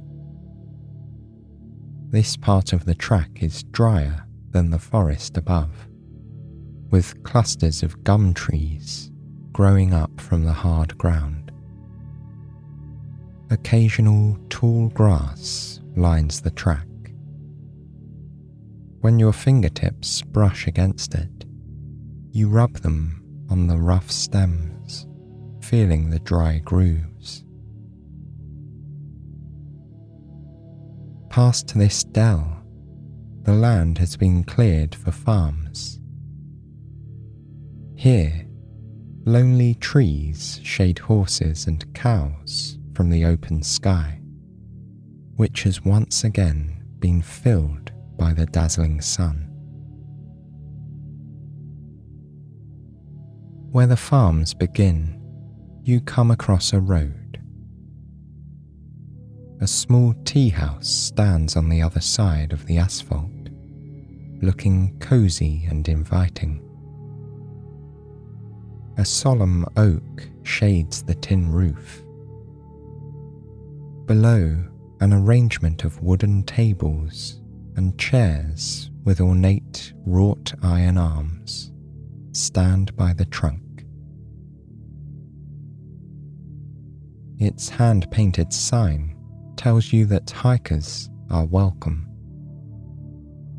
You notice a handful of tourists cheerfully eating and drinking some late lunch offerings. Approaching the tea house, a lady in a white apron greets you with a smile, her lilac perfume wafting towards you in the air. She welcomes you warmly, handing over menus attached to coarse wooden clipboards. You ask for a plate of scones and 3 cups of tea. She nods and wanders to the next table, greeting them cheerily. The fluffy scones appear in no time, piled onto a white plate with pots of jam and cream in the middle. 3 steaming teacups accompany the spread. The tea has a tangy, misty scent that's strangely familiar. You realize it smells like it's been brewed from the leaves of the very tree you're sitting under. The scones are sumptuous, soft pillows of dough with rich cream and sweet jam linger on your tongue. You're grateful for this treat after the hike you've had today. The hot tea is the perfect accompaniment that warms you from within. Once you're all satisfied, you thank the waitress and put on your backpacks. With a glance back at the little cafe, you make your way through the paddocks and bushland to reach the first campsite before sunset. For a while, the track passes through a series of farms. Cows watch with curious eyes as you deftly sidestep the still cattle grid. You pass the final gate to the faint rumbling of a tractor in the distance. Shortly thereafter, you reach a small clearing that will double as your first campsite. It's ringed by thick, splintered logs, which mark the tree line. You, Kyle, and Zoe pitch your tents and settle in for the night, cheerfully reminiscing about the day just gone. You snuggle into your cozy sleeping bag, weary from all of the walking. Before long, you drift off into a peaceful slumber, soothed by the hum of insects in the nearby forest.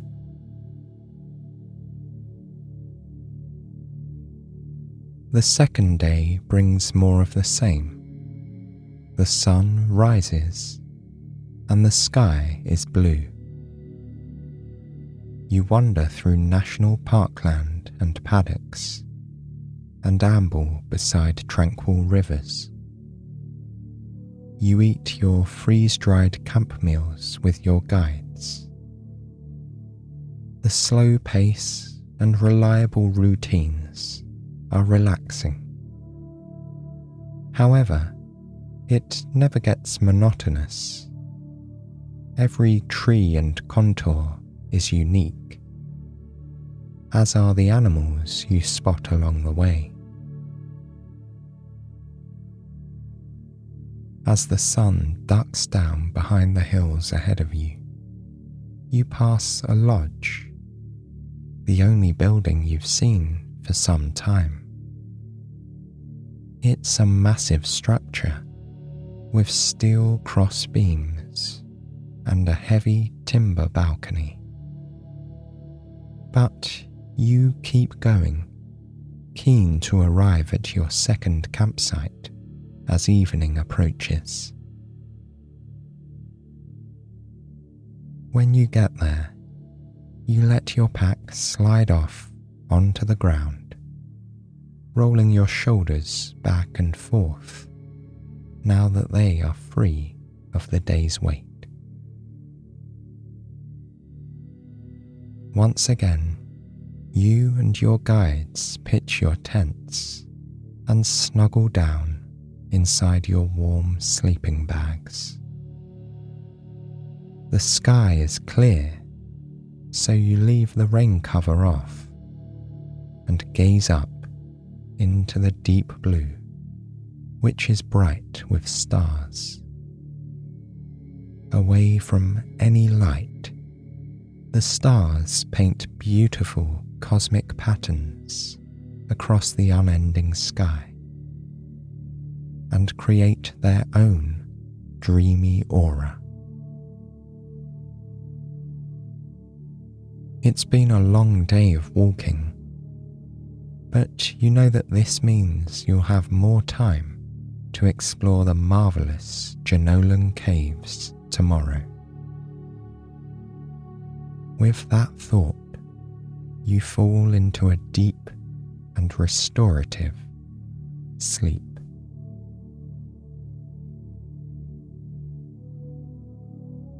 When you wake up, the sky is a fuzzy grey, as though also rousing itself from a nighttime slumber. As the morning takes hold, birds chirp to life in the surrounding trees, almost drowning out the faint trickle of the nearby river with their sweet song. After a leisurely breakfast, you and your guides begin the final stretch of your hike through the valley to the caves. Here, the track follows a road bordered by a short stone wall. The air seems thicker and more humid as you descend, passing by resilient trees and shrubs, which cover the red-tinged rocks and boulders. You glide down into this final valley with determination and eagerness until you come to a stunning rock arch. Pointy edges jut out from the gaping structure. Through the arch, you can see the untouched forest beyond. The light wind whistles through it, as you imagine it might also do at the entrance to a cave. Just past the arch is a metal staircase. As you go down it, the sound of your voice speaking to Kyle and Zoe bounces off the smooth stones beside you. When they speak back, their individual words are lost in a melodic babble that echoes off itself. Around a bend in the dusty path, you come to a big sign congratulating you on reaching the end of this incredible hike.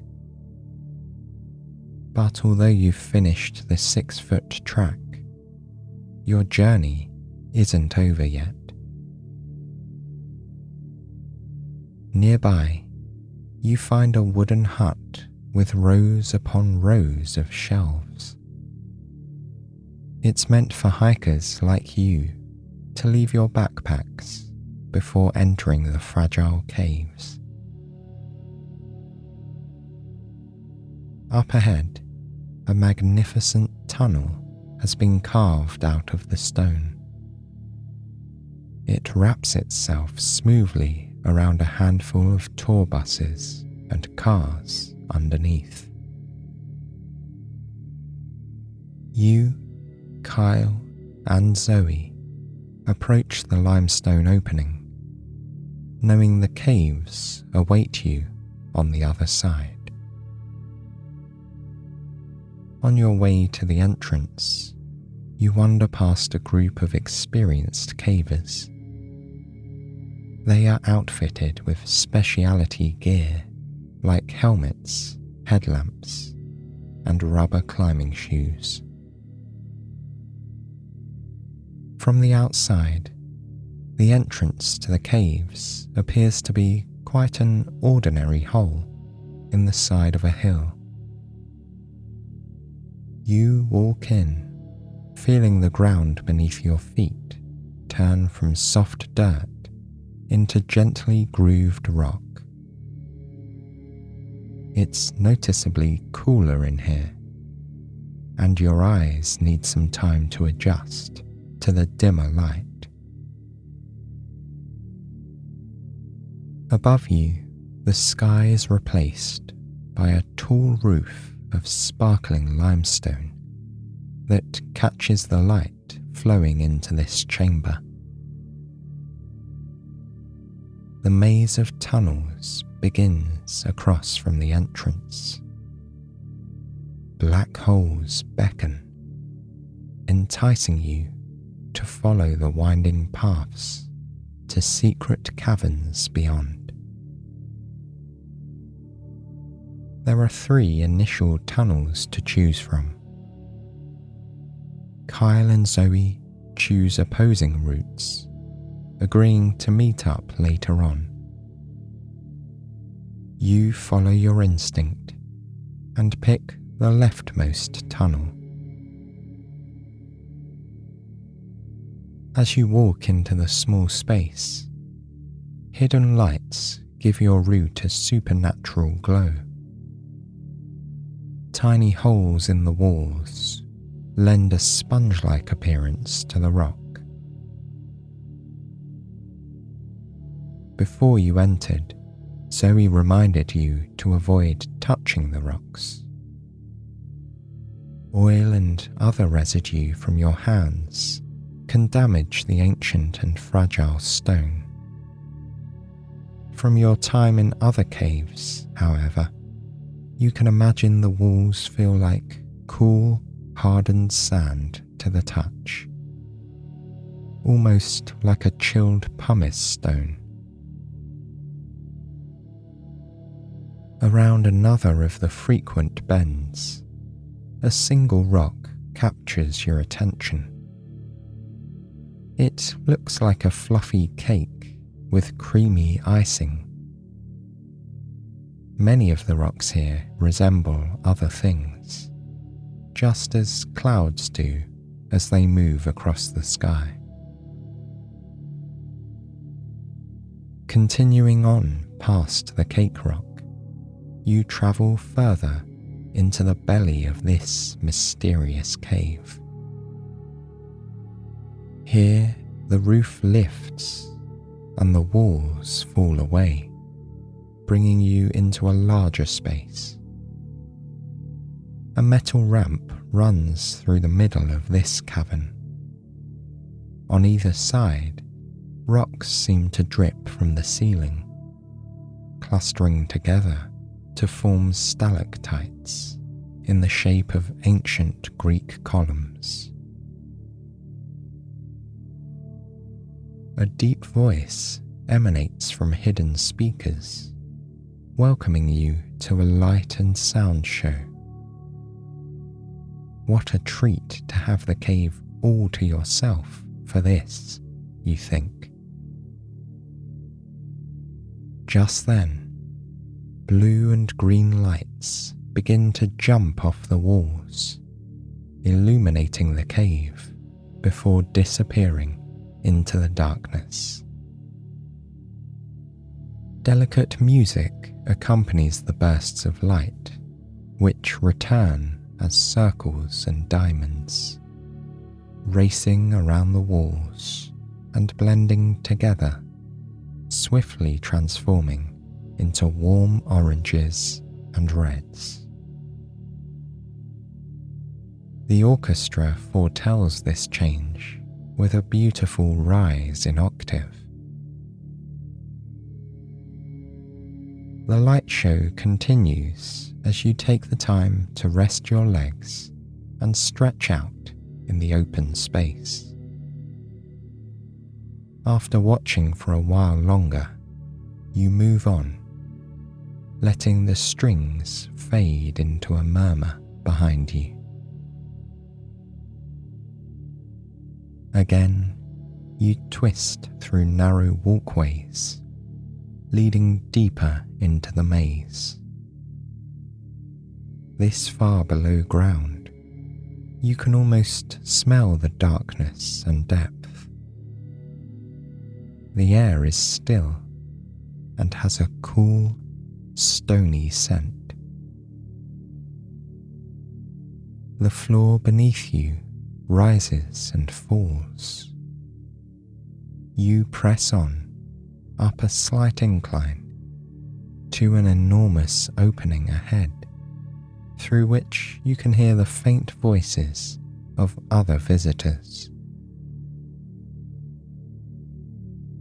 This huge cavern is both long and tall. You're standing at a small ledge about halfway up the rise. Perched on this spot, you look around the vast cave. At the bottom is a lake, whose still water rests calmly in the cool air. Under the water, you spot a pile of stones, broken down by its relentless pressure. Above you, two tunnels opposite each other are connected by an old rope bridge, dangling precariously above the distant ground. A makeshift ladder climbs up from the tunnel across the wall. Its steel rungs have been nailed into the rock face at various intervals, leading up to another hidden tunnel across the gap. The walls of the cave flicker red and orange, as the artificial lighting replicates that of a fire, casting shadows on the dark stone. According to reports, this cave is where an escaped convict hid back in the 1840s. You imagine him sitting here in the evening with a similar fire for warmth. The cave would have been exactly the same, unchanged for so many decades.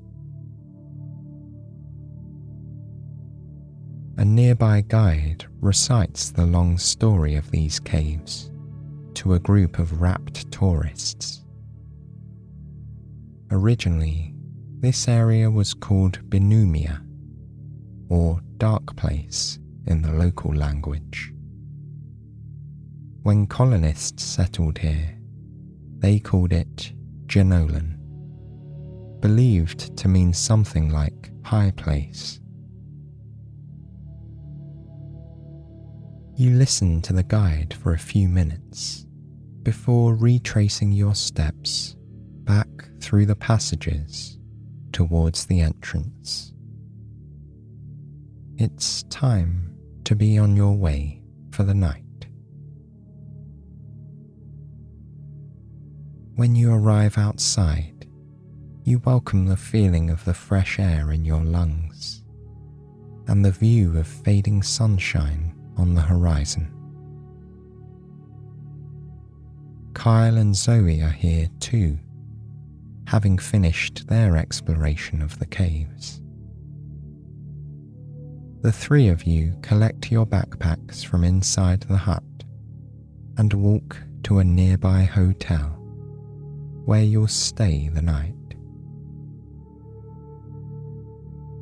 Inside, the lobby is richly decorated with green patterned carpets that sink a little when you step on them. Dim chandeliers hang overhead, reminiscent of the stalactites you saw in the caves. You lug your pack up a sweeping staircase, reaching a beige wooden door with your room number painted on in black. Bidding good night to Kyle and Zoe, you place your hand on the cool, shiny bronze knob and twist. The heavy door opens quietly. Inside, the room boasts a soft velvet armchair, an enormous 4-poster bed, and a little table pressed up against the wall. Paisley curtains swish in the breeze, blowing in through the open window. Before you is a grand vista of green and tan eucalyptus trees, whose leaves and bark shine with a silvery brilliance in the fading light. You leave your pack resting against the table and take out a pair of pajamas. After changing, you switch on the ornate lamps on either side of the bed and climb in. Gazing up at the ceiling, you imagine you're watching the same dancing light that sparkled on the walls of the limestone caves. Your eyelids grow heavy and you turn off the lights. The unlit room reminds you of the darkness you found in the innermost caverns, which were so calm and still. With that peaceful essence enveloping you, the memories of stalactites and ancient stone guide you into a deep sleep.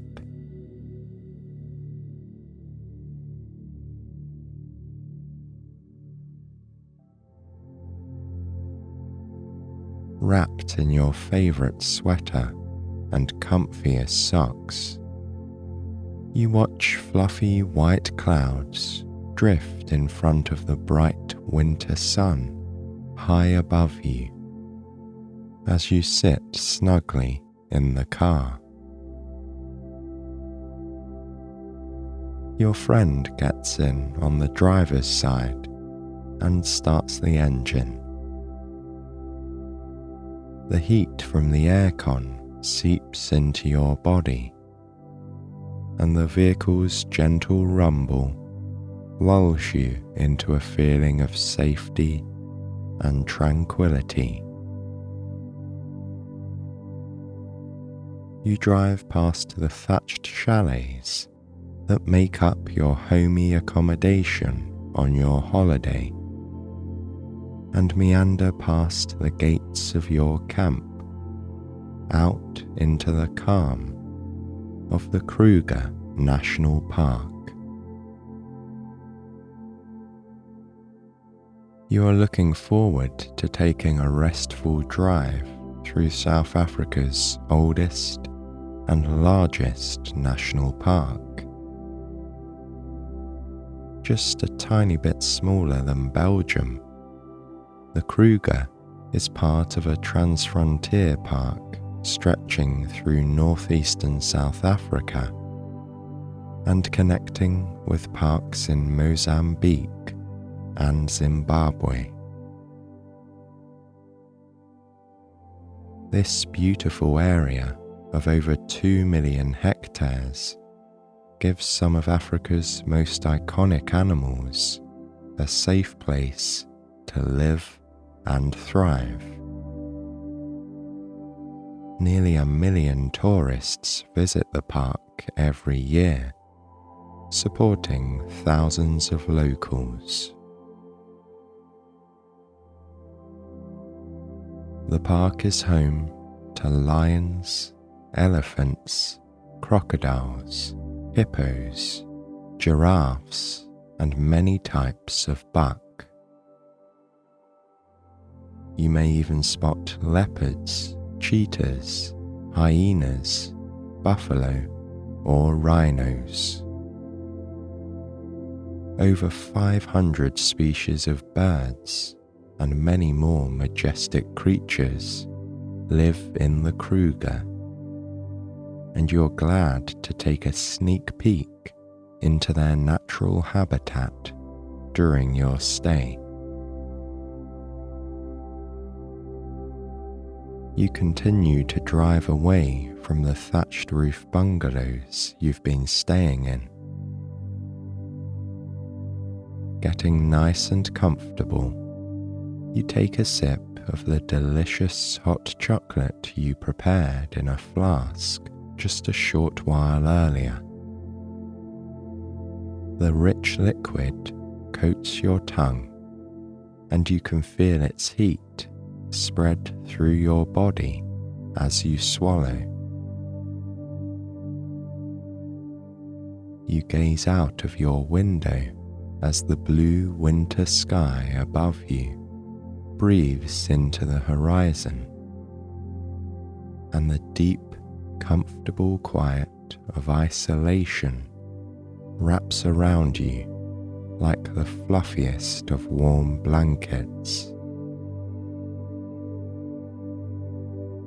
As you drive further from the camp, you leave behind all the noisy thoughts that have been cluttering your mind. It feels as if the further you drive on into the glory of nature, the more any heavy or tiring emotions fall away from you, to be left on the abandoned road, curving out behind you in the rearview mirror. The silence is so absolute that you can almost feel it resting on you. You realize how noisy the city usually is now that you're here. You look out of your window and take in the sheer beauty of the untouched African wilderness. As you gently drive through the veldt on a long dirt road, you watch the bushes and trees stretch far out into the distance. The view feels endless. Sturdy baobabs dot the horizon like sentinels watching over this quiet paradise. Their thick trunks support heavy green canopies that have clearly soaked up the recent rains. Umbrella thorn trees tower over the plains here and there. A few dead trees stand starkly against the sky, and you can't help but think that their dramatic silhouettes add even more beauty to the view. Golden grass and undergrowth spill out from the road and gently lap at the skyline. Next to your car, you spot a remarkable bird flapping as if to keep stride with the vehicle. Its long black tail streams out behind it, like ribbons in a breeze. You can't keep your eyes off the long-tailed widow bird's sweeping wing feathers and extraordinary tail. It flies lower and lower, coming at last to a stop as it lands on top of a tall blade of yellow grass, which bends ever so slightly under its weight. You watch it bobbing in the breeze for as long as you can see it out of the window. As you drive on, you trace the silhouette of a rocky cliff that rises to your left with your fingertips. The smooth glass of the window feels good against your fingers. You quietly let down the window, and a delightfully cool breeze softly swirls through the car as you continue to wind through the landscape. The absolute silence is even more profound with the window down, and you can only hear the distant call of an African fish eagle beside the gentle rumble of the car. Your friend steers the car down a left turn at a crossroads, and you continue to lazily scan the thicket. Up ahead, a lake appears. You park on the cul-de-sac facing the water, and your friend turns off the car. The lake spans a few kilometers across your view, and several water birds are unhurriedly enjoying the afternoon sun in the shallows, leisurely picking their way along the water's sandy edge. You gaze at an acacia tree that grows off to one side of the lake, and notice that its giant, lush canopy houses a resting bateleur juvenile, a gorgeous brown eagle only a few years old. You pull out a pair of binoculars and take a moment to view the bateleur up close, wondering at the fluffy nest of feathers framing its inquisitive face. These striking birds can fly for up to 8 hours as they search for food, and they mate for life. The large bird sways gently on the tallest branch, and his fluffy down feathers balloon around him with the gentle wind. Scanning the waves on the surface of the lake, you spot the telltale ripples of a fish, having briefly broken the surface to catch an insect or to snag a tasty, fallen seed. With the help of your binoculars, you study the banks of the lake and the shallows just beyond the sand for the bubbles of air and the ripples that a slumbering hippo makes as she rests beneath the surface. Spending up to 5 minutes underwater at a time, hippos graze and play in their aquatic kingdoms.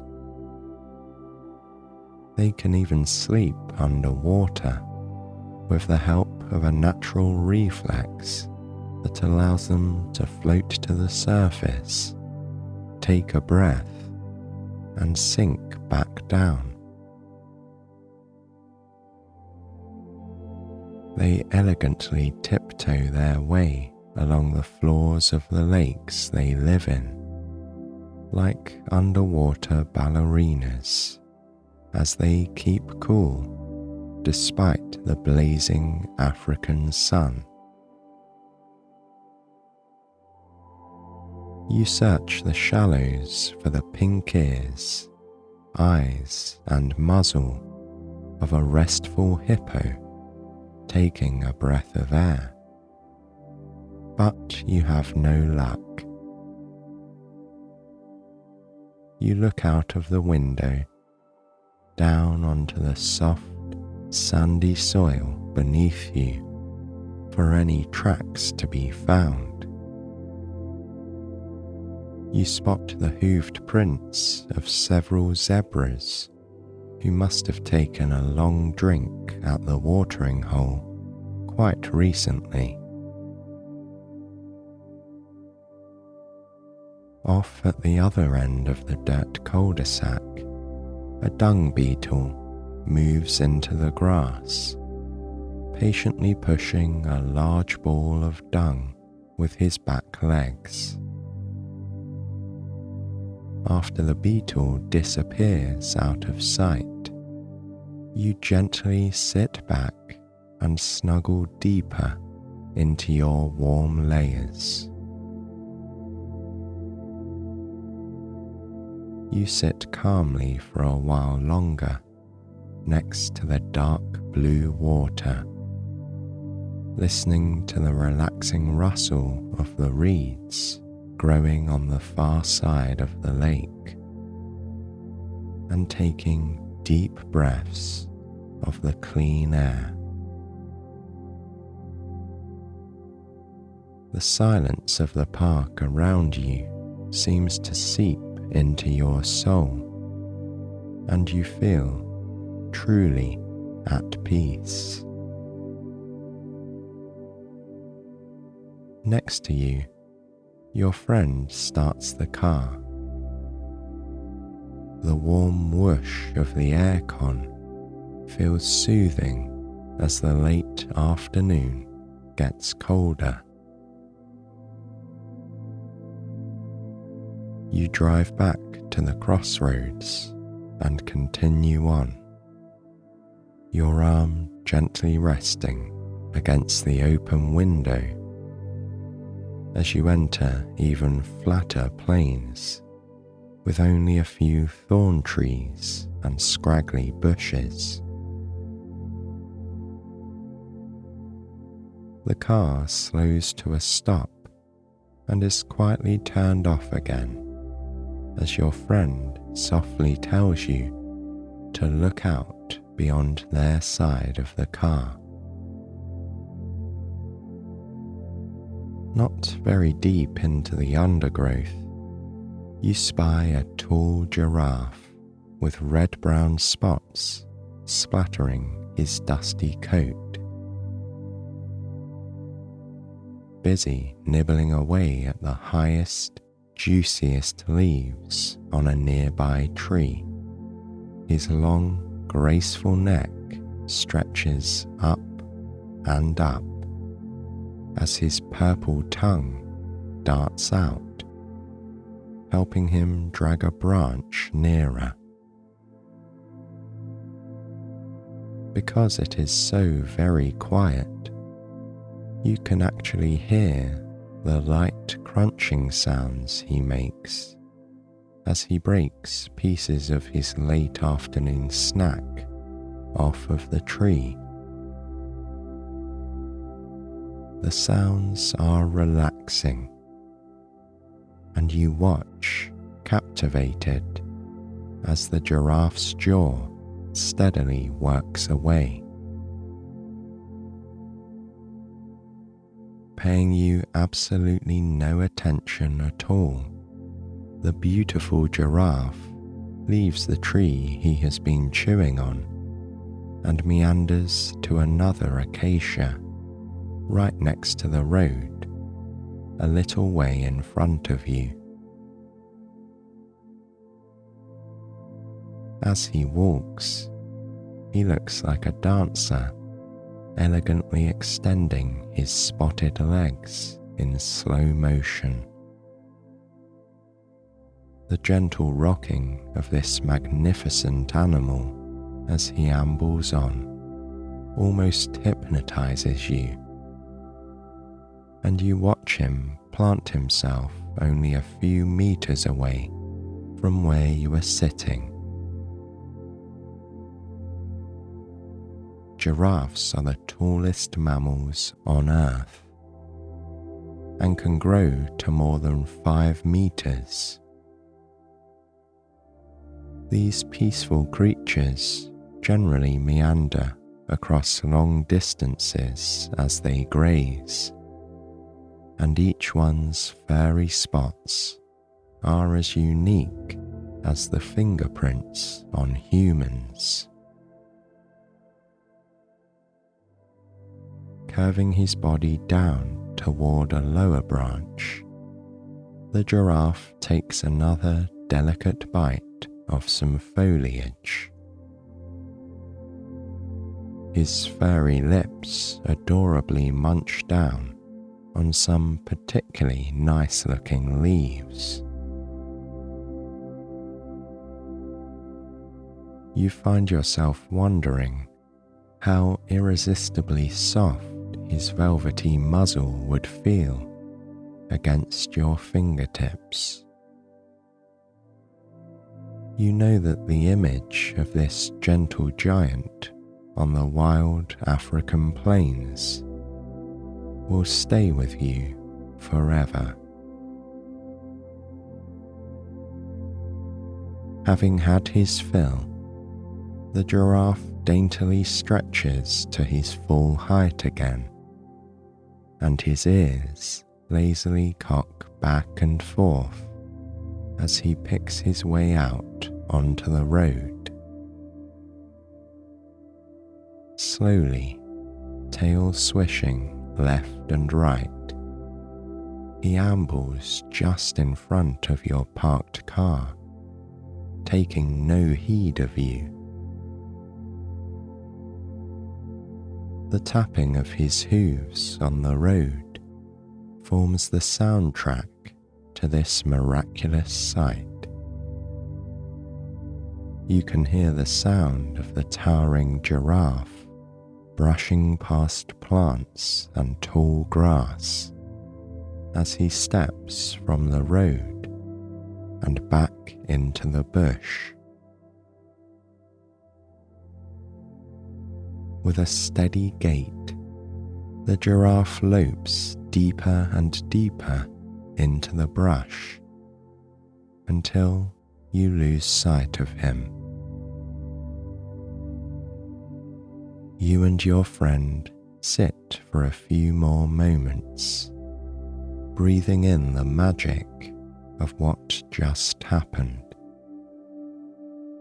Puffy clouds drift past the late afternoon sun, casting thick pools of shadow on the open land stretching out in all directions.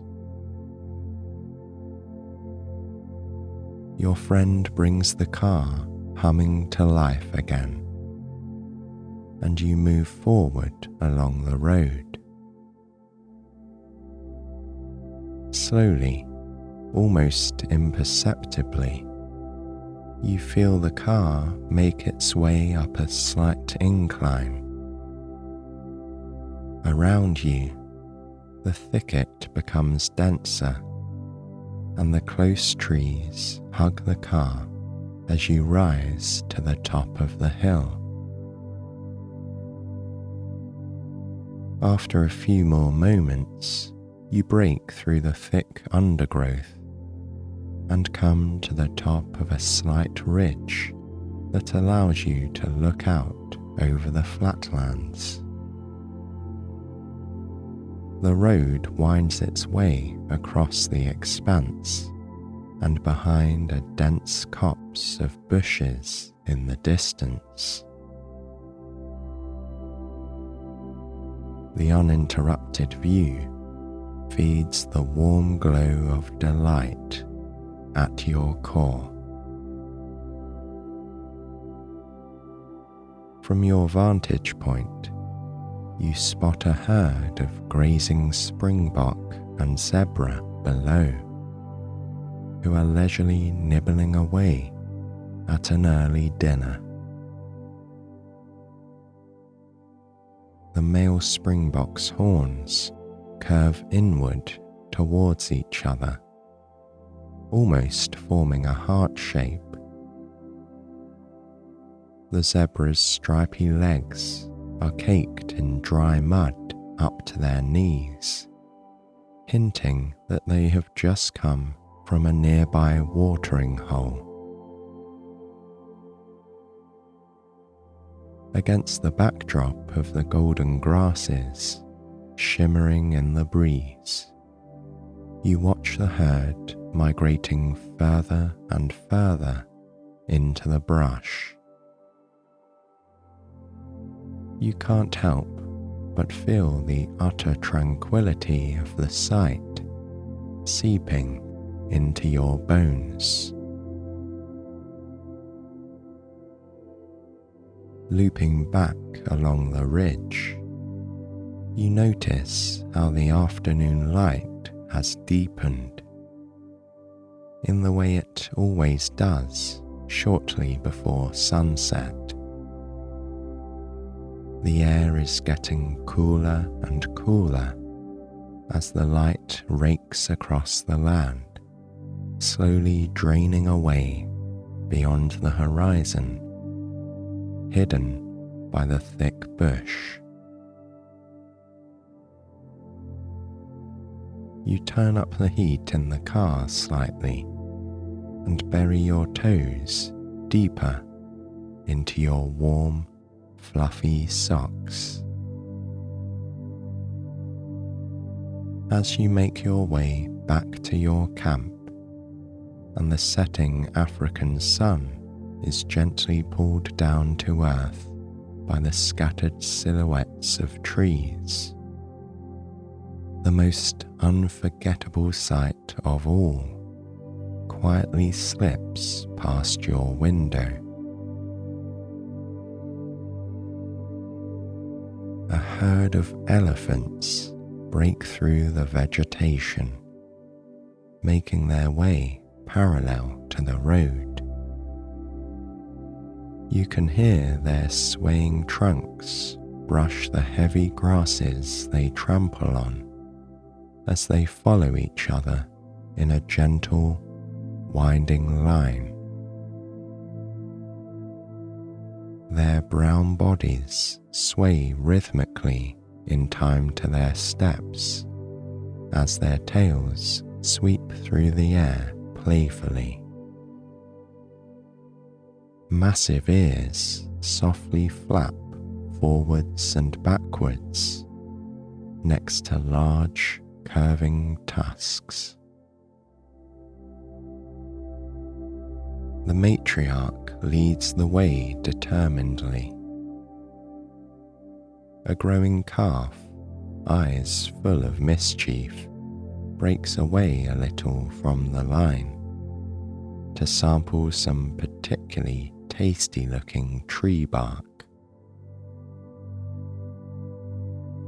The family of about 10 elephants continues to slowly shuffle past him as he plucks at the bark with his trunk, peeling long strips away from the tree before hungrily packing them into his small mouth.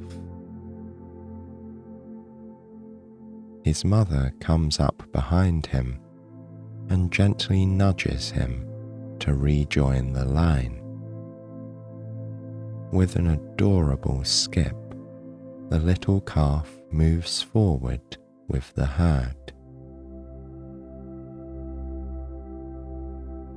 Elephants communicate over long distances with each other through vibrations that are often too low for humans to hear.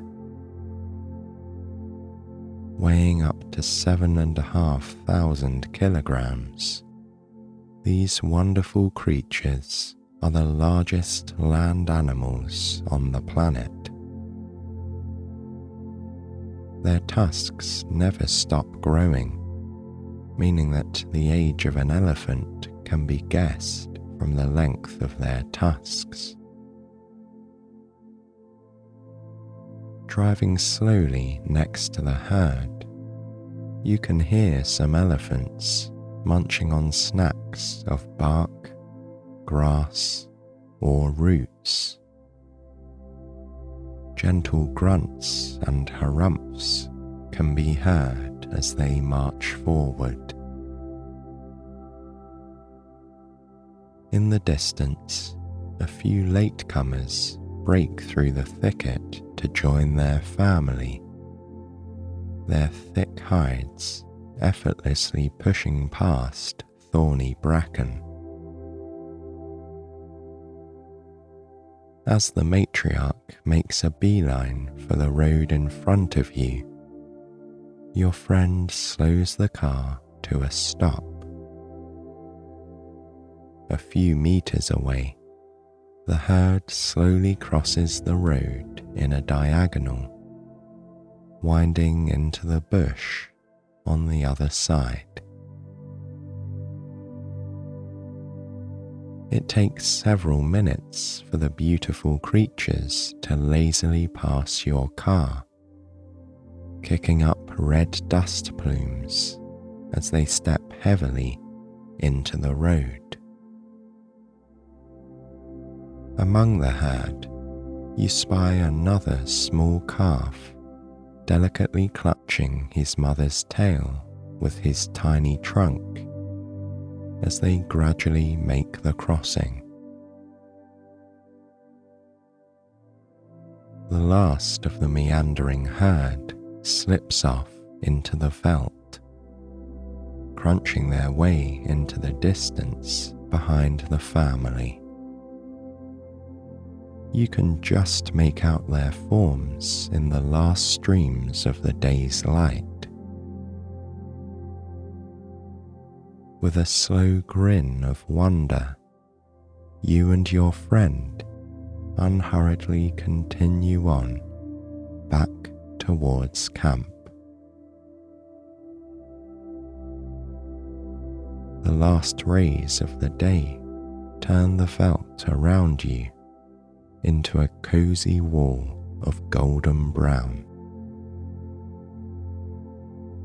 Above you, swathes of burnt orange, purple, pink and red melt into the darkening sky.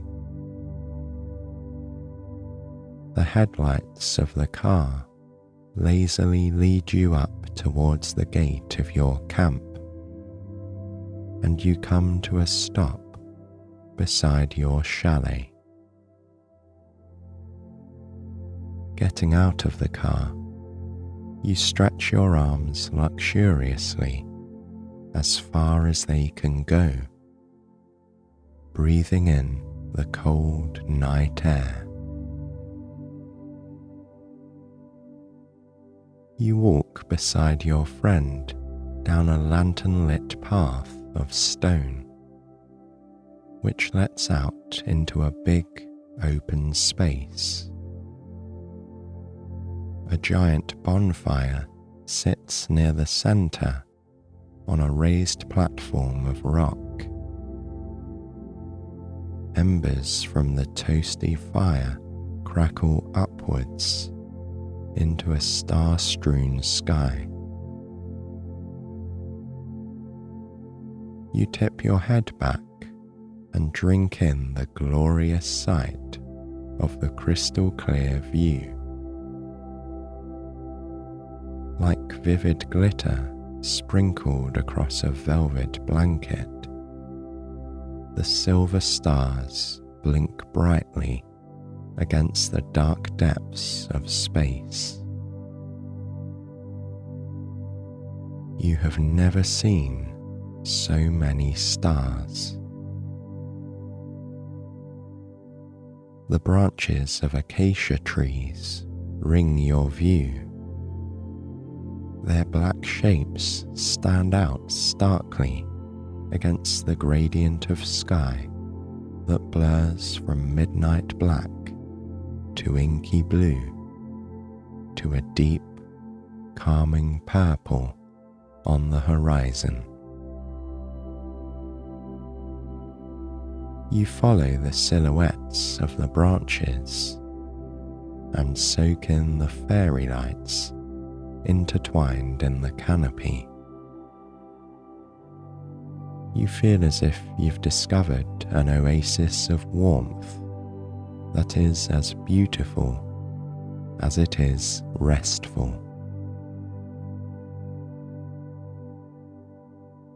A little while later, your friend hands you an empty plate. You head over to a massive buffet laid out in front of the fire in large silver serving dishes. Slowly, you fill your plate with your favorites as you go. The complete silence of the Kruger floods into the warm bubble of camp, with only the comforting chirps of crickets and frogs filling the air. You settle down on a comfortable log next to the crackling fire to enjoy your dinner. Your friend hands you the softest blanket you've ever felt, and you wrap it around yourself. The blanket, coupled with the cheerful fire, makes you feel safe and snug. The pops and cracks coming from the fire pit add to the soundtrack of serenity that nature provides around you. After you finish dinner, you see that the ingredients for s'mores have been laid out on a tiny cart. You stand up and gather a stick, marshmallows, chocolate, and a few biscuits before heading back to your spot on the log. Some other campers on the other side of the fire are quietly murmuring about the unforgettable experiences they've had today. As you munch your tasty s'more, you think back to the gentle giraffe you watched nibbling on the tallest trees, the herds of zebra and springbok you spied grazing in the valley, and the magnificent family of elephants you had the privilege to watch as they strolled across the savannah.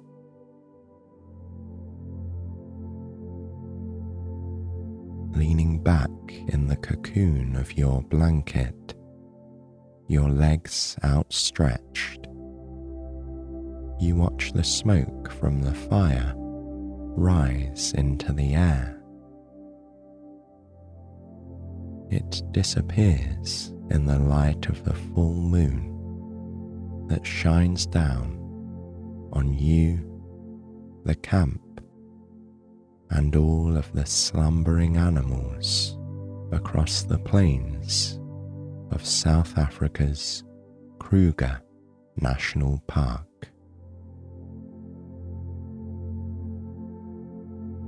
You take a deep breath. It doesn't get better than this, you think, as your mind drifts away, warm, full, and utterly at peace.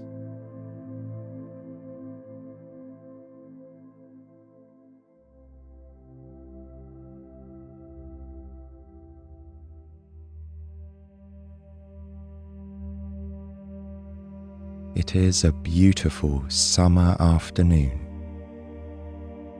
You're staying at a beach cottage, which is just a few blocks from the boardwalk and pier. The cottage is the perfect location, close enough for walking and sightseeing in the community. You plan on taking a walk this afternoon and staying out until sunset. But first, you stop in the kitchen for a drink and a snack. Sparkling sunlight beams through the window. It reflects off the glass pitcher on the counter, which is filled with freshly squeezed lemonade. You slowly stir the pitcher with a long silver spoon that clinks against the sides, then pause to inhale the strong citrus scent. As you pour the tart lemonade into an iced drinking cup, your mouth waters in anticipation. Cool and refreshing, the lemonade tastes like summer. After savouring every sip, you carefully slice a wedge out of a chilled, seedless watermelon. Neon pink juice squirts from underneath the speckled green rind. The sugary sweet fruit washes away the sour lemonade remaining on your tongue. Bright and hydrating, the watermelon also tastes like summer. The iced lemonade and the chilled watermelon have satisfied your craving for something cold. It is another warm, dry day, so you take advantage of any opportunity to cool down. When you put the glass pitcher and the leftover watermelon back into the fridge, the moist air escapes and cools you off even more. Rejuvenated, you stroll outside to face the heat of the afternoon. Lounging by the doorstep, a calico cat meows a friendly greeting. The shaded front porch is a popular place for the neighborhood cats. You stroke the long-haired cat and whisper sweet words of affection. The cat's fur feels comforting and familiar, like a warm hug. The lazy cat nestles against a wooden rack, displaying a colourful assortment of shoes. You take out a pair of faded sandals. These light, breathable shoes are perfect for keeping your feet cool and comfortable. Nearby is a red rocking chair. The bright shade matches the red front door on the porch. Taking care not to lean back, you sit up straight on the rocking chair and anchor yourself to the ground. As you slip on the beach sandals, you feel a subtle cushion underneath your toes and notice the warm summer air on top of your feet. So as not to startle the sleeping cat, you quietly slide off the rocking chair and tiptoe towards the front yard. You immediately feel a pleasant sea breeze. The beach cottage is just a few blocks from the ocean. Even on hot summer days, the low temperature of the ocean generates a cool sea breeze, like nature's air conditioning. You take a deep inhale of the salty air and watch an old palm tree sway back and forth in the yard. This tall, majestic palm tree looks old and wise, while the tan trunk is lean and smooth. The thick green foliage is jagged. Camouflaged in the thick crown of leaves, a large bird of prey surveys the sky above and the land below. The bird's screeching is muffled by the rattling palm fronds.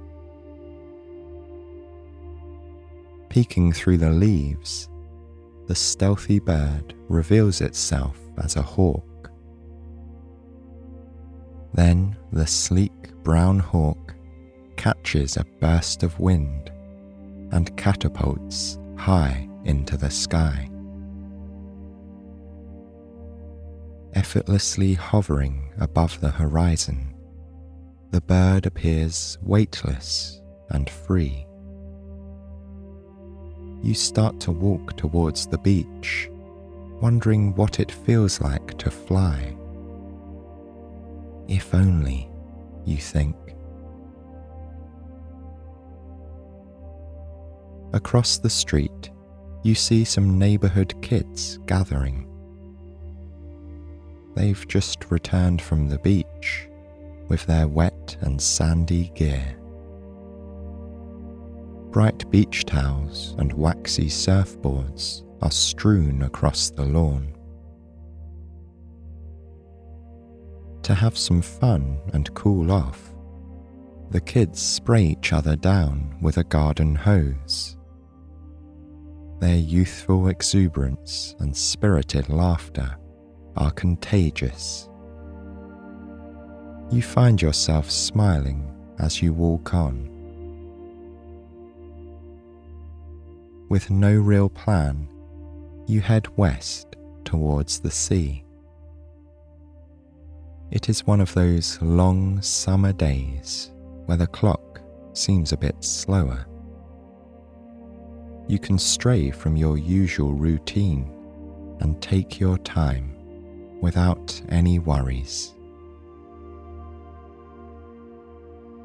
The sidewalk is nice and shady as the street is bordered by huge pines. The dense green foliage of these magnificent trees blocks the afternoon sunlight. Strong brown branches extend overhead like a giant canopy. You feel and hear the soft crunch of fallen pine needles underneath your sandals. On your way, you stop to pick up a small pine cone. Squeezing its rough edges, you unleash a woody aroma. The smell reminds you of a sprawling forest. Holding the brittle pine cone, you take a deep breath and then tuck it away in your pocket. In the area where you picked up the pine cone, you witness an entire ecosystem. A red robin plucks twigs from the ground, while a blue jay digs for worms. Nearby, a bushy-tailed squirrel scurries through the pine needles to collect nuts. The gummy sap of a tree entices a speckled ladybird flying by. Nature is truly present everywhere. Feeling relaxed and mindful, you continue along the tree-lined sidewalk until it eventually ends. Leaving behind the peace and quiet of nature, you now enter the hustle and bustle of the ocean boardwalk. Bicycles cruise by, their wicker baskets overflowing with beach towels and sunblock. Speedwalkers move briskly along the boardwalk, wearing stiff baseball caps and wide aviator sunglasses. Enthusiastic beachgoers are out and about in every direction. You step onto the pedestrian-only boardwalk and go with the flow.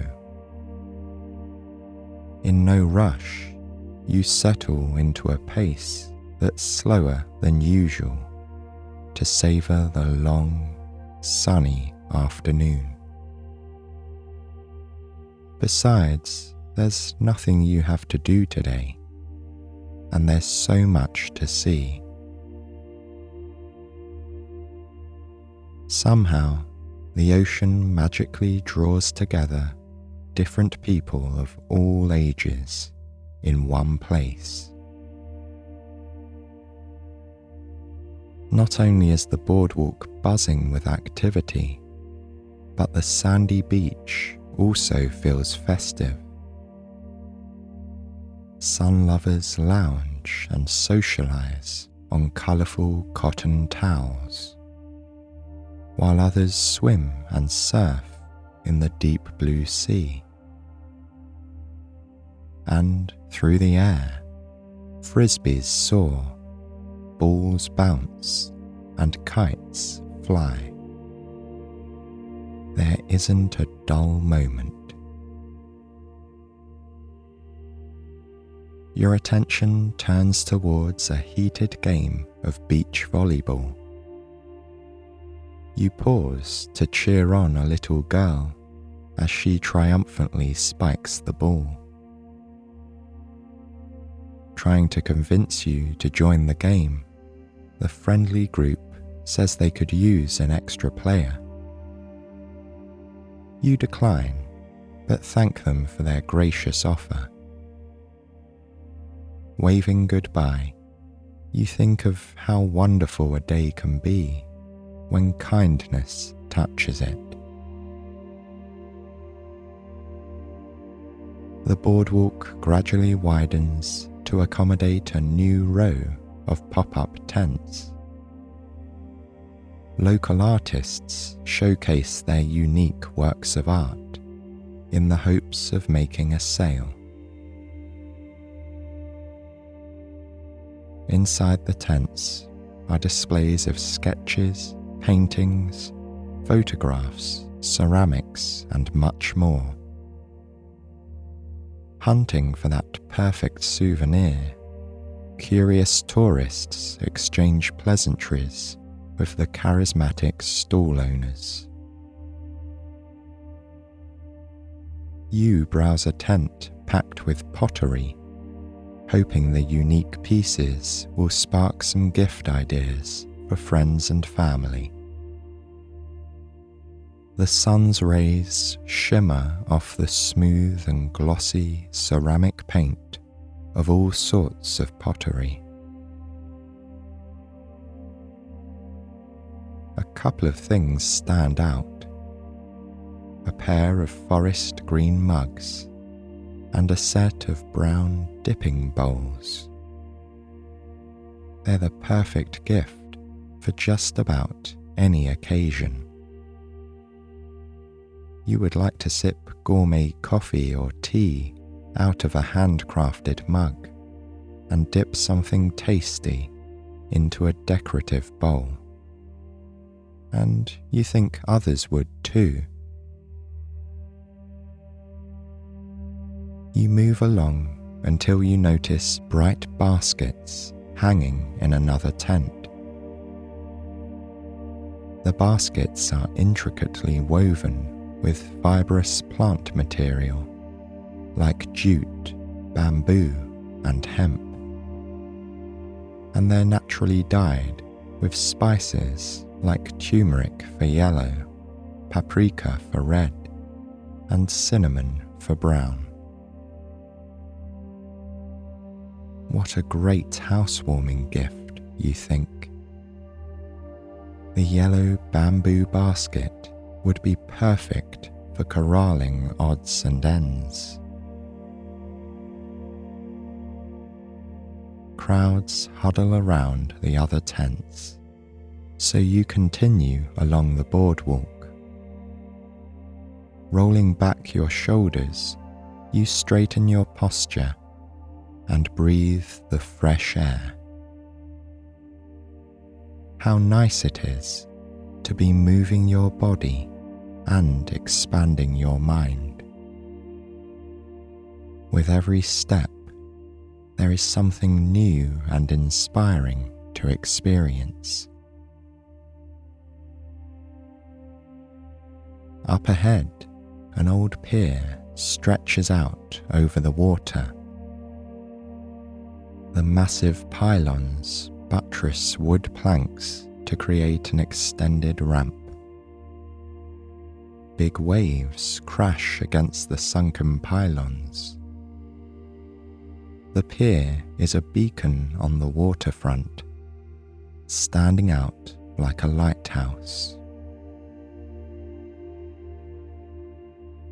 Situated along both sides of the pier are little white cottages, which serve as a quaint bed and breakfast.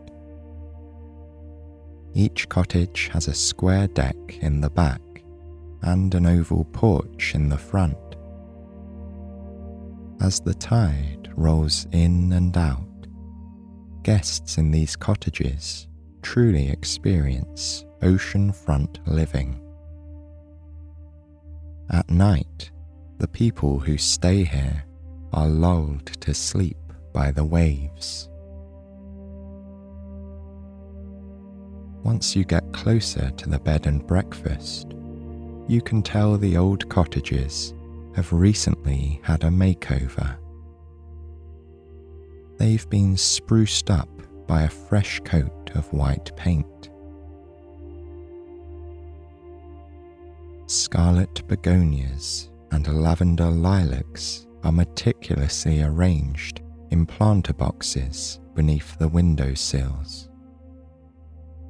Welcome mats and nautical images, such as boats and pelicans, invite guests into their vacation cottages. You make your way to the end of the pier and notice the new stainless steel railing. Fishing poles are attached to the shiny railing with clips and straps. Waiting for their lures to bobble and tug, fishermen sit back and relax. Buckets of freshly caught fish indicate a successful day. An elderly gentleman is in his element as he tends to his fishing pole. A chunk of seaweed latches onto his lure, but it doesn't even faze him. He seems mellow as he untangles the messy seaweed with ease. Chuckling, he mutters to himself that he will be lucky next time. And you can't help but agree with him. Standing on the pier, suspended safely over the water, you feel connected to the sea. Peeking through the horizontal slats of the stiff wood boards beneath your feet, all you can see is water. Cool and salty, a spray of ocean mist touches your face and drips off your skin. Immersed in your surroundings, you are filled with a sense of peace and harmony. In a calm daze, you rejoin the boardwalk on autopilot. Walking comes so naturally, and it's nice to zone out for a while. Your thoughts are quiet, and your body is relaxed. Effortlessly putting one foot in front of the other keeps you grounded and centered, helping you to stay in the present moment.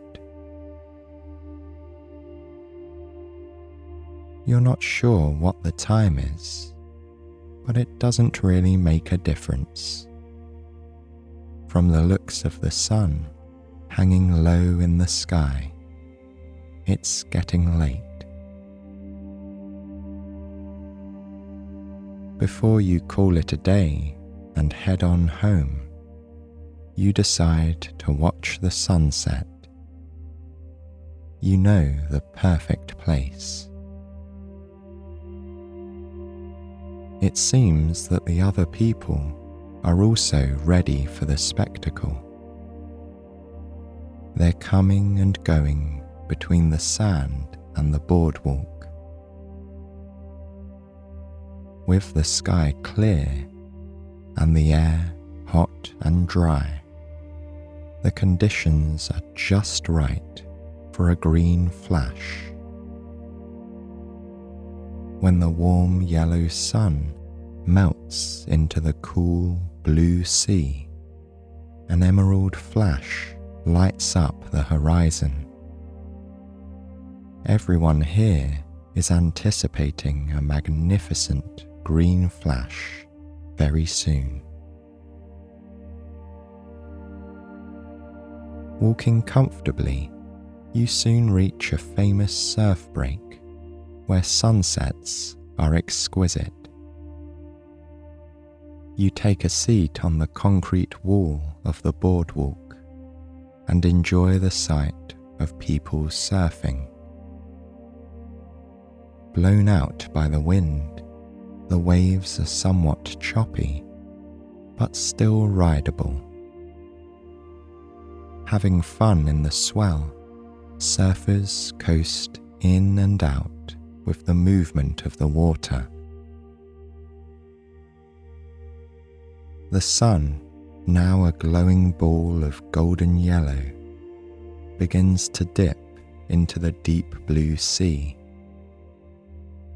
Staring at the horizon, you witness a radiant flash of green, just seconds before the sun vanishes. Feeling content and calm, you are ready to make the trek home. On the way, you reflect that the green flash is definitely a highlight of your summer at the beach cottage.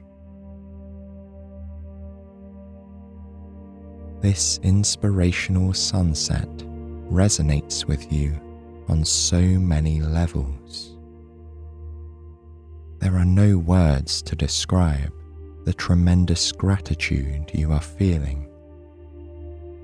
Your heartfelt reaction to the vivid colours in the sky is something that will stay with you forever. You leave the boardwalk and cross the dining district of the Ocean Boulevard. From corner to corner, eateries are buzzing. After watching the sunset, everyone heads here for dinner. Happy people linger in outdoor cafes and mingle at the bars. Others queue up in front of pizza restaurants and taco shops to order food on the go. An intoxicating smell of fruity summer treats permeates the air. The scent intensifies as you approach an ice cream parlour. An eager employee hands out free samples of their seasonal specialities. There is chunky mango sorbet, a blueberry custard ice cream, and a banana Foster frozen yogurt. Why not try each one, you think? They're free after all. The first flavour to sample is the banana Foster. You taste subtle hints of spice blended with banana in a vanilla yogurt. Next, you try the chunky mango. Tangy citrus bits covered in slushy mango swirl in your mouth. Finally, you eat the blueberry custard. The tart blueberries are mellowed out by the sweet custard. This smooth ice cream is definitely your favourite of the three. Once you've finished, you cut through the parking lot of the ice cream parlour to a quiet residential area. Dusk blankets the neighbourhood and calms your mood. Colours appear blissfully muted in the low-lit sky. The fading light wraps a golden halo around objects and softens the edges. This time of day is ephemeral and fleeting. so you engage thoughtfully with the natural world around you. The hot, dry wind has now disappeared and the air is still. Singing birds have settled in the trees, while crickets chirp near the sidewalk. In lush gardens, the grass appears parched from the heat of the day, while blooming flowers close their petals for the night. As it gets darker, the last faint shadows disappear. Being present in the moment, you notice the small things. A little snail moves slowly across the gritty pavement. It must take this tiny creature months just to move a mile. How curious, you think, to carry your house on your back. The little snail seems vulnerable on the sidewalk, so once it hides in its shell, you gently pick it up. Round and greyish brown, the shell rests safely in the palm of your hand. You find a nice manicured lawn to place the little snail. The snail is now sheltered from foot traffic on the sidewalk. The walk home is short and sweet. All around you, dusk magnifies the beauty of the outdoors. Reflecting on the day, you feel intense satisfaction and gratitude. A simple walk has cleared your mind, restored your body, and reset your attitude. The streetlights in the neighborhood automatically turn on after dusk. The red front door of the beach cottage and the old palm tree in the front yard are illuminated in the soft glow of a streetlight. Nearby, a black cat darts across the lit-up street and into the dark of the night. After stepping onto the front porch of the cottage, you kick off your sandals and sink into the red rocking chair. As you sit here, you smile, noticing the lingering taste of the blueberry custard ice cream in your mouth. Sighing with complete contentment, you let the rocking chair cradle your tired body. As you swing back and forth, your legs relax and your arms rest in a comfortable position. You reach into your pocket to find the pine cone that you picked up earlier that day. Inhaling the woody scent, it's like being in a forest. The smell takes you back to the huge trees bordering the beach and the crackling pine needles underneath your feet. With these visions, your eyelids grow heavy. Each breath allows you to let go of the day and embrace the night. You focus on your breathing and, on relaxing your body.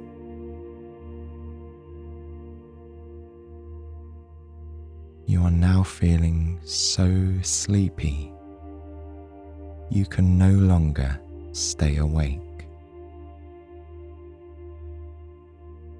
After a tired yawn, you give in and slip into a peaceful slumber.